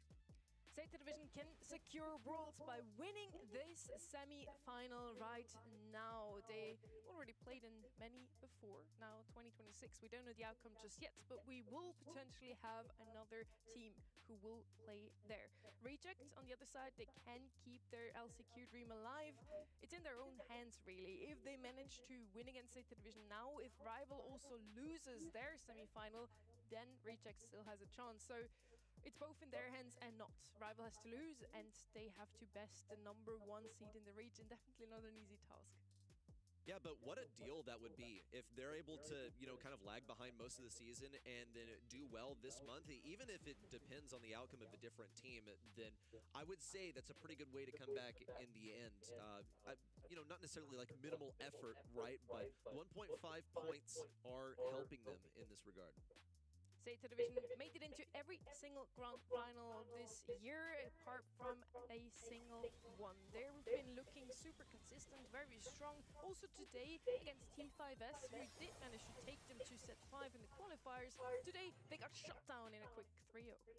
Definitely. I think Zeta had just come to the conclusion of embracing who they are. This is a team that for a lot of the year felt like they were implementing their play style, and now that we have map draft on top of that, the global bans in addition, I feel like Zeta can kind of shape this to be whatever they want it to be. You saw Mortis a lot in that opener. I think that's something we'll keep seeing all day long. At some point, it's in their DNA. They like being aggressive. They light out mechanicking you, and you can see it there as well. Something like these sharpshooters coming out, Crystal Arcade, where we see Mortis. I think Zeta are just one of the most entertaining teams to watch, and I still think they have another gear in them if they can nail the draft.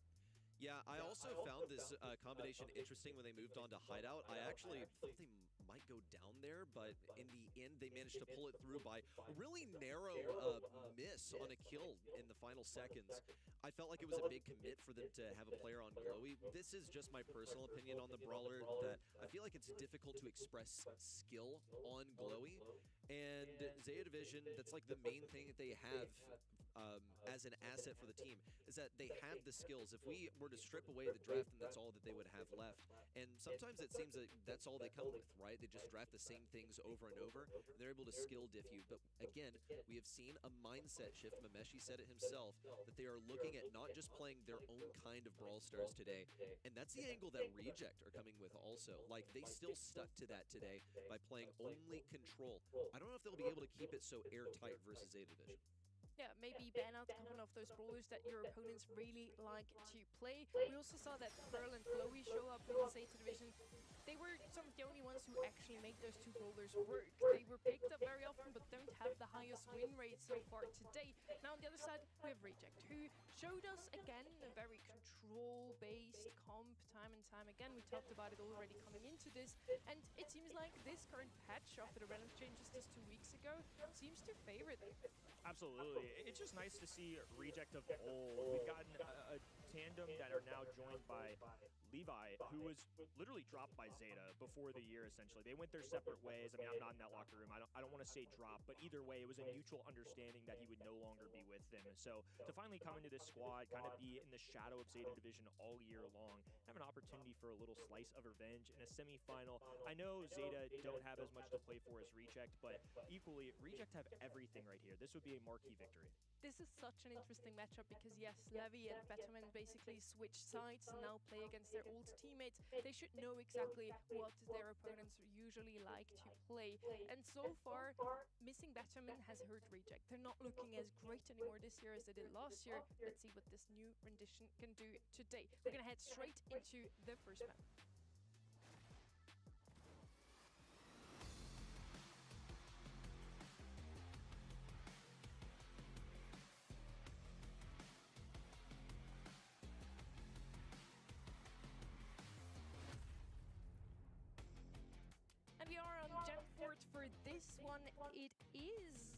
Reject's map pick, so let's see if they can start things off directly with a 1-0. Would give them a lot of momentum, of course, for the course of this series. Danford, a map where you just want to hold on to mid control. Rico coming in on the right-hand side and answer to the mech on the left. I really like that mech pick. She's just super tanky, super strong at the moment, also with her newly buffied gadget. Got a little bit of a rework there as well. She can be played even more aggressively now and can get her super back really easily. On the right side now also the kid. Again, a good answer into that mech. Just stunning her and making sure that she doesn't really stay in that mech makes a lot of sense.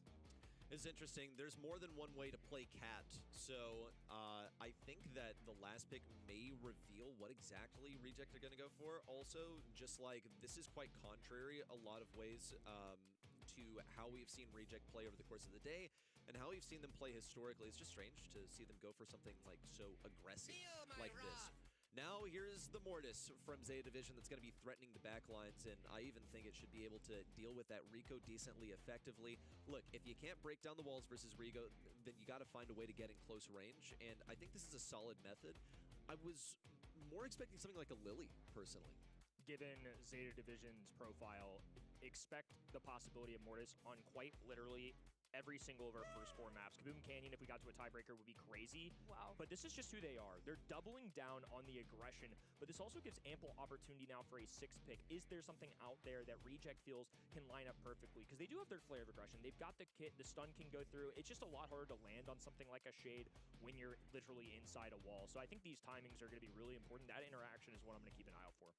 This is yet another series where Starnova isn't banned in the global bans. In this one, she's banned through the regular ones, but definitely look out for her to come on maybe in the later sets. Now, I was hoping to see something aggressive also from the right-hand side. An answer to the Shade specifically is Trunk. Also, doesn't do too badly into that Mortis, dishes out a lot of damage, and only really Mac has some range to deal with this brawler. So I quite like that last pick from the side of Reject.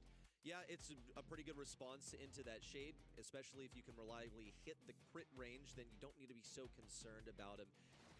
That is, of course, in spite of the fact that none of these walls are going to be coming down. Not a single brawler on the field right now can break them. Let's check out the early game interactions for Melty. So far, no super. Didn't really see the swipes that I was anticipating.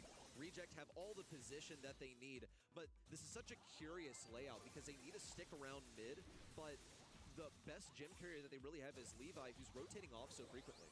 Especially with all the walls staying up, it gets real interesting. So the Cat going to be bouncing onto Mortis. The Vampire goes down, and the Tree Trunk will sprint his way right at Batman, the superhero in a world of hurt right now, barely holding on, but does manage to get that hypercharge out of the interaction. Suzuku somehow still doing wonderful work. He's excellent on this brawler. I look forward to seeing him playing at this set, and I think very likely even more after the fact.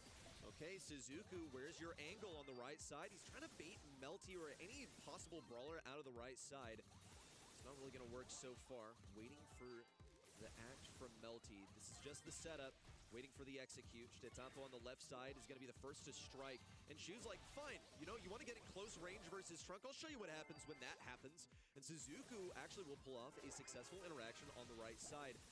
And a nice defense for Reject so far, but what about the ball? 10 seconds to go, and doesn't seem like there's much priority on getting this countdown interrupted. And now Satapo can just fully play defense. I mean, so much room to operate. Shu pops hypercharge, but hasn't dashed forward yet. Batman essentially has 2 lives. One goes through, the robot holds up, and Meg with a shield and 492 HP barely holds on, but nonetheless pretty convincing. Outside of Mortis banging his head against the tree in the early game, once he got those super cycled, it really was all Zeta Division.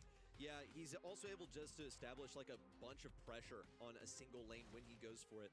I was impressed with Zeta Division. I'm still like curious what's going on with Reject because they seem so guarded about where they're going to place Melty on this kit. The early aggression for Suzuku goes sideways versus Shu, but Batman is able to take a position at mid. And meanwhile, Melty's been on the left side, actually will be able to combine forces and get some decent damage on Batman. There's the kill that they needed, and this is why they had him go for such a wide flank.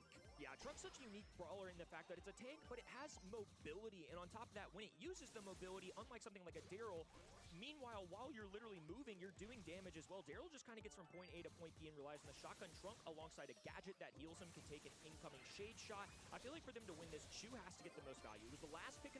You know, only making a couple of mistakes there in that set.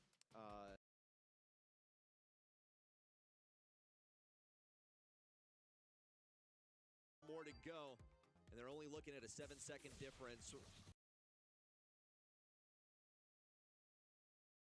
Hypercharge for Shu, that's really all that they can speak of. That's the stun that they needed on the Batman, and Shu closes in to acquire all of these gems. How is Suzuki going to be able to do this? Because Shetampo and Batman will have to fight a 2v3 if Suzuki truly wants to stay safe.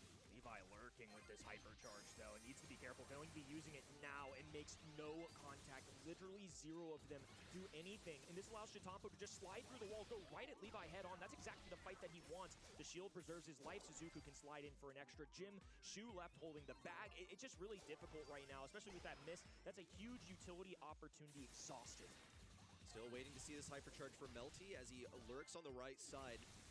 This is really curious for Reject because they've pretty much sentenced 2 of their players to fight a 2v3 for the entire game, and then they have Melty popping the hypercharge over here. Will that be enough damage to get rid of Batman? Yes, it is, but they're not committing on to Suzuki just yet. They're still thinking about Shetampo on the top side. It's going to be a big commitment and joinery, but I don't think that's really what they wanted. Shetampo should have been stunned inside of that wall. Now he'll get to escape with 4 HP and 11 gems for the team in total.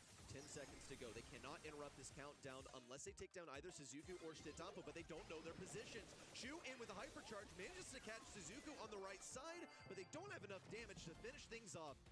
It's a set for Zeta Division, and it looks like things started to come together in a huge way for Reject come game number 2. That's what we need to see in game number 1, and even still it wasn't enough to shut down Zeta Division.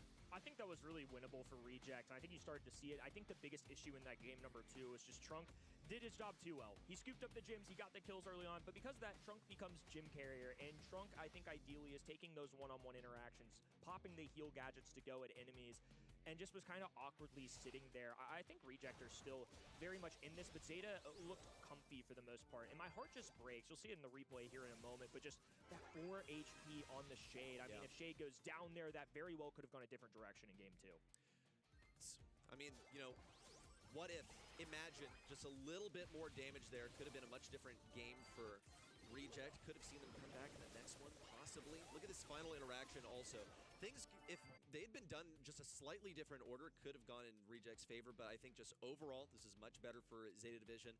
Really disorganized also for Reject. Like, there were individual moments where things could have gone their way, but this is just not really how they play. They branched out of their comfort zone, and it hasn't really worked at all. This isn't the first time we see Shetampo absolutely popping off on a Shade. As soon as the pick came out, first the Mortis, then the Shade, we already knew Zeta Division is playing on their comfort picks, and it really showed in their gameplay, playing super aggressively, and it somehow worked out. And yes, as Kenny already pointed out, that one situation with the 4 HP, if that Shade would have went down, then the countdown could have been stopped by Reject. So it's really just a second that is still between Reject and the set win. So I do think maybe we finally have a 3-2 in our hands here today, or at least a little bit of a closer match than many of the matches in the quarterfinals. We're now heading over to Layer Cake. The first time we actually seeing the map today, and I'm hoping to see some more throwers. We didn't see them too often today. We had 1 barley set, 1 series set. I want to see some more of them. I think Throwers' potential here, Zeta Division are actually a team that have experimented with Barry, not just on this map, but several other ones. So I'm curious to see if they whip that out. I don't necessarily see it being an early pick. I don't think they need to. I don't think the Barry stock, if you will, is so high to the point where you have to go at a 2-3 turn. First selection in, it's Max. It was completely left open after the global ban phase, and it just makes sense as a mid here, in my opinion. It's so useful. You're able to get a couple supers off nowadays because of the buffies. You just like have such a huge boost after that hypercharge that you can get a couple out of it, and Gene just makes a whole lot of sense because, first of all, it's great. You can scout out bushes, but second of all, you cannot allow it to be paired up with that Max. Maybe another Kaze coming out now. As Mortis spans out, you still need something to pick up that blue star. By the way, this is now Zeta Division's map pick, and they did a fantastical job at making sure that they're picking maps that their opponents are just bad at. This is also what Memeshi mentioned on social media before. We showed it earlier on stream, that he is now starting to ban brawlers that the opponents are good at, and also maps specifically catered towards the opponents. And Reject has a 0% win rate on this specific map. The This is a comp they're familiar with, though. The few times that they did, I watched it the other day. Grave, Doug, and then Kid on the other side was the combo, but I still think this synergy works really well. No Mortis, so ideally Doug in the past has been used to kind of counter out that brawler that's going to dive at you. This also prevents something like a Shade pick, I think, if they wanted to just pierce through the walls. It's corny at times, but the Gray plus Doug is awesome. And now on top of that, we're taking a Buffy Max, one of the most powerful brawlers in the game, and throwing it with it. And this just sets up perfectly. 6th pick thrower, I think it had to be at this point. It's just kind of a free slot, if you will, in terms of matchups on paper. I like to see that. A good idea here from the side of Reject. They need to try something. As again, they didn't have the best chances on this map in the past, at least in scrims. Now Zeta Division, can they prolong their lead here, extend it to a 2-0? Really good comp on both sides, a bit more of a cheesy one on the right, but might as well work out. I feel like we've seen a couple of interesting comps in a row from Reject. It just doesn't really scream, this is Reject. Like the stuff that they have been able to pull off successfully in the quarterfinals against Axis, who I think a lot of people had slated to win over them. We have a blue star for Reject so far. Now they just got to play defense. This one, this comp, I think, really relies, though, on being able to recover. So while they do have that blue star, I think that they should be able to snatch it back if absolutely necessary. The Grey Doug is absolutely a cheese. Just the question is, how quickly will they be able to get that Doug super, and also the hypercharge is what this really centers around. And now Reject just walking down a tightrope on this right-hand side, the extra spawner going through, Yarn Balls being lobbed up by Zeta Division, so both ends have some pretty real win conditions here. I think a pull plus the team from Zeta Division is obviously what Zeta Division looking for, and Reject going for the insured blue star, a double phase shift up gets them that, and on top of that, a great TP plus Doug. They're just trying to play defense, daring Zeta Division to go at them. Here comes the hypercharge in super from Reject, and a whole bunch of nothing, basically, like threatening that they're gonna take mid back, but no actual action. Still waiting for this Doug hypercharge, but still, again, Reject do not need to push in. Here's gonna be the first move. It's a double stun. That's a Melty special. I mean, if anyone knows how to pull this off, it is him on this Gray. There's a historic clip of it, but it's only gonna be Zeta taking this. A bit of control, and Reject still taking advantage of everyone from Zeta pushing in. Love the idea, and now Zeta even changing up. Ooh, but a nice tap on the Shikampo. They get that kill and extend to 5. This means Melty can headhunt, going straight at Gene, who in a one-on-one interaction normally wouldn't be able to do so, but Batman was forced to dive to save his teammate, and as a result, it was almost a checkmate scenario. They were able to ensure stars. Now with 15 on the clock, Shu with a little pop-off play, a hypercharge going down, and Zeta with a fat donut, looking for breakfast out here as they're trying to get one single tag. Wow. Can't find anything. Speed coming through, strategy going down, and once again, the map pick does not prevail. It is Reject stealing game number 1. Maybe I shouldn't disagree with the cheese here for Reject, because if the comp is really just that good, then who really cares whether it is tailored to your needs? I think that in set number 1, we saw them play something that just didn't cater to their talents, and they weren't really able to play it. But this time, yeah, sure, I feel like a lot of people could pick up this comp. The only difficulty is I don't feel like everyone could draft it, and Reject have been pretty good at drafting exactly what they set out to achieve. That's going to be lots of damage on Suzuku right off the rip. And there's the initial speed from Reject, gets him in a forward position and snags the first kill on a Batman. Yeah, say what you want, but the option was open, door a wide, and Reject can just claim it, even though, like Sunny alluded to, this isn't a map they've necessarily practiced a ton, so for them to steal this would be tough. I'm seeing Batman on the bottom of the screen, at least in game number 2. Looked like he was alive and well in 1, so we'll be checking in on this. I'm sure referees will be handling this action, but that's very clearly a robot walking for Batman. Yeah, okay, well, let's pack it up and do this again. Still, I want to comment on how Reject, this is so good for them in the last game. And I think they should be able to do it again. The only issue with cheese comps is that a lot of times the better team will find a way to pick it apart and find a way to undo the cheesiness. That's why we call it a cheese comp, right? Is because a lot of people can just pick it up. It's just a plug-and-play composition. But once you've played at the top level, you have played into this thing so many different times that you should be able to discern how to defeat it. Very fair argument. Also received confirmation from the floor in Tokyo. Player screen froze, so they're going to be working on adjusting that. As far as we know, should still be Reject up 1-0 in this particular set. But again, I feel like one of the most interesting things with our new global map ban has been players aren't winning at a high percentage on their own picked maps, and I'm not sure what that is, because obviously when we throw in global bans and global map at these players, it's going to adjust how they prepare. I mean, obviously they're still playing the game, right? They're still competing against each other, they're still scrimming, but their thought process about what we practice, what we bring out, how many times are we scrimming each map, I think it's changed entirely. So coming into this, it was about a 47% clip. Now coming out of this, I'm curious after East Asia and North America what this looks like, because at that point it'll be a 2-month sample size, and I think that'll be pretty indicative of what's going on. Yeah, and I think also it just kind of reminds me of most times when you see things come into comp, it takes a moment for players to really learn how to play it. Global bans are still pretty fresh, and it seems that things are starting to settle around, well, we're going to use it for target bans like half the time, and we're going to use it for the really strong stuff the other half the time. And I still think that there's room for that to evolve. But think about like back in, 2022 when Draft was first introduced, and it was still pretty fresh, and people just take it as an opportunity to get the brawlers that they want with no duplicates on the opposing side. But by the end of the year, people had sort of figured out the processes of Draft, and then over the next few years, we've seen it develop even more. So I think there's plenty of room for teams to actually get the upper hand from picking their specific maps. Now, specifically on this one, as I mentioned before, Zeta Division has done a really good job at picking a map that Reject really didn't do well in scrims, didn't win a single time. So I'm so happy with them, actually. Picking a comp that is a little bit cheesy, but it's a huge surprise, and Zeta Division isn't ready for it. We just saw it in game 1 here. Reject actually takes it by playing a wonderful Grey Max Dog comp. Now, is it a bit risky to let Max currently slide through the bans when you don't have first pick? Yes. But do you expect to then Grey and Dog come in? Probably not.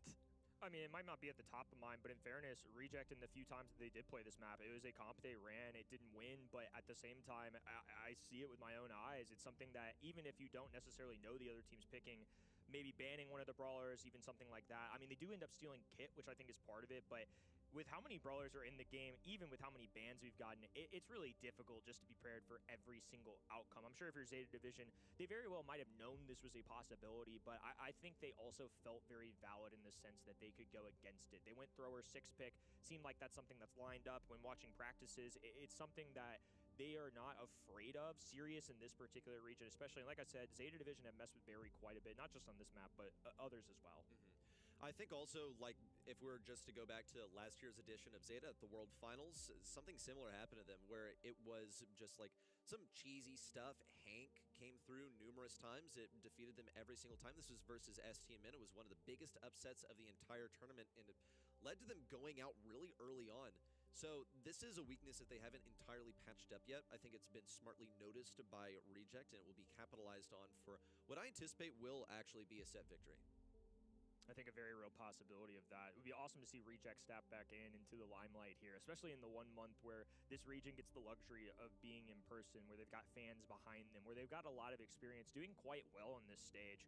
I think it's just a really fun kind of change of pace here for us in the sense that these players get some big-time reps. Not to mention, too, Tokyo is exactly where World Finals is placing, so maybe envisioning themselves with a bigger audience and even bigger stage later down the line. Yeah, a little glimpse into the future here as we are looking at Tokyo's crowd, who have been showing up in great number today.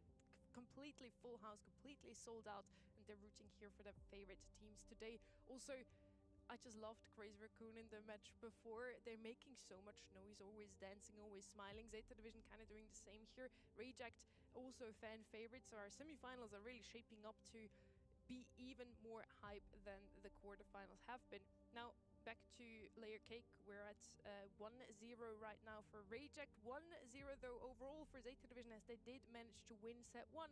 And it was a very convincing one as well, 2-0 in the end. Reject didn't really look like they have the comp to best them. In this one though, their comp is definitely working out. Not a single star for Zeta Division in game number 1, but thankfully for them, they've got a set lead. Once again, a repeat. It's going to be Levi scooping up that blue star. I think even knowing that he doesn't even necessarily need Gadget on the other side, simply conceding, so they'll just save that one in the tank. Okay, Reject can't afford to back up right now. Looks like that is what they're going to be doing. Shtetamo marching forward, taking a lot of damage, but no kill just yet. And here comes a combination of forces. Keep this Gene alive, and he has the pull. Goes for Shu, should be good.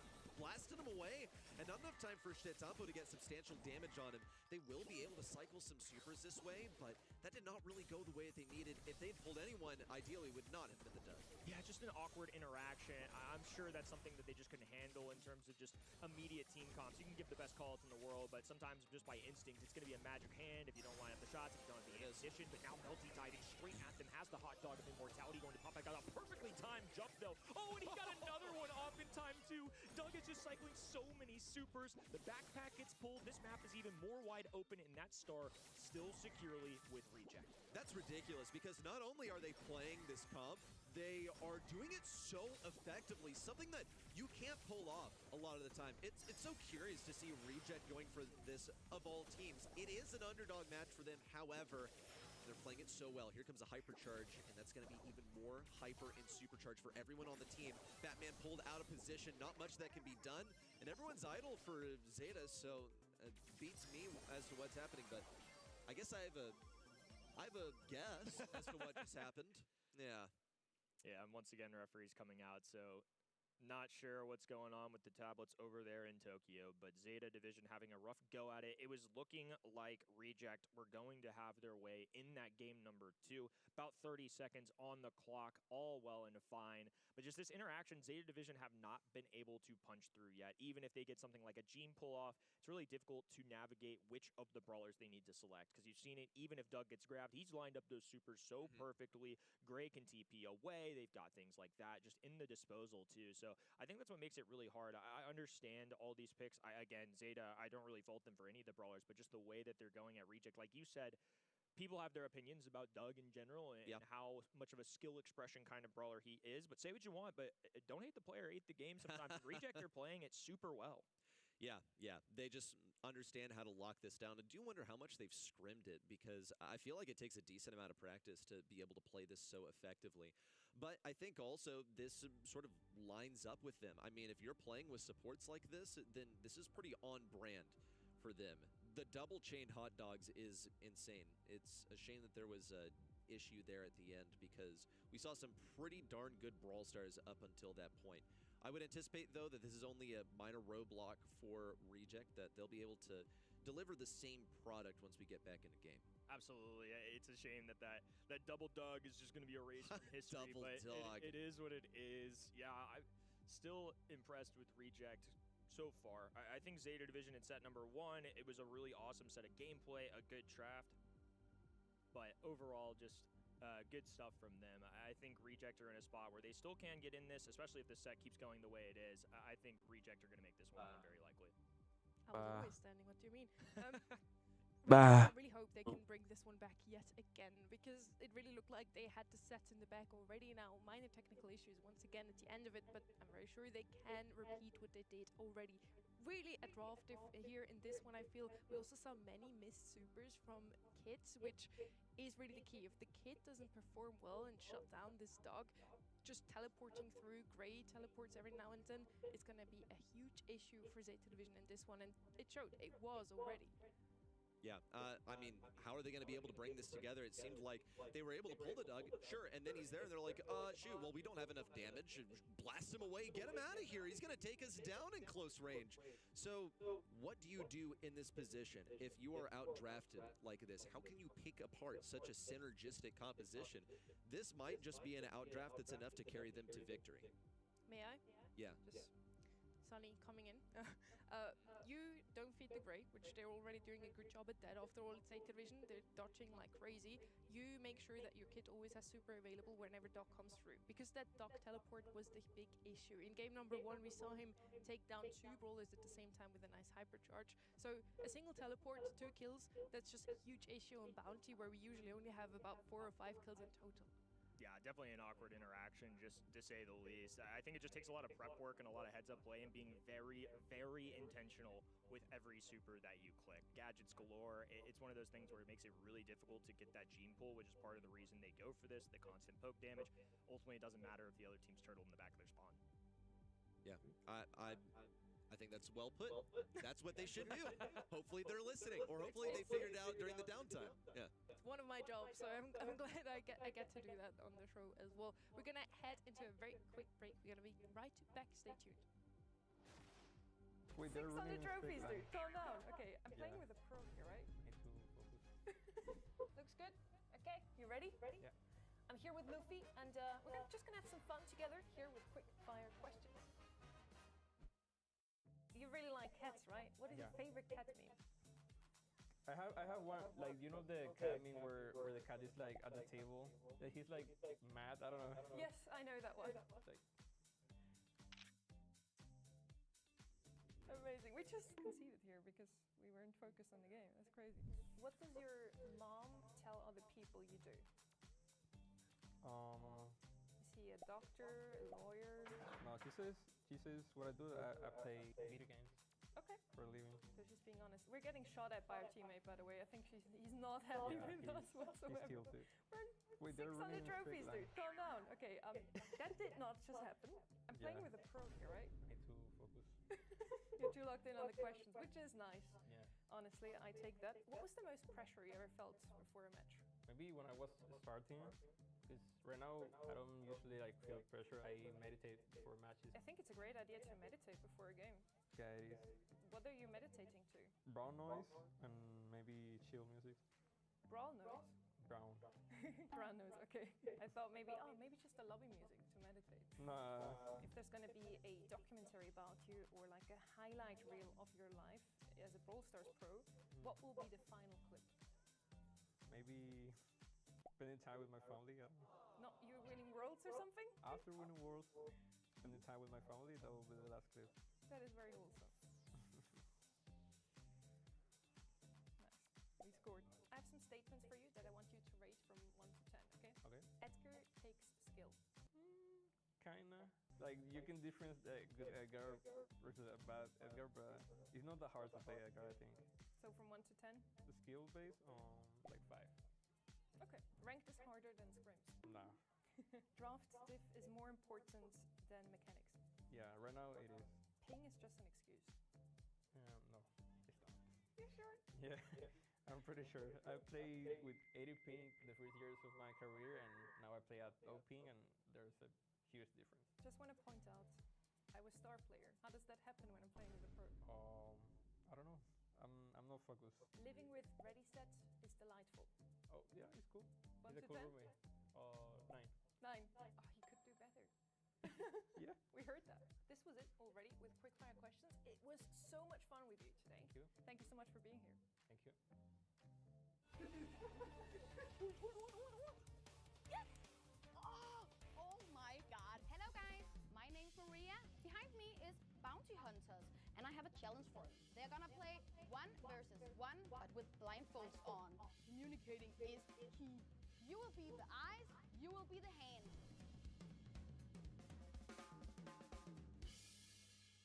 Three, 2, 1, go! They're playing Bull versus Piper. Oh my god, nice! No! They lost! He's camping in the bush. 500 IQ. Oh my god, Piper has no chance. They are playing Piper. I don't trust you. Oh, he doesn't trust me. Match number 2. 3, 2, 1, go! And you guys, you need to win. ¿Tú tienes el rango a la izquierda? Baja un poco de a la izquierda. Whatever you're doing, it's working. Sube, sube. Pega básicas, pega básicas. Ahora baja, baja, They're baja, baja. inside each other's brain. No mataste, ya. Too strong. Can I say something that helps them? He's there. Tíralo, tíralo. Yeah. I feel like we're a team now. Yes. Spray. I think this is harder than we think it is. Because you can't see. Thank God they're pros. A última. 3, 2, 1, go! Un poquito. Ahí. Sube. Ahora a la derecha, a la derecha, a la derecha. Izquierda, izquierda, izquierda.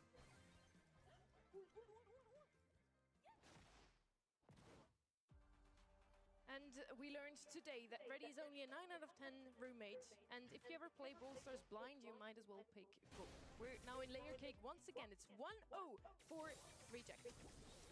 Okay, let's see if they're able to pull off the comp just the same as they were in game number 1 and game number 2 before it was taken back. The double dog will live in our memories, however, and Suzuku has been trapped in a block of ice, it would appear. Yeah, definitely a tough beat. Hate to see it overall. Just tablets in Tokyo today, just really not working. A little frustration coming out of the players too. Hate to see it, but working through what we can. Obviously, we are in Copenhagen. If I could magically hit the fix everything button, I absolutely would. Yeah, why we don't you appreciate do y'all. I would if I could, but I'm no 9 out of 10 roommate. I'm just and see, yeah, you have to be at least a 10 out of 10 roommate in order to hit that. So if there are any 10 out of 10 roommates in the area, please come press the button because I'm not allowed to. Definitely not, but we appreciate y'all being patient with us, hanging through. We want some good Brawl esports, just like y'all do at home. The players have worked their tails off for 5 months at this point now, and obviously a pivotal point of the season. But just as a reminder where we left off, it is Reject ahead in this set. They are down 1-0 versus Zeta Division, one of the top seeds in this region. Zeta Division, the stakes for them, looking to try and secure closer and closer to that ensured world final spot. We all know how dangerous the LCQ as an event can be, and if you're Reject, even scarier for them. They are trying to push themselves to an LCQ rather than maybe daring to go through a final month where they have to be perfect, or something like a Challengers where it's an additional event that they would have to push through.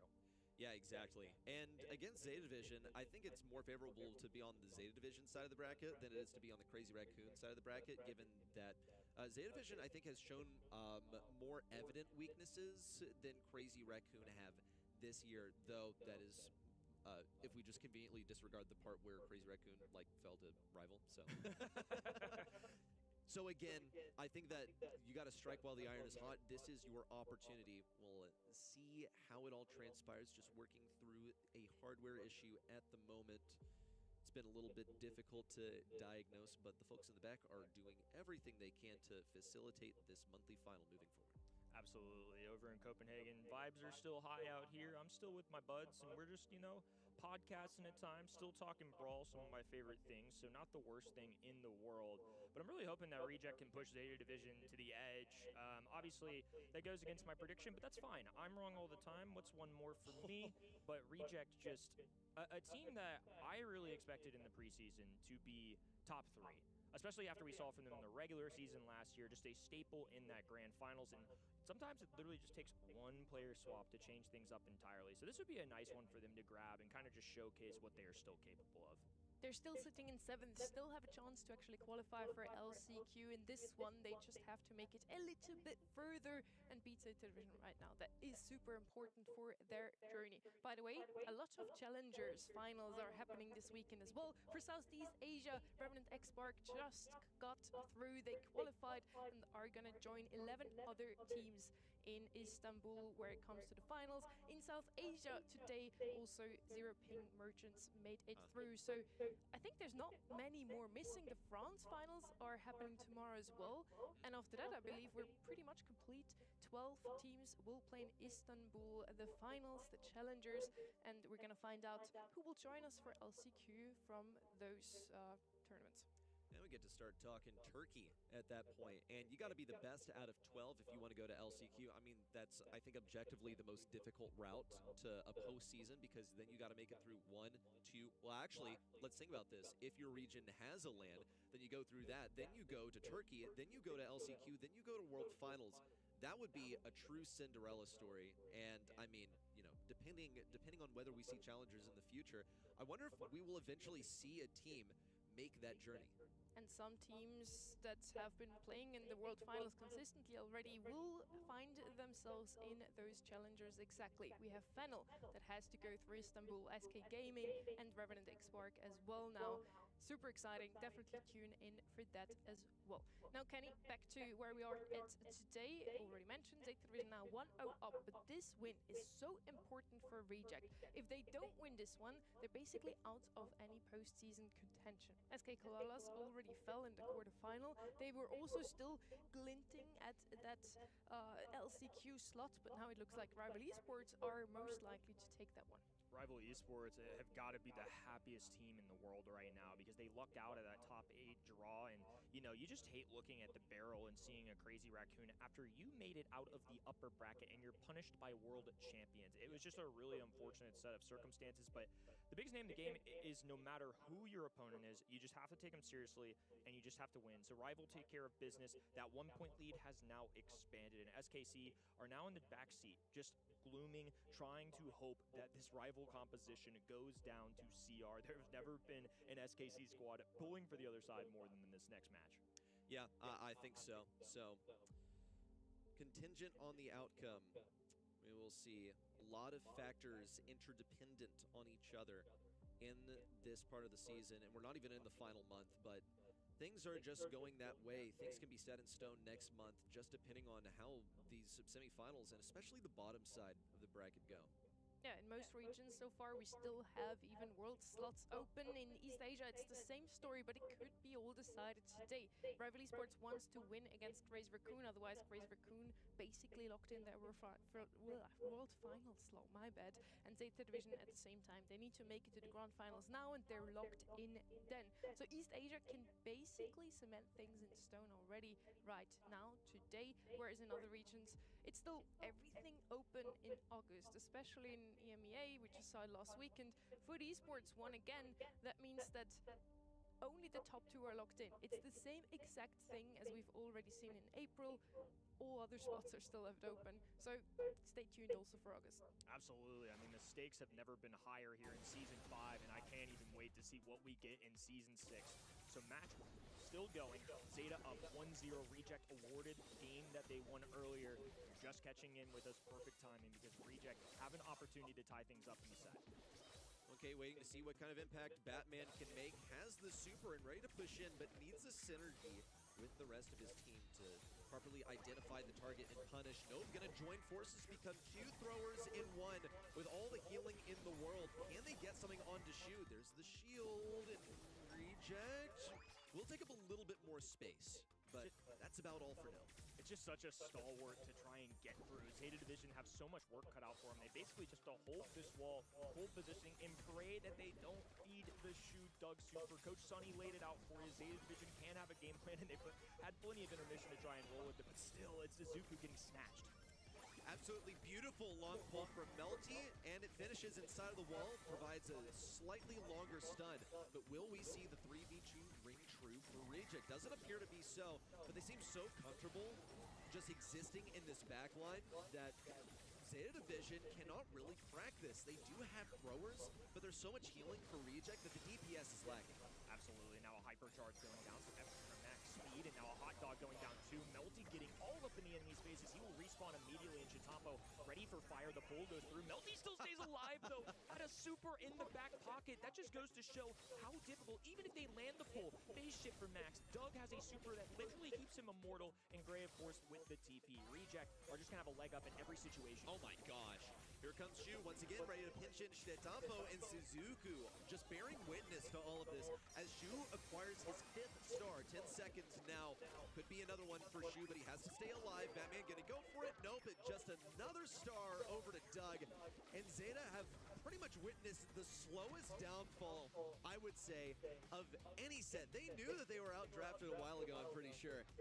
And now we have seen the conclusion. Reject will finally get their hard-earned set victory after this Doug and Gray composition that I honestly can't even believe made it through the draft phase. Stats are going to be out the window because of the reset, but I think if I remember right, it was 0-0 for both of those game scores for Zeta, right? That's pretty crazy, especially considering the tenure that roster has in this region, if not the world. I agree. I think it's just really they had no entry point. Yes, you have a couple throwers, but there's not enough damage. It's one of the criticisms of Sirius. I think in a lot of ways he's really just a defensive brawler because you can spawn those shades. not really going to be doing much for you when you're facing piercing brawlers. You'll see it once again, though. Melty is just like putting on a masterclass. Gray is one of his just most relevant brawlers, one of his most well-known brawlers, and you empower this guy with a hypercharged hot dog, he'll absolutely wreck house. In the end, Gene wasn't enough to turn things around. Usually a guaranteed kill, but it was more than just one kill that their opponents were ahead. Blue Star was really crucial here for Reject as well, picked it up with the Max, and after that, they were basically just trapped in spawn, but felt super comfortable in spawn. So maybe not trapped, more like hanging out in spawn, you want to say. Yeah, they did a super good job at just letting their opponents come to them, fed super off of them. Really well played by Reject. So now we're heading into Dueling Beetles. This one is now Reject's map pick. They just won on a map actually that they won never in scrims. 0% win rate for Reject, and they just smoked Zeta Division on it. I'm honestly stunned. It's super well done by Reject. Absolutely. I mean, it's just one of the trends that we're starting to see. It hasn't been an overwhelming advantage, and you're even seeing this month that players are very clearly prioritizing across all of our regions having that brawler pick over that map ban. And I think that's part of the influence too. I mean, the stats just reflect it. Im's coming out immediately, so Dueling Beetles, keep an eye out. If you see Im's, Gray should be attached in your mind, and Zeta Division sure do love a Mortis, and I didn't see it in the ban stage. Okay, Mortis clocked. He is in the back of our heads. How is he going to be supported? Also, could be coming up on this turn.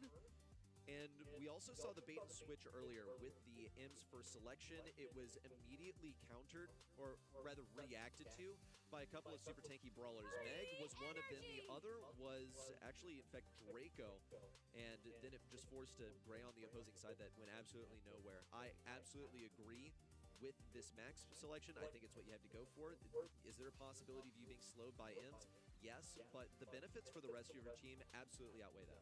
Yeah, Max is open, Max is going to get picked up. I think this pattern is something we're going to see quite often today. She was global banned for the most part today, so even sliding through the bans at this point is super surprising to me. Picked up as first pick, as already said, quite a good option. Now we're gonna go with Pierce here. That comp, just looking at it so far, doesn't make a lot of sense in itself, I believe, because usually once you just open up the map with Pierce, but with Max now being able to heal your teammates, always going back into the back lines, she can heal up that Pierce standing in the bushes, maybe a Griff or a Pearl again. Griff is actually banned out. Pearl maybe as last pick for the side of Reject to make sure that that Pierce has an even better matchup, an open map for him. I think this comp can work out quite wonderfully. There's the Gray, and I'm wondering if they bring out something like a barrier, a thrower here, or if they pair it with one of those assassins or tanks. Nobody's dared to do that in this draft specifically quite yet, but Zeta Division have definitely messed with a lot of them in past. Obviously, I've mentioned the Mortis several times, but Draco, Frank, even Mina is big in this region as well, so I'm curious if they add their flair of aggression, because I think if you go thrower here, you're kind of locking yourselves into a 4-5 turn that's quite awkward. I think so, also. So, yeah, let's consider that one. Final selection for Zeta Division. Need to be accounting for the possibility of a thrower. Edgar is going to be the necessary aggression to deal with that. You have a couple of jumps that you can make use of. And with the Indestructibles in play and no wall break so far, also the, I guess, denial of wall break with that Griff ban, I think that Edgar should be a pretty solid selection here. It is going to take an ammunition for Levi to be able to use the Pierce gadget that blasts people away, and I feel like even in the face of an Edgar, it might not even be worthwhile to do that, just to take your extra ammo instead. Instead, reserving the last pick for something that's going to repeal the Edgar. I would have honestly liked to see Pearl come out of Zeta Division here themselves. They could have broken open the map, therefore also throwers wouldn't make a lot of sense. Plus, Pearl is just so good right now into the Max on the other side. They have nothing really to account for that. The Edgar's gonna have a tough time into the Pierce if he plays the repelling gadget into Max, if she decides after all to go for the phase shifter. Now on the right side, we have Shade come out here. They also want to capitalize on a map that isn't gonna be broken open. The Pierce isn't gonna have the best of times now on such a closed map, but overall good comp from Reject. I kind of favor that one.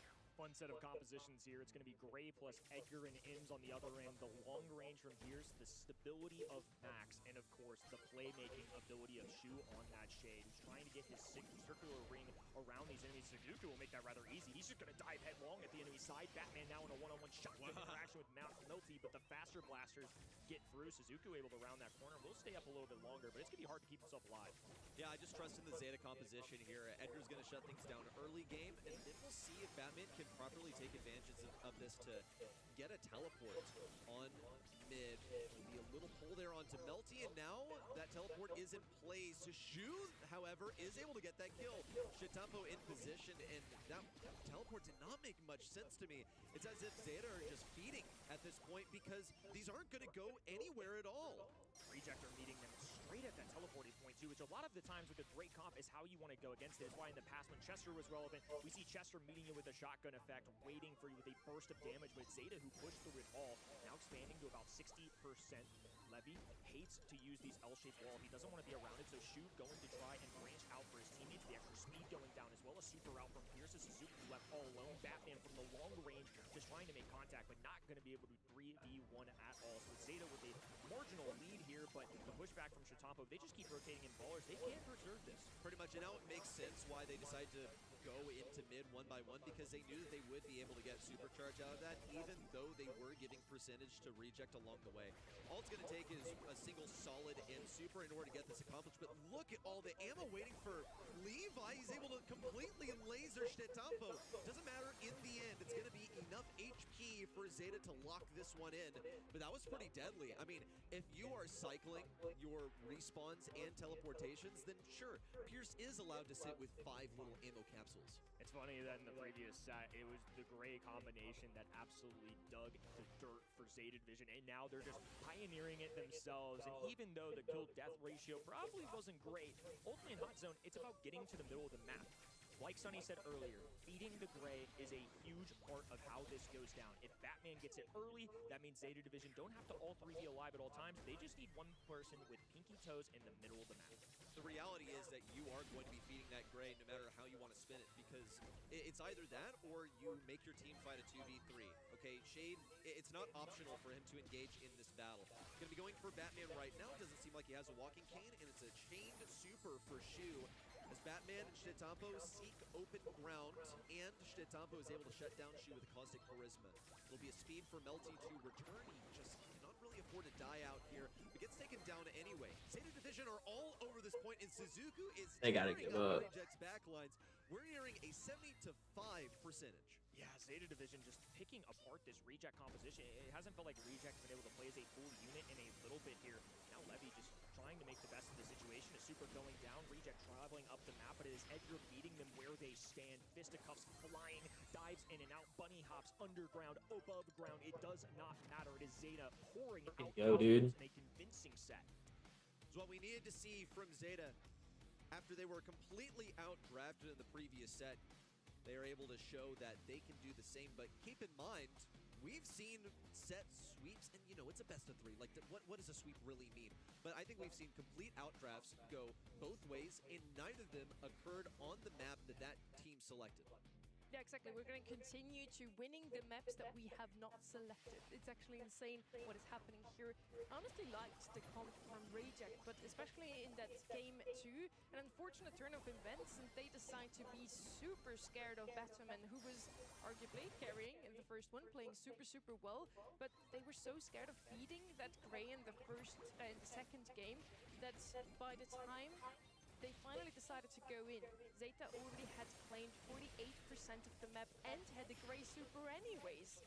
And this is usually where the Gray comp will shine the most. So after that, it was just smooth sailing for them, 107% in the end. So Reject played a bit too hesitant for me in that one, especially Shu.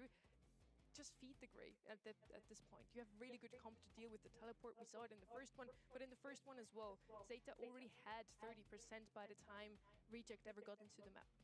You saw it in that first game, but just Levi had a plethora of bullets on the ground, just able to add into the additional ammo. That 479 DPS really showing there in the stat line. Despite all the kills, again, it really is all about getting your team into that hot zone, and that's one of the unique things that Gray can bring to the table. Especially with that M super, you get a little moment of just breath work. You can activate the super, and then obviously, depending on star power choice, you go with the one that heals you, so you can try and stay up and preserve your life as long as you possibly can. And like Sonny said, in that game number 1, they had enough of a lead to where they could just hold on. They coasted the rest of the way through. It got to the 90s, but nonetheless, just enough built off in the early game to just kind of hold on. It was kind of funny to witness Zeta pretty much going one by one, and I'm just thinking, what are we even doing here? They're getting instantly vaporized the moment that they appear on the point. But it makes sense if you can get a single shot off and you're against an entire team that you're able to hit them all with your single shot, then it sort of works out, even though it was a narrow percentage that they won by in game number 1. Even more so than game 1, Zeta Division has gotten a pretty decent lead, so even just cycling deaths is going to be enough for them to take the game. In the second one, the adaptation from Reject isn't to therefore make sure they get some percentages in the game at the very beginning when Gray doesn't have his TP set up. Instead, they try to really not feed the Gray, and they're super scared. Zeta wins. This can't happen again. Reject, you have what it takes to turn things around here, to still be in contention for that LCQ slot. This is, again, Zeta Division's map pick, so therefore Reject is going to win, right? That is how it's been going. I'm looking out for Cordelius here, particular on this map as well. Zeta Division, it's one of the unique ones they've used as an anti-tank kind of brawler. Obviously, been used to seeing them use those aggro brawler, and of all teams, they're one that are prone to using the Naja every once in a while, so there's a little bit of control in these fellas. Yeah, could see it, could go to Reject's territory and fight them on their own terms. It's a first selection of Shade. What could possibly have happened in the bans to permit this? Okay, and they're like all Shade counters, so hey, it makes sense. But there are other ways to deal with this. I mean, we can break walls open other ways. Colt is entirely viable. He's like just outside of like the front of the meta right now, but you may just have to break walls if you really want to be able to deal with that. Yeah. Breaking up the map definitely makes sense into that Shade. Once again, by the way, global bans aren't featuring Star Nova, therefore every single time Reject has lost pick here, they have to expend one of their regular bans just for this one brawler. A bit unfortunate here, Zeta Division gets first pick again. Now, Shades into Pierce and Cold. You'd think that Pierce and Cold have matchup here, Kenny. On the left now, still with a couple of ranged options open. Max would have been the perfect answer, but she's actually been banned out, so maybe Reject saw this coming. I'm not sure what Zeta Division end up doing here, because Colt's going to be an excellent architect. He's going to break open this entire map with either the Bullet Storm or the Silver Bullet, and then Pierce can just line up shots. If shots are landing properly, that's where the right-hand side can shine. But here's that Naja that I was talking about, and maybe Zeta Division were just planning for this. If Shade, then they do this, but we'll have a Naja in the back heels. Clearly, it's a brawler they're confident in, but no matter how you spin it, I don't think this is easy pickings for the Shade. It's going to take him a little bit to charge that super, and until he does, he's a non-factor in the game. Well, another thing I would say is just like the way that Pinball Dreams plays is you have a couple of side lanes that are important to break open, and you're only going to be able to get rid of one of them for free as Colt. So that just means that Shade's going to have to sit behind the other side, essentially, and be this threat. I think also there's just like big snowball potential with Shade. If you can get a first interaction your way, then you're able to get a goal off of that in the early game. Pinball Dreams is not necessarily like the characteristic map for that to happen, but I still see it as a strong possibility. Melty's going to have to do really, really well on this Colt, and also I think Zeta Division are just going to have to get lucky, basically, that they don't place the Shade on the Colt lane to boot. If I would have had to guess, I would have again said Brawl here, helping out the Colt, opening up the map would have been a good answer also into Mina, but I'm fine with Mac too. Recently buffed up, she's been shining so far in every single monthly final, picked up amongst one of the most picked up brawlers overall. Heading into set 4 now. Can Zeta Division close it out? A big moment in the Rejects season. The chapters are running out, and if they want this storybook to continue, they are going to have to get a shutdown in Shitampo. It's a panic kick over to the right-hand side as Shu just has to fire one down the middle. Batmans can still soup this up, though. Shitampo doesn't quite get the ball in time, and even if he did, I think he was going headlong into something like Levi and Melty, so I'm not sure that was a guarantee either way. Yeah, I think he just wants that hypercharge. You can even see he's like not hitting some of the crits so he can get even closer to it. And he's gotten exactly what he's bargained for. That plus the super just before the ball is scored. 36 seconds in, it's already a goal for Zeta. They might be able to bring us to match point lickety split. Let's see, Stetampo making a beeline for the back lines and should be able to get a double kill onto Melty. Make that a full team wipe for Zeta. They get this one accomplished nice and quick. So much for Shade being a non-factor. That's crazy. They still got him up and running in no time. That engine was moving. And Shade able to get some super kills. I mean, that's really impressive considering that this squad on the other end outranges him by a mile. But the hard part of this is Zeta Division can get up and running so much faster. They require a huge wall break here. Reject immediately have to fall on their back heels just to get the sheer amount of HP up the middle of the map. Love the wall break from Melty. It doesn't necessarily deny the lane right off the beginning of the game, but it does help them from getting snowballed by Zeta, which was really the risk facing this Shade. They're going to land their shots nice and accurately, which was part of the difficulty in game number 1, is that Colt was not really able to do much besides break the wall.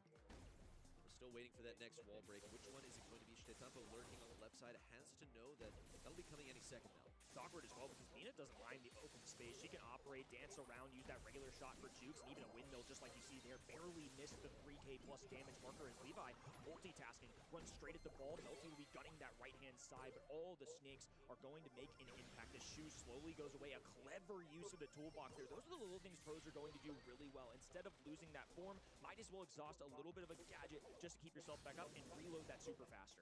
Min-maxing the HP as Meg, but still taking a lot of damage. You have to note that. Also, make note of the fact that Melty decided to break open the enemy goal. He's not even really thinking about the right side, and Stetampo isn't thinking about it either. He's still decided to go on this left side when he's offered a meager 2 walls, just because he knows that he has the dodges to weave into range. Goes for the long arms, but it doesn't really go the way that he wanted. Those danger noodles from Batman are going to be helpful in moving forward. They're pretty much buying time for Stetampo to get forward again, because in these walls, he's going to absolutely thrive. Shu just dwindling away, and now Zeta Division are pouncing. A hypercharge going down for Levi, and he knows he needs every ounce of it, but even still, not enough. An awkward kick to that left-hand side, maybe anticipating that Shu is close to a super, but Suzuku still in position. Now a pass away. Awkward little dribble here as he dishes it over to Batman. Batman going towards Stetampo. Stetampo in the back line, looking to shred through every single member. They're just padding the stats at this point. It's a Zeta team wipe and an easy knock through with 30 seconds on the clock. Reject are going to have to sprint down this map. Gonna have to spring into action immediately, and they have a couple of hypercharges to do so, but no super to pair it with is the biggest concern. Melty now forward, immediately poison, and there's not really much he can do. The ball's positioned forward for Shu to pick up. Stetampo wants to clear it, can't get it. In fact, Shu might be able to walk this in. Suzuku doesn't.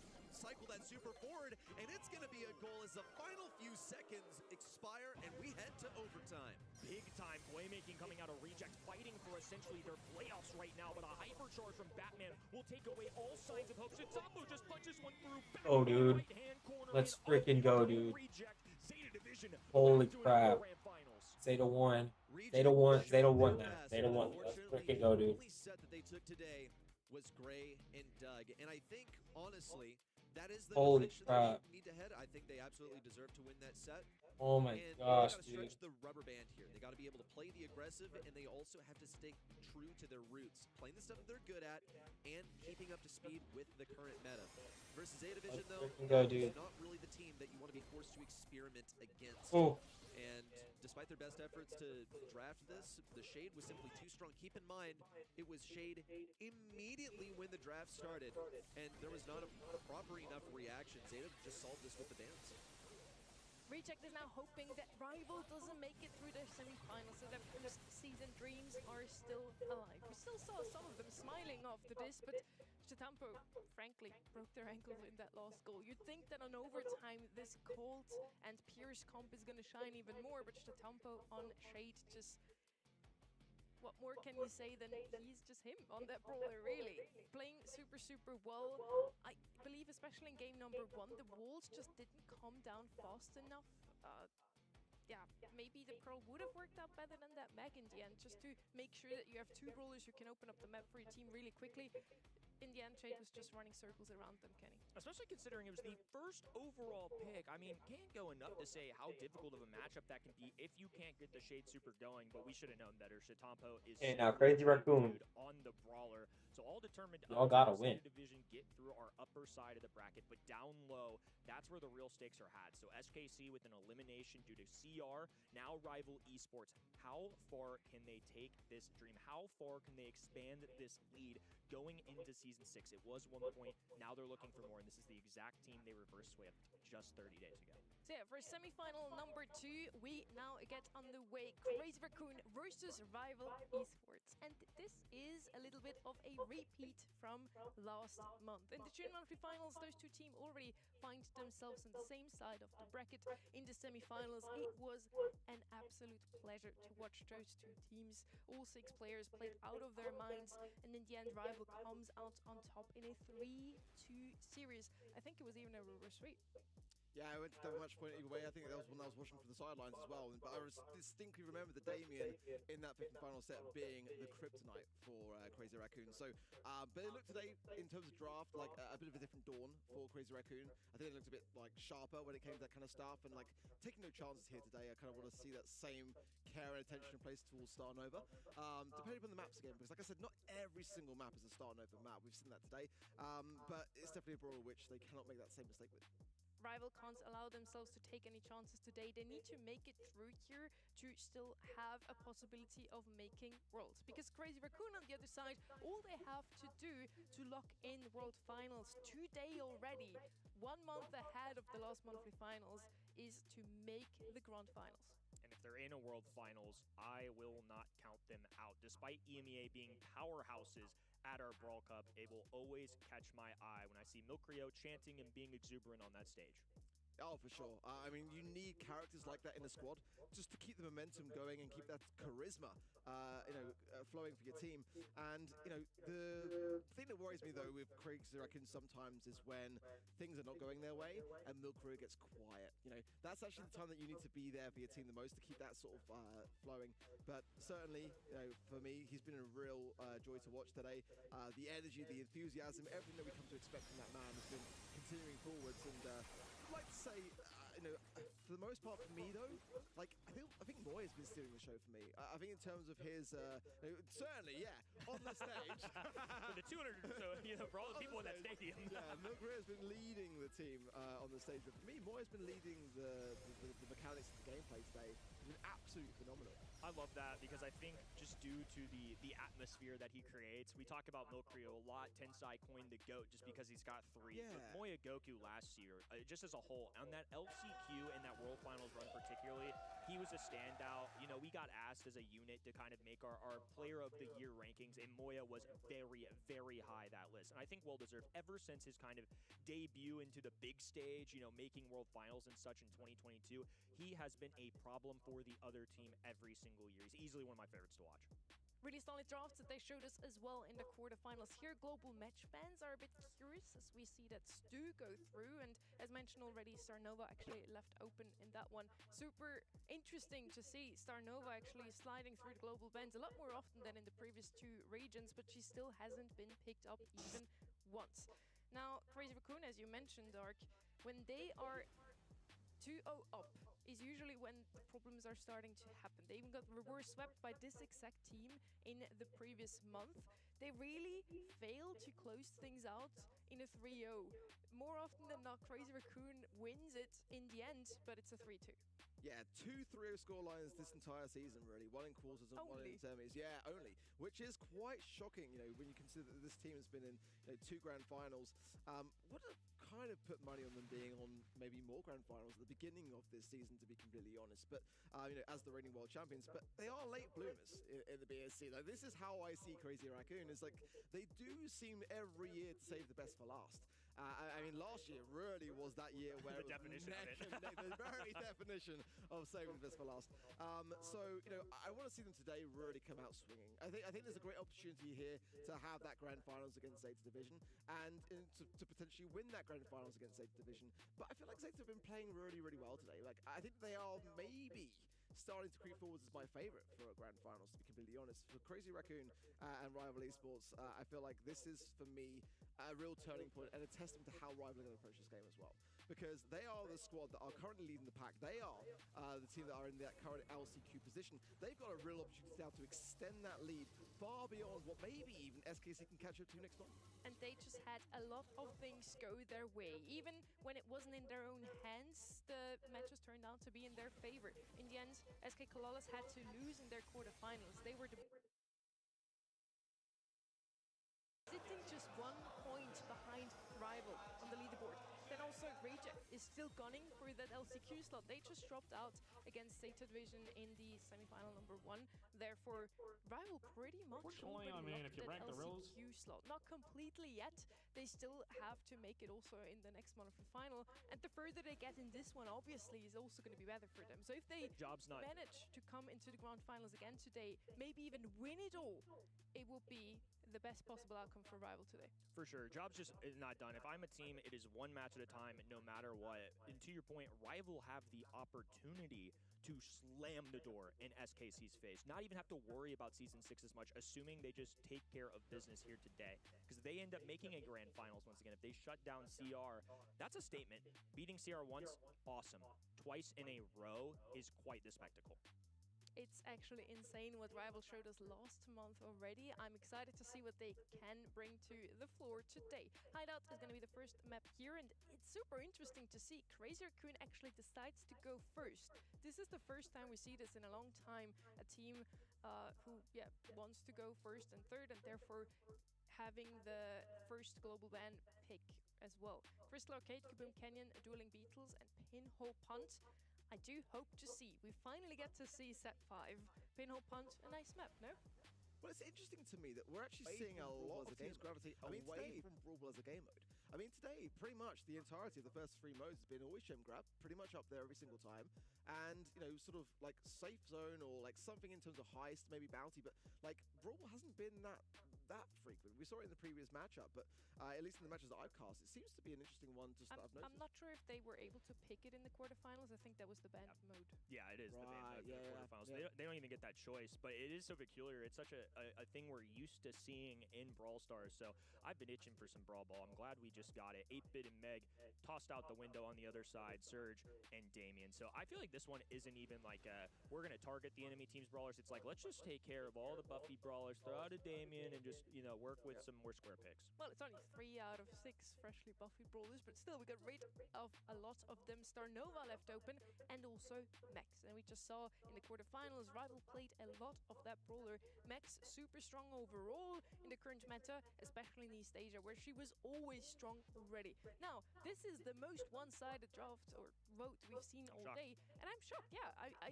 didn't expect this, honestly. I don't know.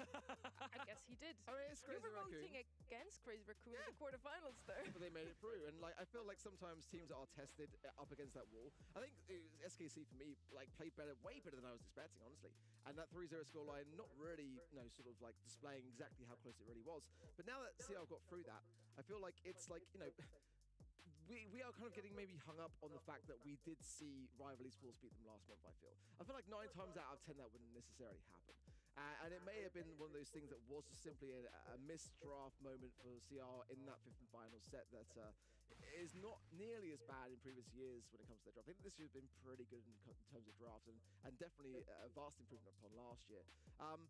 Definitely, I think that it's not fair as that scoreline of a 95-5. I think Rival Esports deserve more credit in that poll for sure. But I think it's like pretty fair to me that CR playing on home turf, you know, and the crowd are on their side are going to have that advantage. Yeah, they're just playing a different game on stage. They're already really good online, but when it comes down to playing in person in front of a live audience, Crazy Raccoon usually comes out to play. They also won the World Finals last year after not having the best of seasons. So first map now, Hideout. Yeah, Max is definitely going to be a factor here again, potentially banned out by whoever has last pick here. Of course. I think anytime we see those Buffy brawlers, the ones that do manage to escape the global ban phase, I think it has to be a factor, and particularly in this region too. It's got a lot of history to it. Players love to utilize the mechanics on Max. It's one of my favorite kinds of metas that we have. Anytime Max is showing up, I just think it makes for more flashy plays, some interesting synergies. I'm really excited. I hope we do see it. I kind of would say that I haven't seen it banned, honestly, because it's just too dangerous, I think, in the current meta right now. I mean, when the Buffy's Brawlers came in, I immediately saw in the data, like, that Max was just getting so much of a play rate, pretty much everywhere. Now we're starting to really see why. That versatility coming forwards. I mean, your gadget choices are really quite varied in what you can bring to the table. And just with every Brawler now with a Buffy being so dangerous, being able to really just charge down your opposition has never been a more dangerous prospect. So I love to watch it, who doesn't? But I kind of hope that both teams is at least heavily considered when it comes to those bans.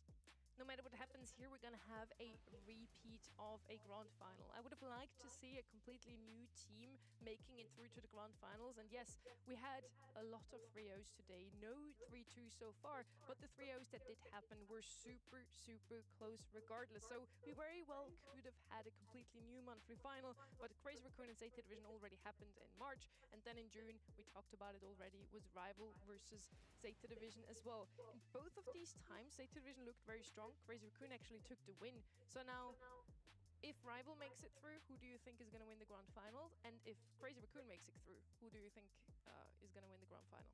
I think I want to pick Zeta Division. Like, in my heart of hearts, they played last month really well. Maybe the interview that Mameshi had was true. Maybe they've just stumbled into something here, but I can't unsee CR, and I feel like they're just always around. I feel like there's not really a scenario where CR get swept. And sometimes Zeta Division enforce their will on the opponent in a way that the drafts can get out of hand. You can get away with going double aggro against other teams, but CR are equally skilled, equally mechanic. I want to feel this one out. I don't want to lock myself in, but coming into today, my heart was more resting with CR. As was mine, like that was the thing that I think that we were pretty united on coming into the show. I mean, CR just look like they are the more dangerous team, but I think as the course of the show's gone on, maybe I'm slightly favoring Zeta somewhat. It's kind of hard to say. It's a very 50-50. I think that one thing that is set in my mind is that Rival, if they make the grand finals, I don't know. They have to at least do better than they did last month in that regard. Like, they have to have learned that lesson. If they don't, then it's just kind of like the same old story, right? So I hope for Rival to have that sort of breakout month. I mean, I think that in terms of the storyline, that is the best possible outcome, is that Rival make the grand finals and win the whole thing and just blow the entire competition out of the water and make us go, oh, actually, looking ahead, like, they are now really in that kind of top 2 category, and where's the third? It's always going to be fluctuating, but I think CR for me, it's hard to vote against them. Okay, so you both go with CR. For me, personally, I think Zeta Division have been looking better in the June monthly finals already. They've been looking super strong today, so I'm slowly also heading over to that prediction, actually. And maybe we're getting hung up a little bit with how strong Crazy Raccoon is at LAN events, which is true, but maybe not today. Maybe today is actually Zeta Division's time. For the first time at every LAN, they could do better than Crazy Raccoon. We're now gonna head into our map number 1 hideout.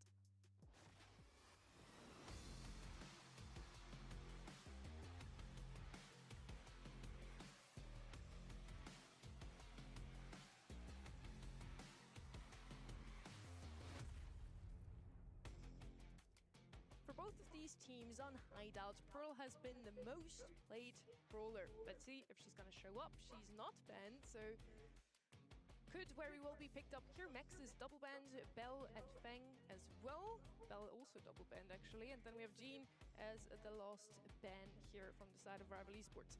Now again, Pearl could be an option here. I like Brock on a map. I like this one as well, left open too. And one of the Buffy brawlers, the only ones who's still in play. Curious to see what this first overall pick is, because I think Max is such an easy click if available, but obviously out the window. And at least when watching, Rival haven't really been a blue star kind of team, so I wonder if CR dare to go something like a Mortis or an Edgar just to ensure they can get their hands on that, because otherwise you really are playing the defensive end. Either you're winning the blue star race or you're going the exact opposite and countering the blue star player. I wouldn't mind a Kaze for that same reason as well, to be honest. It's especially in this region, one that Crazy Raccoon love to kind of go towards. So if it's not picked up here, Rival might want to heavily consider whether they kind of do go for that very sort of similar thing. And we shall see whether that means that we might really be getting the data. The players could very well still be drafting this through, so we should absolutely still be going through the motions of it. But I think Mina, definitely really dangerous prospect in these kind of scenarios. But save for brawlers for wall break. I think Hideout especially is one of those maps and modes where you've got to be so aware to like the idea that you might be playing with no walls whatsoever. So like, do you play for that long game or not? We may have a couple of issues, but we will check in with the players regardless to find out what's going on. Personally, I would probably go with Pearl or Brock first pick, because then you also leave the option still open to pick up one of these blue star brawlers later on without getting counted out too heftily. Pearl is doing such a good job into the Kaze arc, as already mentioned. The Mina as well. Mortis has been showing up quite often today already. So I think if Pearl is left open, she is going to be the brawler you want to pick on a map like this one. With Bell out of the way, we also have one of the most picked brawlers today on Hideout. Band too. Max still left open with a healer in the back. Chloe maybe could also work. Yeah, very interesting. We'll keep you all updated on tabs for the draft as well. Looks like players are still up and running, so we'll find out what these selections end up being. But it's a rematch, and at this point, it is CR looking for revenge. It's rare that they get to say revenge, because oftentimes they are one of the winners in this region, but Rival got the better of them just a month ago. It was a 3-2, went the distance as well, and on a map like this, on a Hideout, there's definitely potential for big plays. This is one of the maps that CR ended up winning throughout their World Championship run. It's one of the ones that stands out in my memory, so I wouldn't be any more scared than I would be right now as Star Nova goes down here, so that's a fun one alongside Byron, and I believe a Naja up top as well. Few swipes going through, but it's going to be CR with a small lead here. Yeah, good to see brawlers like Brock and Carl, certainly for the wall break. Sora there almost got a nice connection down to Moya. Moya's going to survive on though, especially as he needs to be able to support Tensai here. He's on a bit of a tear. Nice gadget use as well, as a little bit of an evasion tactic. Big swipes out to use pin also, and doesn't seal his demise too. Rio didn't jump away there, and the heals run up from Moya to get him back out. That's crazy. Starnova with a lot of stars on that noggin, and it's 9-3, so of course going to be making their debut in this month. Took an entire weekend off in our previous, and finally East Asia is where it is going to show up, as Ryohei is holding on to a hypercharged super. It's definitely somebody they have to keep their eye out for. There's the Pearl that Sunny mentioned a little bit earlier. Actually, a lot of the common culprits, no telling on what the order of operations was for these brawlers, but all really solid ones at that. I don't know, like I said, what was the 1, what was the 6th, but nothing crazy here, I would say.